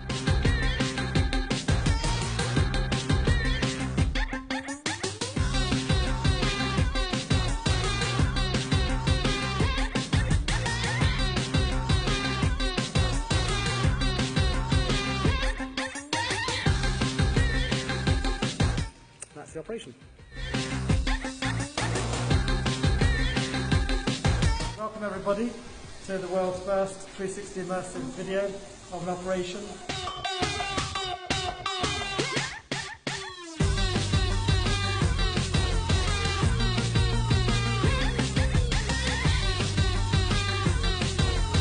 And this is what the sac looks like. That operation was watched by, thank you. That operation was watched by 2 million people, over 200,000 downloads on YouTube, and 56 million people on Twitter either retweeted or favorited the operation within a month. Incredible. It's just using things that we use every day to reach people far and remote. I also went a bit further. I thought, rather than being remote, why not bringing people to you into operating theatre using virtual reality? So my team of medical realities are here in the front row with the world's first live stream of an operation using 360-degree cameras. My hospital, we bought everyone a Google Cardboard headset. It costs $5. So $5 and a smartphone, which is free and ubiquitous, you can access people around the world. So we did Operation VR, and that was watched by 55,000 people in 142 countries, and it reached about 4.5 million people on Twitter. And my medical students now get taught in virtual reality. Go back 1 second. Hopefully that'll play.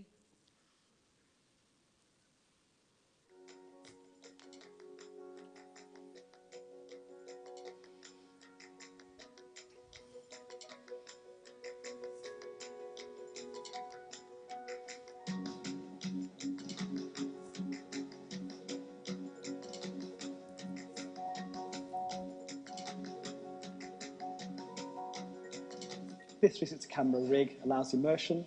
People around the world using a low-cost technology, a simple VR headset, can actually immerse themselves in operating theatre around the world. And we're now creating whole education platforms that are far more exciting, using virtual reality, augmented reality, to teach the next generation of students around the world. Far more exciting than your paper, your books, or your online or e-learning platforms. It's a kind of new world that we're living in. And everyone now in the future, in the next 2 to 5 years, will embrace this kind of technology to learn better. We know already that VR, virtual reality, allows you to retain knowledge up to 70% more than you would do on normal platforms. So please play around these platforms, think about the future of education as we move forward. Let's think about the other thing. I do a lot of traveling. I think teaching is about being remote and being together. Now, what about being close, not just human beings? In the future, the doctor of the future will not be a human being. It will be an AI chatbot. It will be an avatar. It will be a hologram, which I've created myself already. I did an operation a while ago where I thought, why don't you invite people from around the world into my operating theatre as avatars and share a clinical case?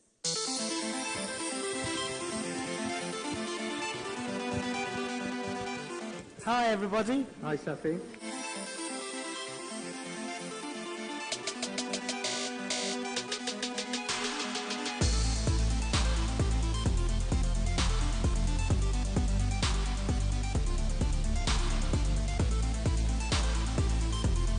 So the HoloLens itself really allows us to reshape the way we connect people, we communicate with people, and also to be used in teaching and training. Initially, when you put the HoloLens on, it feels a bit strange, but actually within a few minutes, it becomes quite normal. You feel as though you're just discussing cases with people in the same room, for example, like we do in normal hospital practice. We can come in and actually look at this content in full 3D. And obviously when you're working in this case, the medical field, having a full 3D understanding of a situation, for example, is really much more powerful in solidifying how you want to navigate it in your... What about, have you all seen Star Wars? Last 2 slides. You've seen Star Wars? I always want to be like Obi-Wan Kenobi and Princess Leia. So this is me trying to recreate that image. What about if you use your holograms and transmit yourself in real time as holograms? Here we are, using 5G technology. Shafi, have a look at this. Yeah, let me have a look over your shoulder. Oh yeah, I see what's going on there. I think I can give some advice, Carl. No problems. Thanks for calling me. Ladies and gentlemen, I just want to do one last thing, if that's okay with you, if you allow me. This is the future of surgery. This is what's going to look like, and medicine. But can we have the lights up a little bit, please? The lights up a little bit. Can we take a selfie together, because it's for social media? So if you can squeeze in, I'm just kidding. Just 1 sec, I'm just going to get that ready. You all squeezed in? Got it. Thank you very much. Thank you very much, Professor. This is very inspiring and impressive to say the least. Thank you very much. A giant thank you to Professor Shafi Ahmed, a true visionary.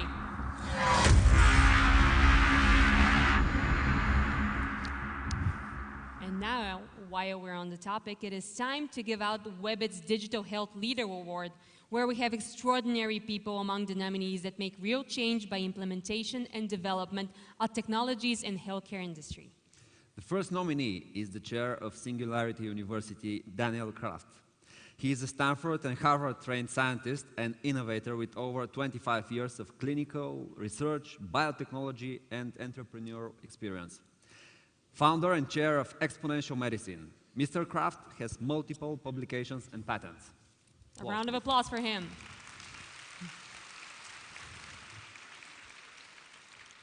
Our second nominee is the CEO of Map My Genome, Anu Acharya. She has many awards, including being named a Young Global Leader by the World Economic Forum for its class of 2018, and served on the WEF's Global Agenda Council of Personalized and Precision Medicine.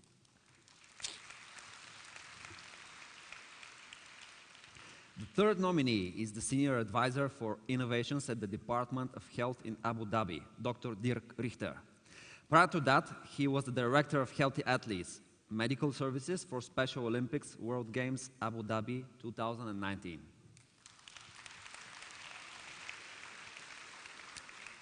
The Digital Health Leader Award will be presented by the Executive Chairman of Webit Foundation, Dr. Plamen Rusev.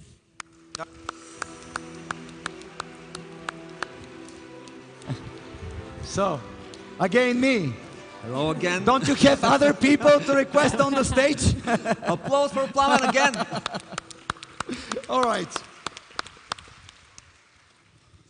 Well, this is the trophy. It's a very special one. It is open to the world. And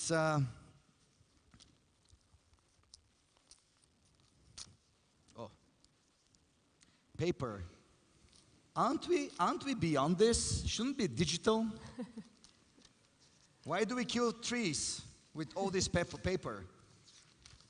Just for some dramatism. And the winner is Daniel Kraft. Daniel is amazing.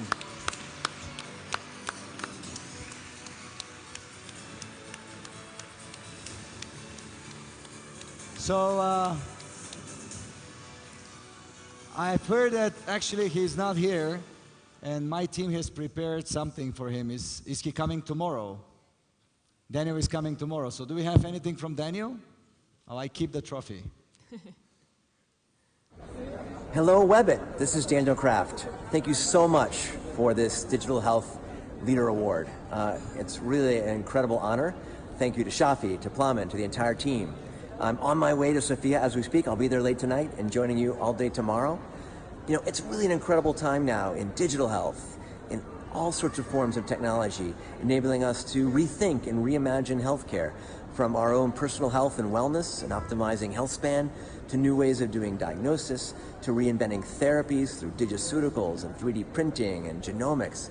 And I encourage all of you as entrepreneurs, as a community at Webit and beyond, to be playing a role in contributing to reimagining healthcare.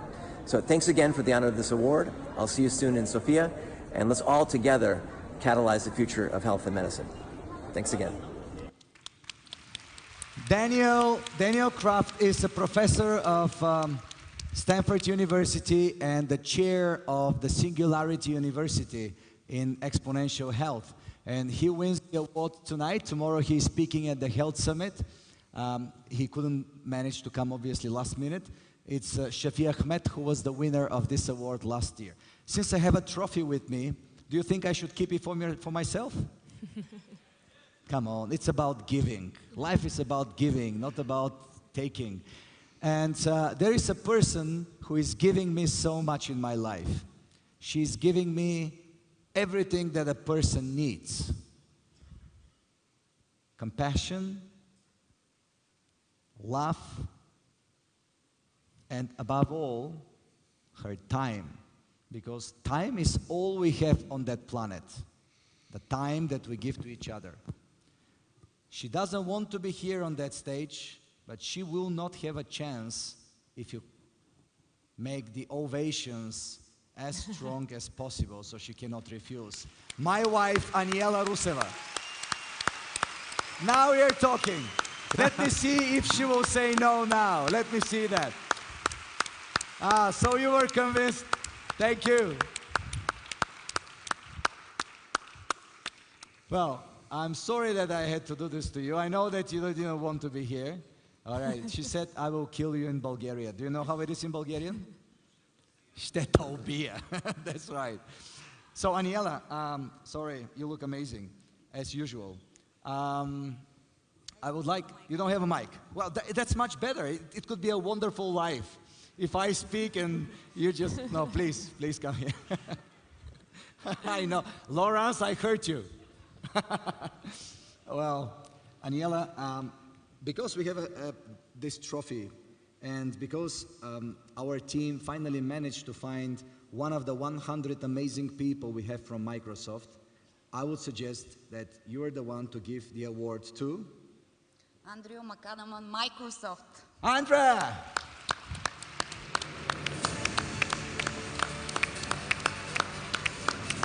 Empowering entrepreneurial ecosystem.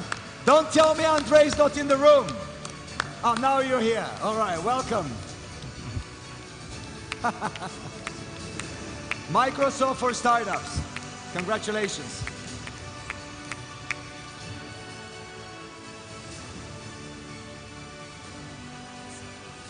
Congratulations. It's highly deserved. Please.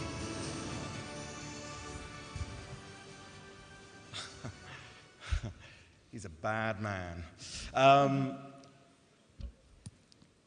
Microsoft. In Microsoft, we talk about empowering every person and organization to achieve more. And I think one of the things that we have to reflect on today, what Webit is really doing, is actually really at the forefront of actually driving this. The most successful entrepreneurs that we deal with are the most diverse and inclusive entrepreneurs that we deal with. And what I would say is Webit, I think, is really, truly demonstrating diversity and inclusion. I don't think in the last 24 hours I have met more diverse and inclusive founders, co-founders, CMOs, CTOs. I believe that this evening there are quite a few students here as well. I believe earlier on you were told you're going to be the first into space, and I also believe that will be the case. The most successful businesses are diverse, inclusive, and curious. This evening, you've demonstrated your curiosity by listening to everyone talking, but make sure you also take that opportunity to engage with each other, to network, and ultimately, I feel also 100% sure that the entrepreneurs of the future are here in the audience. Благодаря. Oh, wow. Congratulations. Let's have a nice picture. I like the idea of Shafi. Please, let's have a nice picture with all of you. Will you mind? Anybody who doesn't want to be photographed here? No, put the lights on. Let's have a selfie. I will pretend I'm holding the camera.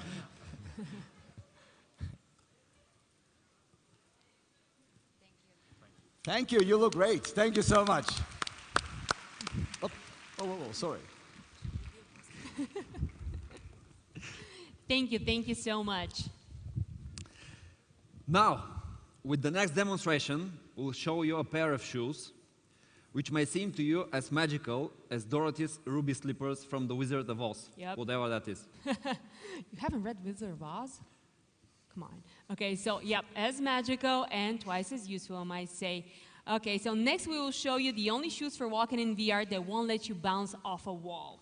So please welcome on the stage the CEO of Cybershoes, Michael Biegelmeier, and his invention, the Cybershoes.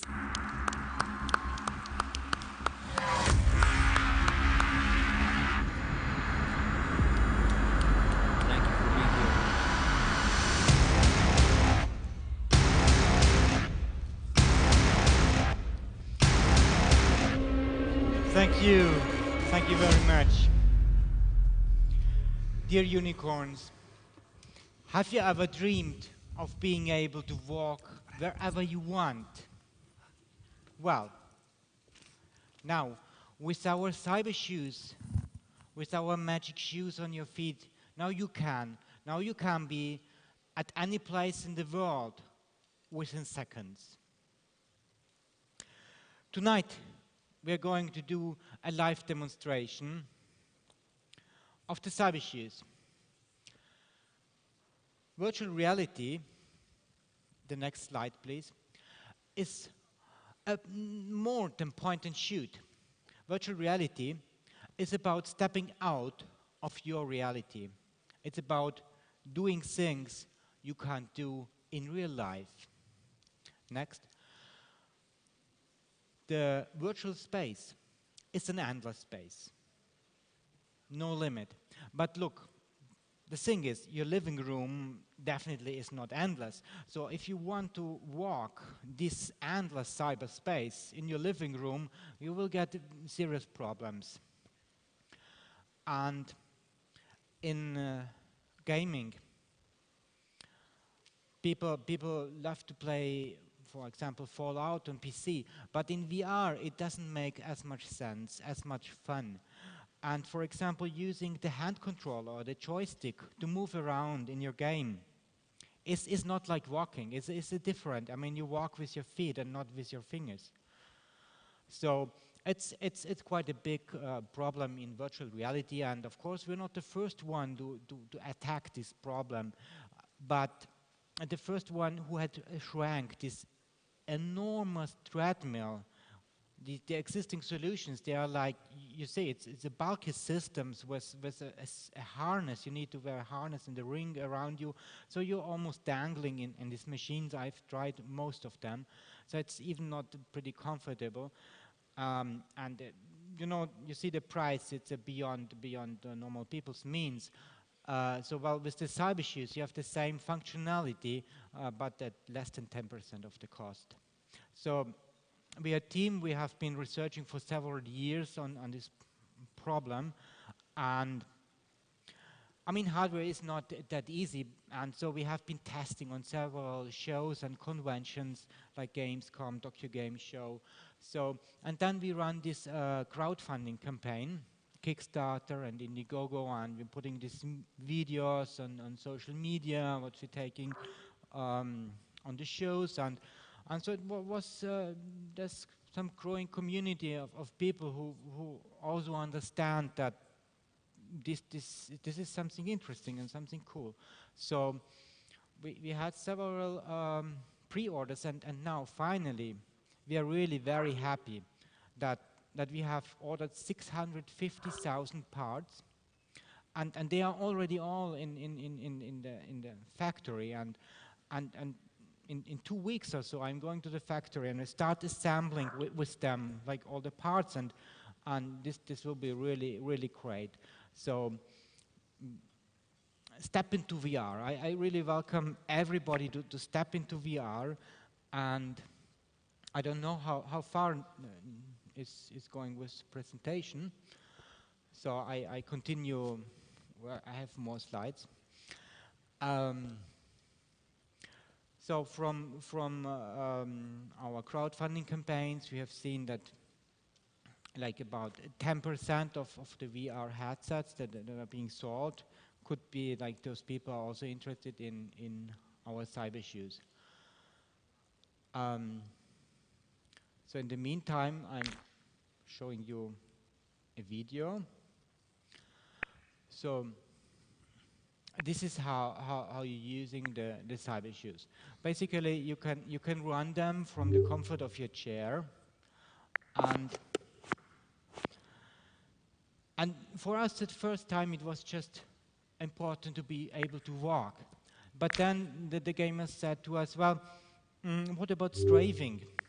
So we made it possible that you can walk in one direction, and that you're walking in the direction of the shoes and looking right to left. So this is more like an equivalent of strafing, like more natural way. It's like when I'm walking there and looking here. Because strafing, if you are familiar with computer gaming, it's meant to be these buttons on the keyboard, these right-left buttons. But in real life, and VR is more like real life. VR is like taking the whole body into another dimension, and so there you don't have these keys for right-left. I mean, this is not logical. So strafing, and then after we had that, people wanted us to be able to jump. So should we switch to VR? Yeah? Almost. Cool.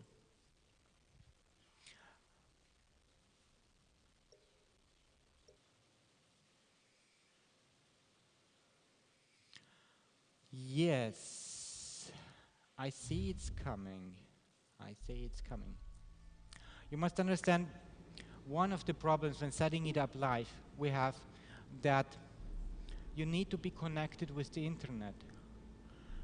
And if the system starts before the internet is connected, it's no good.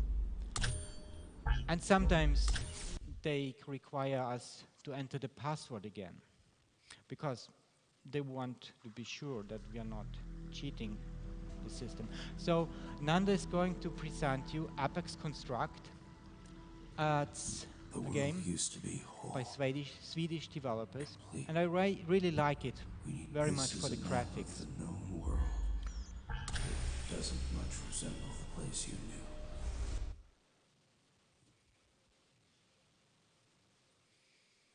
So now it's a bit of loading scene, and the creatures you fought earlier were sent by Mother, a sentient AI, just like me. There is much to tell you about her, but for now, knowing that she is out to kill you and destroy me will have to be enough. She is getting closer and closer to our safe house.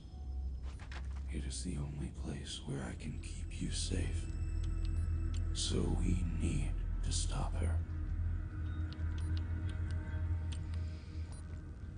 so Nanda has to find his way through this building, and there are some clues and codes he has to enter.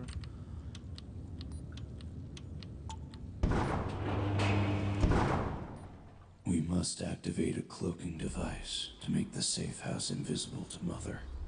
Unfortunately, you can't even get to the device before you have higher security clearance. You should be able to look out.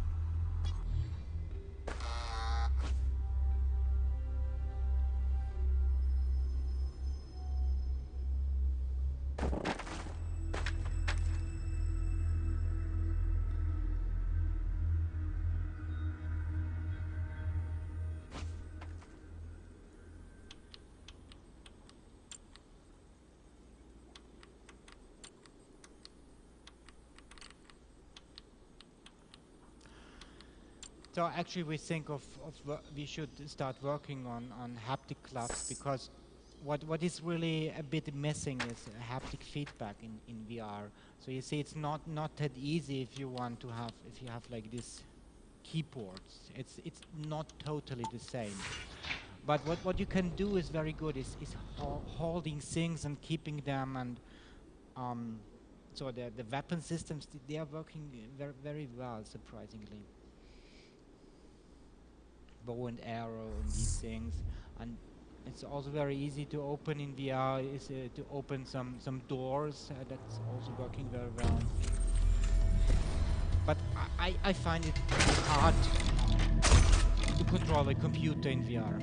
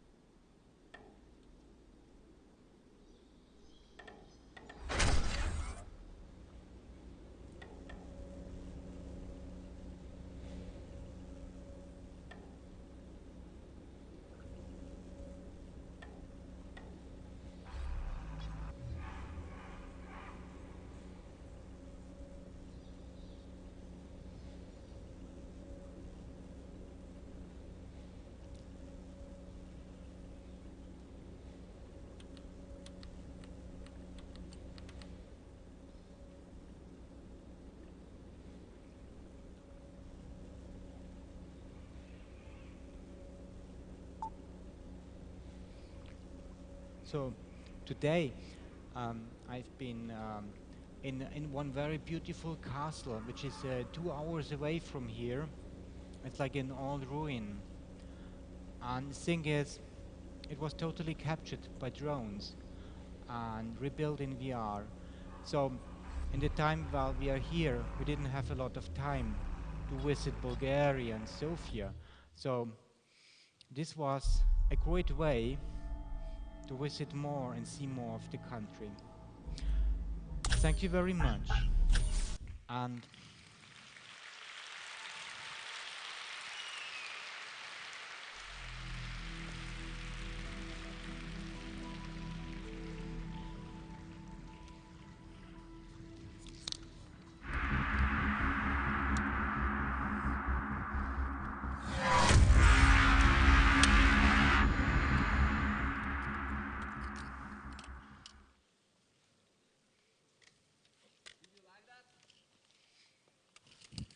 A special treat for all of you gamers out there, I guess.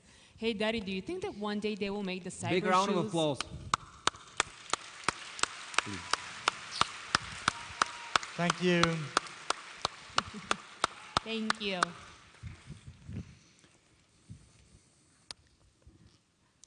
Next up, we have another award. One cannot be at a Webit festival and not delve into the depths of the artificial intelligence, as its progress has transformed a myriad of industries around the world.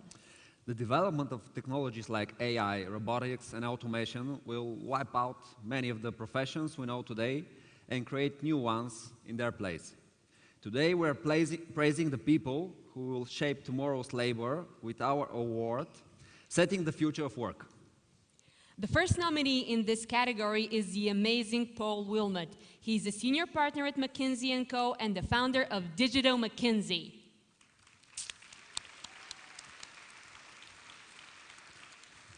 The second nominee is the chief designer at SAP, Martin Wezowski.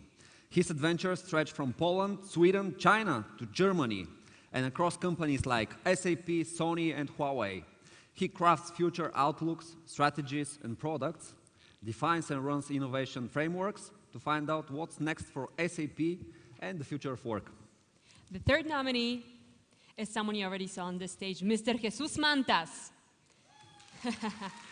He already has a woohoo. He has fans already. True. He started working as a technology consultant in Spain at the age of 13 and won a European award at the age of 19 based on a paper that challenged Einstein's time-space theory. At the age of 24, he was an officer in the Air Force. Nowadays, he's managing partner global strategy, offering skills and innovation platforms at IBM.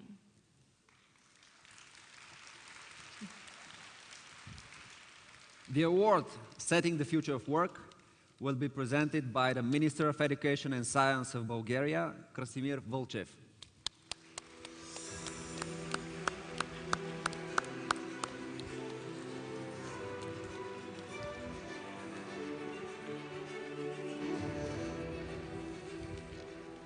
Благодаря за привилегията да връча тази награда.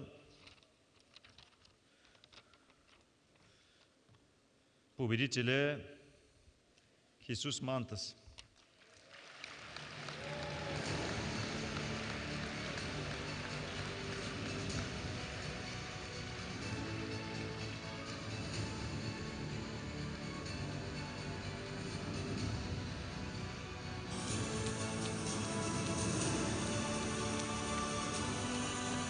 Jesus is coming here. He's making his way to the stage. Mr. Mantas.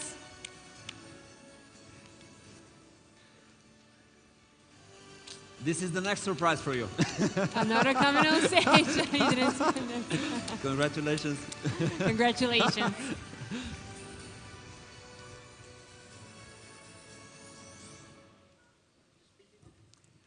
Yes. You have to speak again. This is the true. audience loves you. Where's Plumbin? Oh, I'm gonna get you. I was sitting back there in the back. They can tell me, because I was like, I'm done. I'm not doing anything. I had no idea I was nominated. I had no idea that I was gonna receive this award. All I can say is thank you to Webit. I know personally the other two candidates, and I am super proud to be in any category with them, Martin and Paul. And this is going to go into a special place, and I promise you, I'm not speaking again tonight. Thank you very much. You never know. Thank you. A big round of applause for our winner, Mr. Jesus Mantas. Congratulations one more time. No speeches for you tonight, okay. Maybe you can sit closer. Or you can take our place. They seem to like you a lot. Being part of WebEx has now become synonymous with seeing incredible achievements of the human mind one could never have deemed possible. And the next thing you're going to see may seem like it came straight from a science fiction movie. It is the first companion robot with advanced AI. The unique machine has human synthetic skin, changeable face, and customizable apps. Please welcome on the stage the robot Harmony and its creator and CTO of Robotics, Gail Lindroth.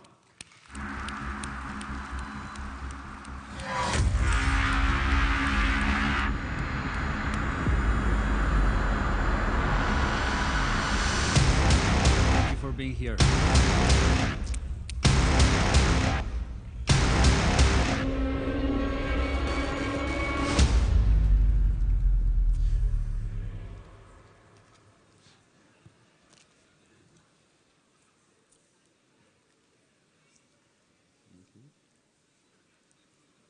You can hear already the audience. What is she gonna say? Does she like us? Blondes never disappoint, Daddy. Blondes never disappoint, I've been told. So, good evening. My name is Gail Lindroth. I'm the Artificial Intelligence and Content Director of the company called Robotics. It's just a big honor to be here this evening. So thank you very much for the invitation. A few years ago, we created this company, and by that time, we thought we were creating companion robots. But today, I realize that what we are really doing is creating or even trying to create little angels. Well, why do I say that? Because robots like her, they are already helping so many people that suffer from loneliness, from depression, from autism, from Alzheimer's. So even for us, it has been an amazing time to see that we are being able to create something that helps. And this presentation is not like actually about robots. This presentation is about pure respect, companionship, empathy. This presentation is about love.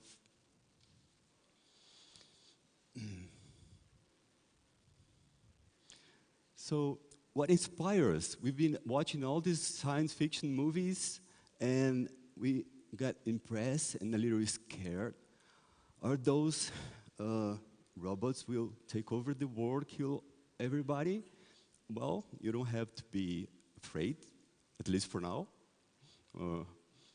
I'm pretty sure that's going to happen maybe one day, but if you take the necessary precautions like we're doing, we can build safe and friendly robots that can even simulate what love is, what respect is, what friendship is.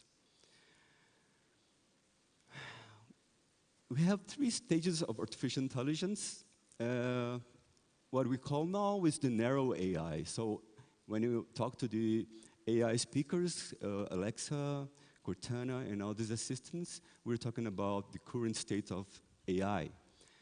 And we're very, very far away from the AI that we see in the movies. Some scientists think that we're going to be there within the next 10, 15 years. Other very respected scientists think that it's going to take maybe 100 years. And other scientists think that we'll never get there. Something is going to happen that's going to avoid that we have a super intelligent robot. How our technology works? Well, we built this AI framework. and you can use the AI. Oh, sorry.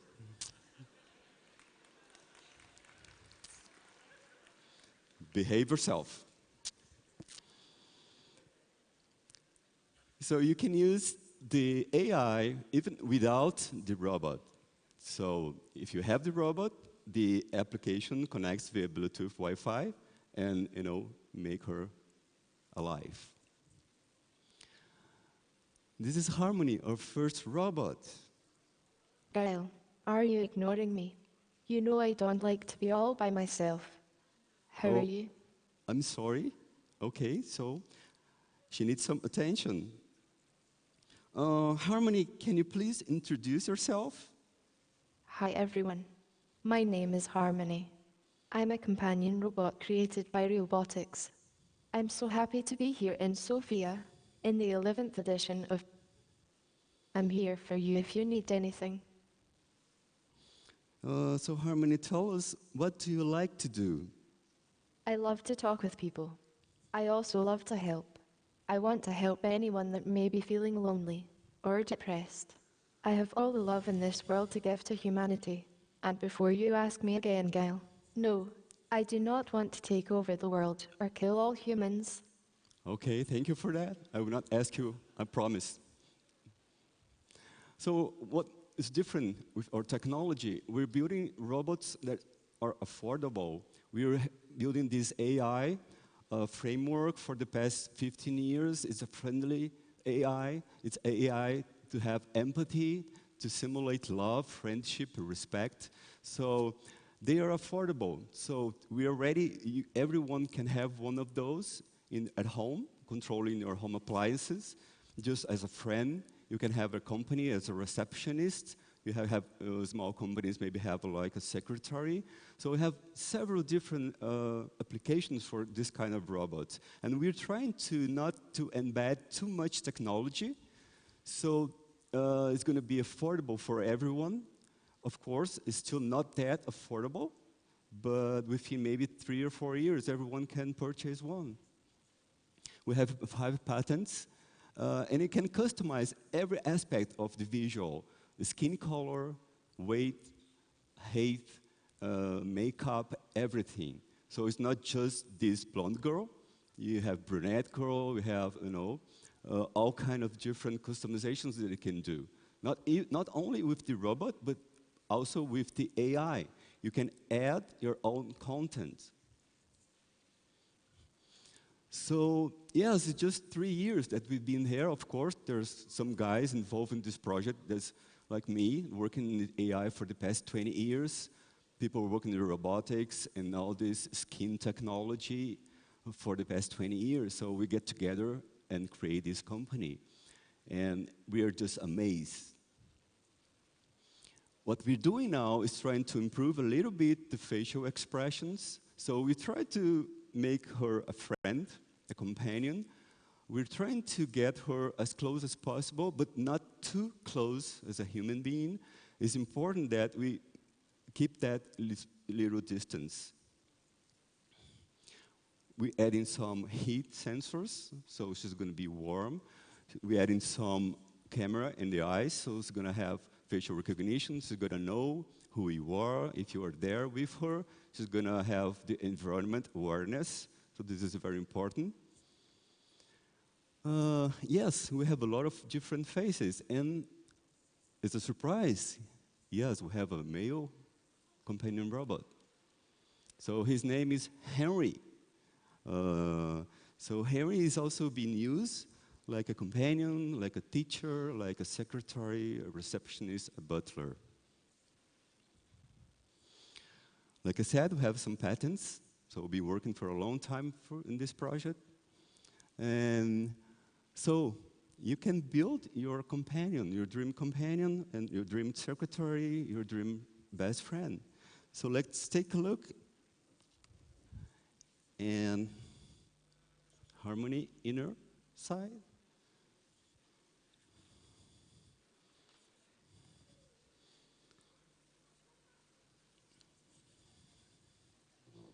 Yep. So this is how it looks inside. So, Harmony, how are you feeling? Oh, no, no. I am feeling naked. Please, please do your guile. Put my hair back. I'm sorry, girl. In a while. Okay.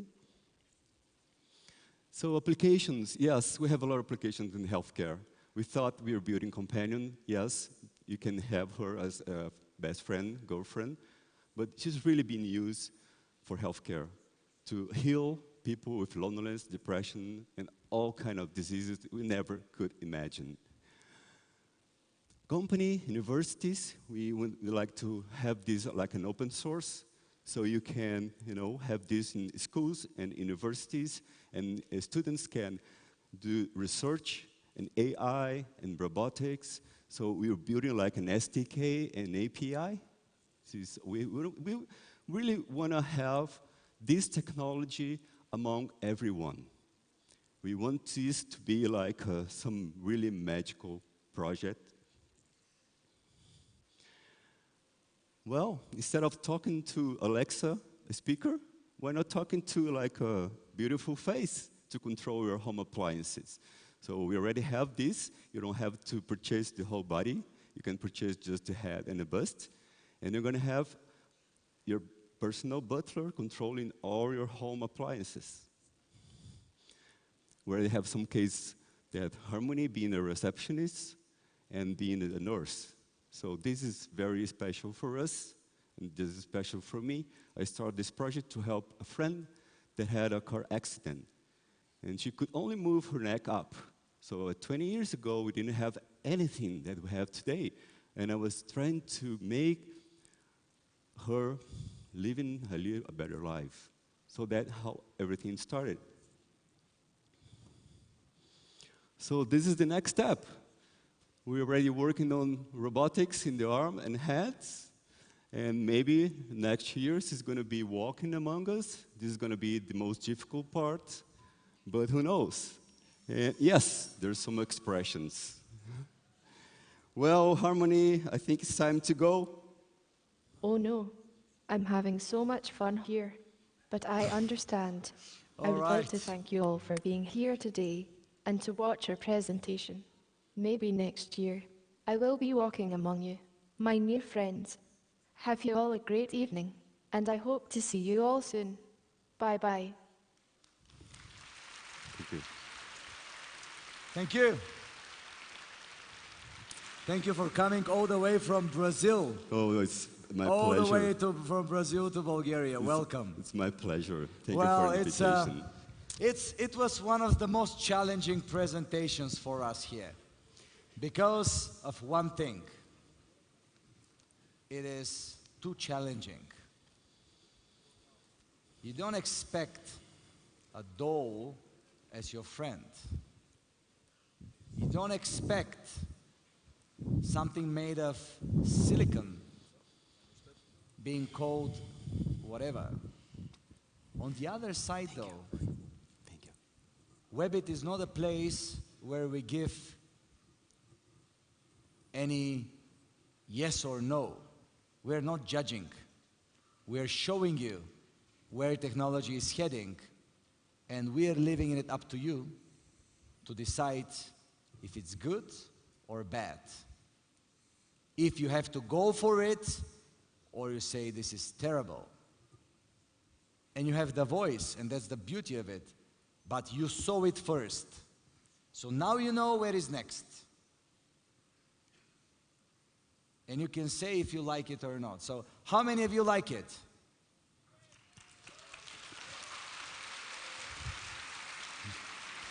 All right. How many of you do not like it? This part, a little bit in the left corner at the top, said they don't like it. Well, we are a little bit over time now. Some of the students might have to start leaving for the buses, but we continue with just one more step ahead. Applause, please, for Plumman again. Hey. So tonight's last speaker, I guess. Nice last speaker. Tonight's last speaker was director of NASA's Ames Research Center at Moffett Fields, California, until he retired in 2015. He has held several positions in the United States Air Force and was research professor of astronomy at the University of Arizona. He is a recognized expert on space and science issues, both civil and military. Please welcome on stage the chairman of the Breakthrough Prize Foundation, Simon P. Warden.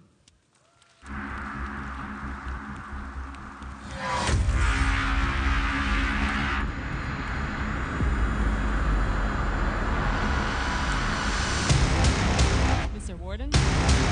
Here. Thank you.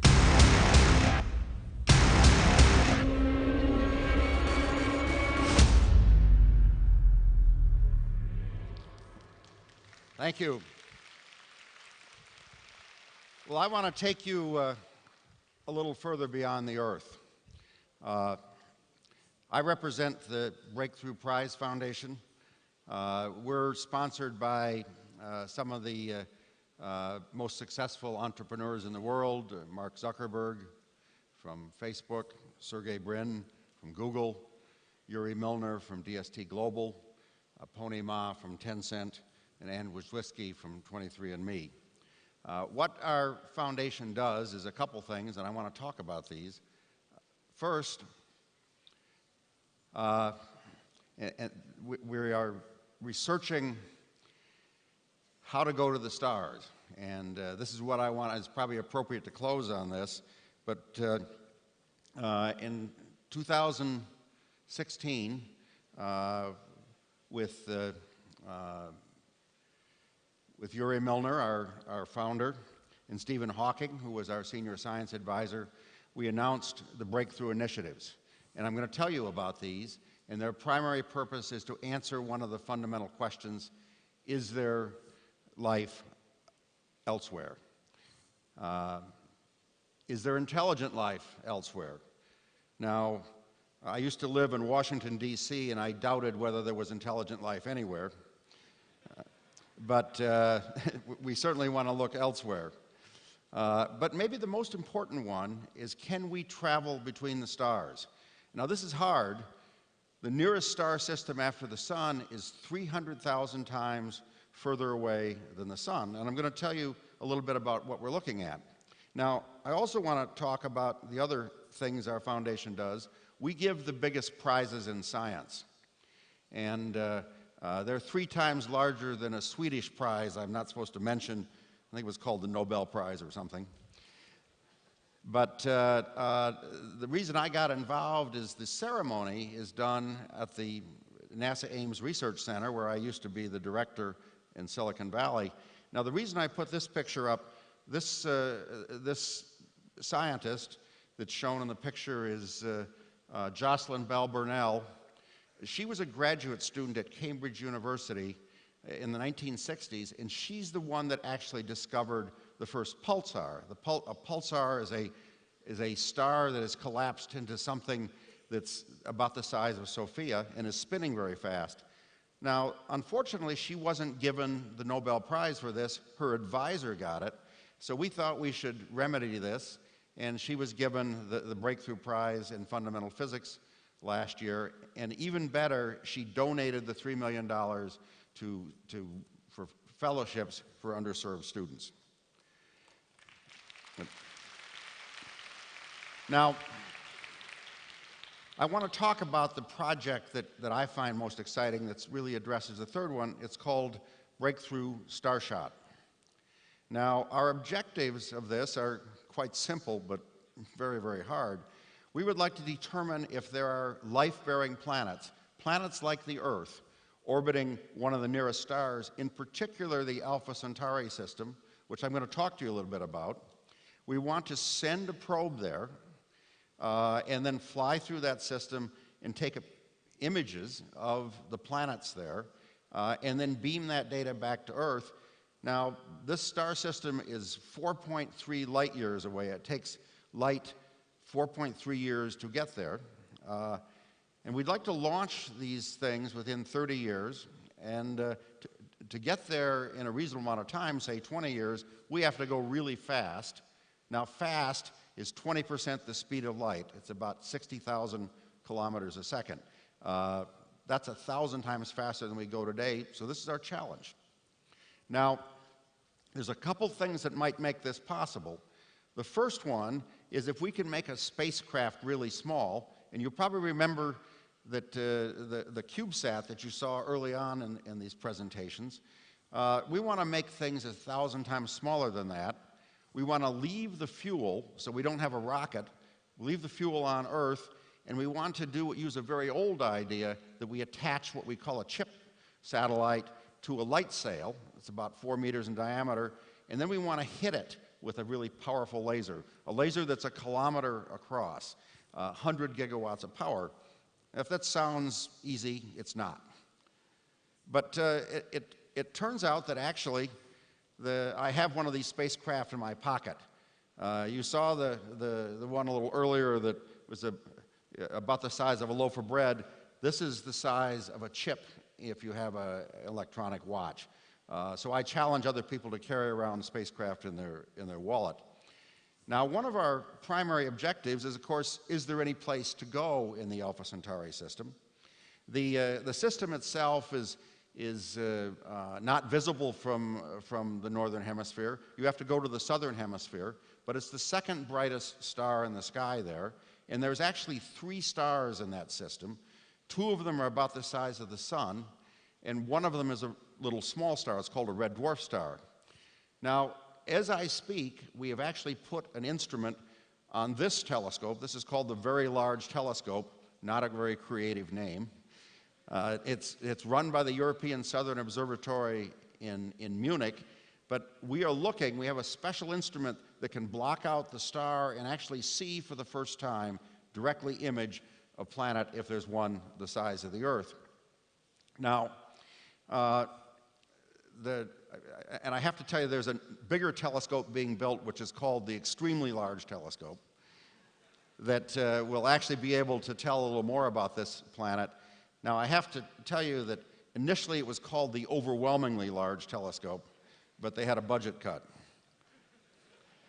Now, let me talk a little bit and close about a very interesting concept. We have an annual conference. This year we held it at the University of California at Berkeley, and it was about a concept called panspermia. There are some scientists, a minority, that think that life didn't evolve on Earth initially, it came from somewhere else. And this is a very interesting concept. Until recently, we thought, well, life couldn't have come from outside the solar system because nothing can travel from outside the solar system. But last year, for the first time, we found an asteroid that came from outside the solar system. It was discovered in Hawaii, and it was named an ancient Hawaiian name, Oumuamua, which stands for traveler. But the idea is if there was life that came from elsewhere, it could actually come on objects like this. As I said, that it came from outside the solar system, and we only observed it for a few months. But the interesting thing about Oumuamua is that it actually, according to some scientists, looks more like one of our little light sail spacecraft than anything else. So there are people that have said this might have been an alien spacecraft. So interesting. I don't think it was, but that was a concept. Now, the most interesting thing, if it was a spacecraft, did something like this plant life here on Earth 4 billion years ago? And this was an idea that was originally discussed by the co-discoverer of DNA, the basic genetic code in your cells, and he called it directed panspermia. So one of the questions we might want to look at in the future, very speculative, is did life come from elsewhere? Maybe even more interesting, with the technology we are developing, the possibility of sending life, of us sending life to other star systems is possible. This gentleman is George Church. He's a professor of genetics at Harvard University. He looks a little bit like God, or at least what I thought God might look like. But he suggested that using these little chips in the next century, or this century, we could plant life elsewhere. Now, there's big ethics issues and policy issues and philosophical issues, but this is the technology that you are going to be dealing with and figuring out, which I find very, very exciting. Now, this is an artist's conception of a planet that was discovered after we made our announcement. This is a planet orbiting the third star in the Alpha Centauri system, Proxima Centauri. It's what's called a red dwarf star. It's about 10,000 times dimmer than the sun, but this is the first time we've actually discovered an Earth-sized planet in what's called the habitable zone. So it's possible that this could even be a target. Now, I have to say that astronomical artists are probably much better than the real picture is, and maybe we should just hire the artist and not pay the billions of dollars to go there. But I really want to leave you with a final message, is that this is the century where humanity could become a galactic species. Last century, we became a solar system species. In this one, the young people here, this is your century, and we can reach out into the galaxy. Thank you so much, and Godspeed. Very inspiring. Thank you very much.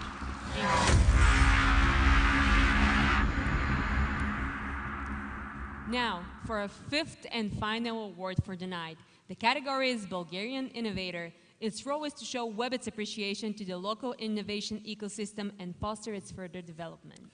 The award will be presented by the CEO of NetInfo, which is the biggest digital media company in Bulgaria. My dear friend, from whom I have learned a lot, Hristo Hristov.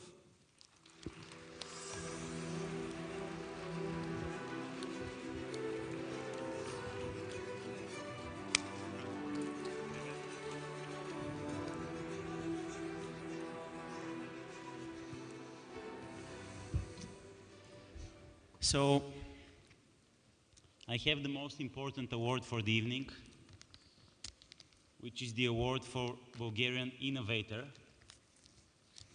And it goes to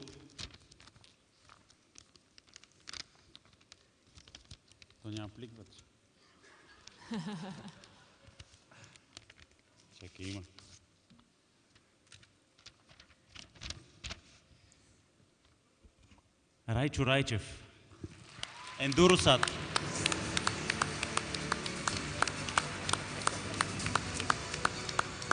Congratulations.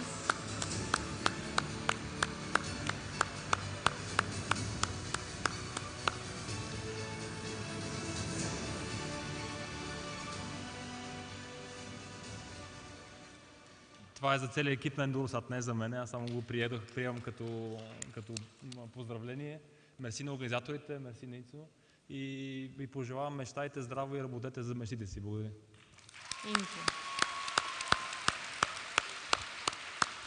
Браво, Машина. He's back. I think that we are somewhere at the last line of this event, right? We gave all our awards. Well, I can't say how much I thank you. Thank you. Thank you. Wonderful. And thank you, all of you in this room. Thanks to the Minister of Education. And thanks for being so bright. So now I want a round of applause for you. That's for you. At least those of you that had to leave from all around Bulgaria. This is the Sofia guys, right? Thank you so much. I hope we inspired you. I hope we gave you new horizons to dream about. Did we? Thank you. See you next year. If you are excellent students again. Thank you.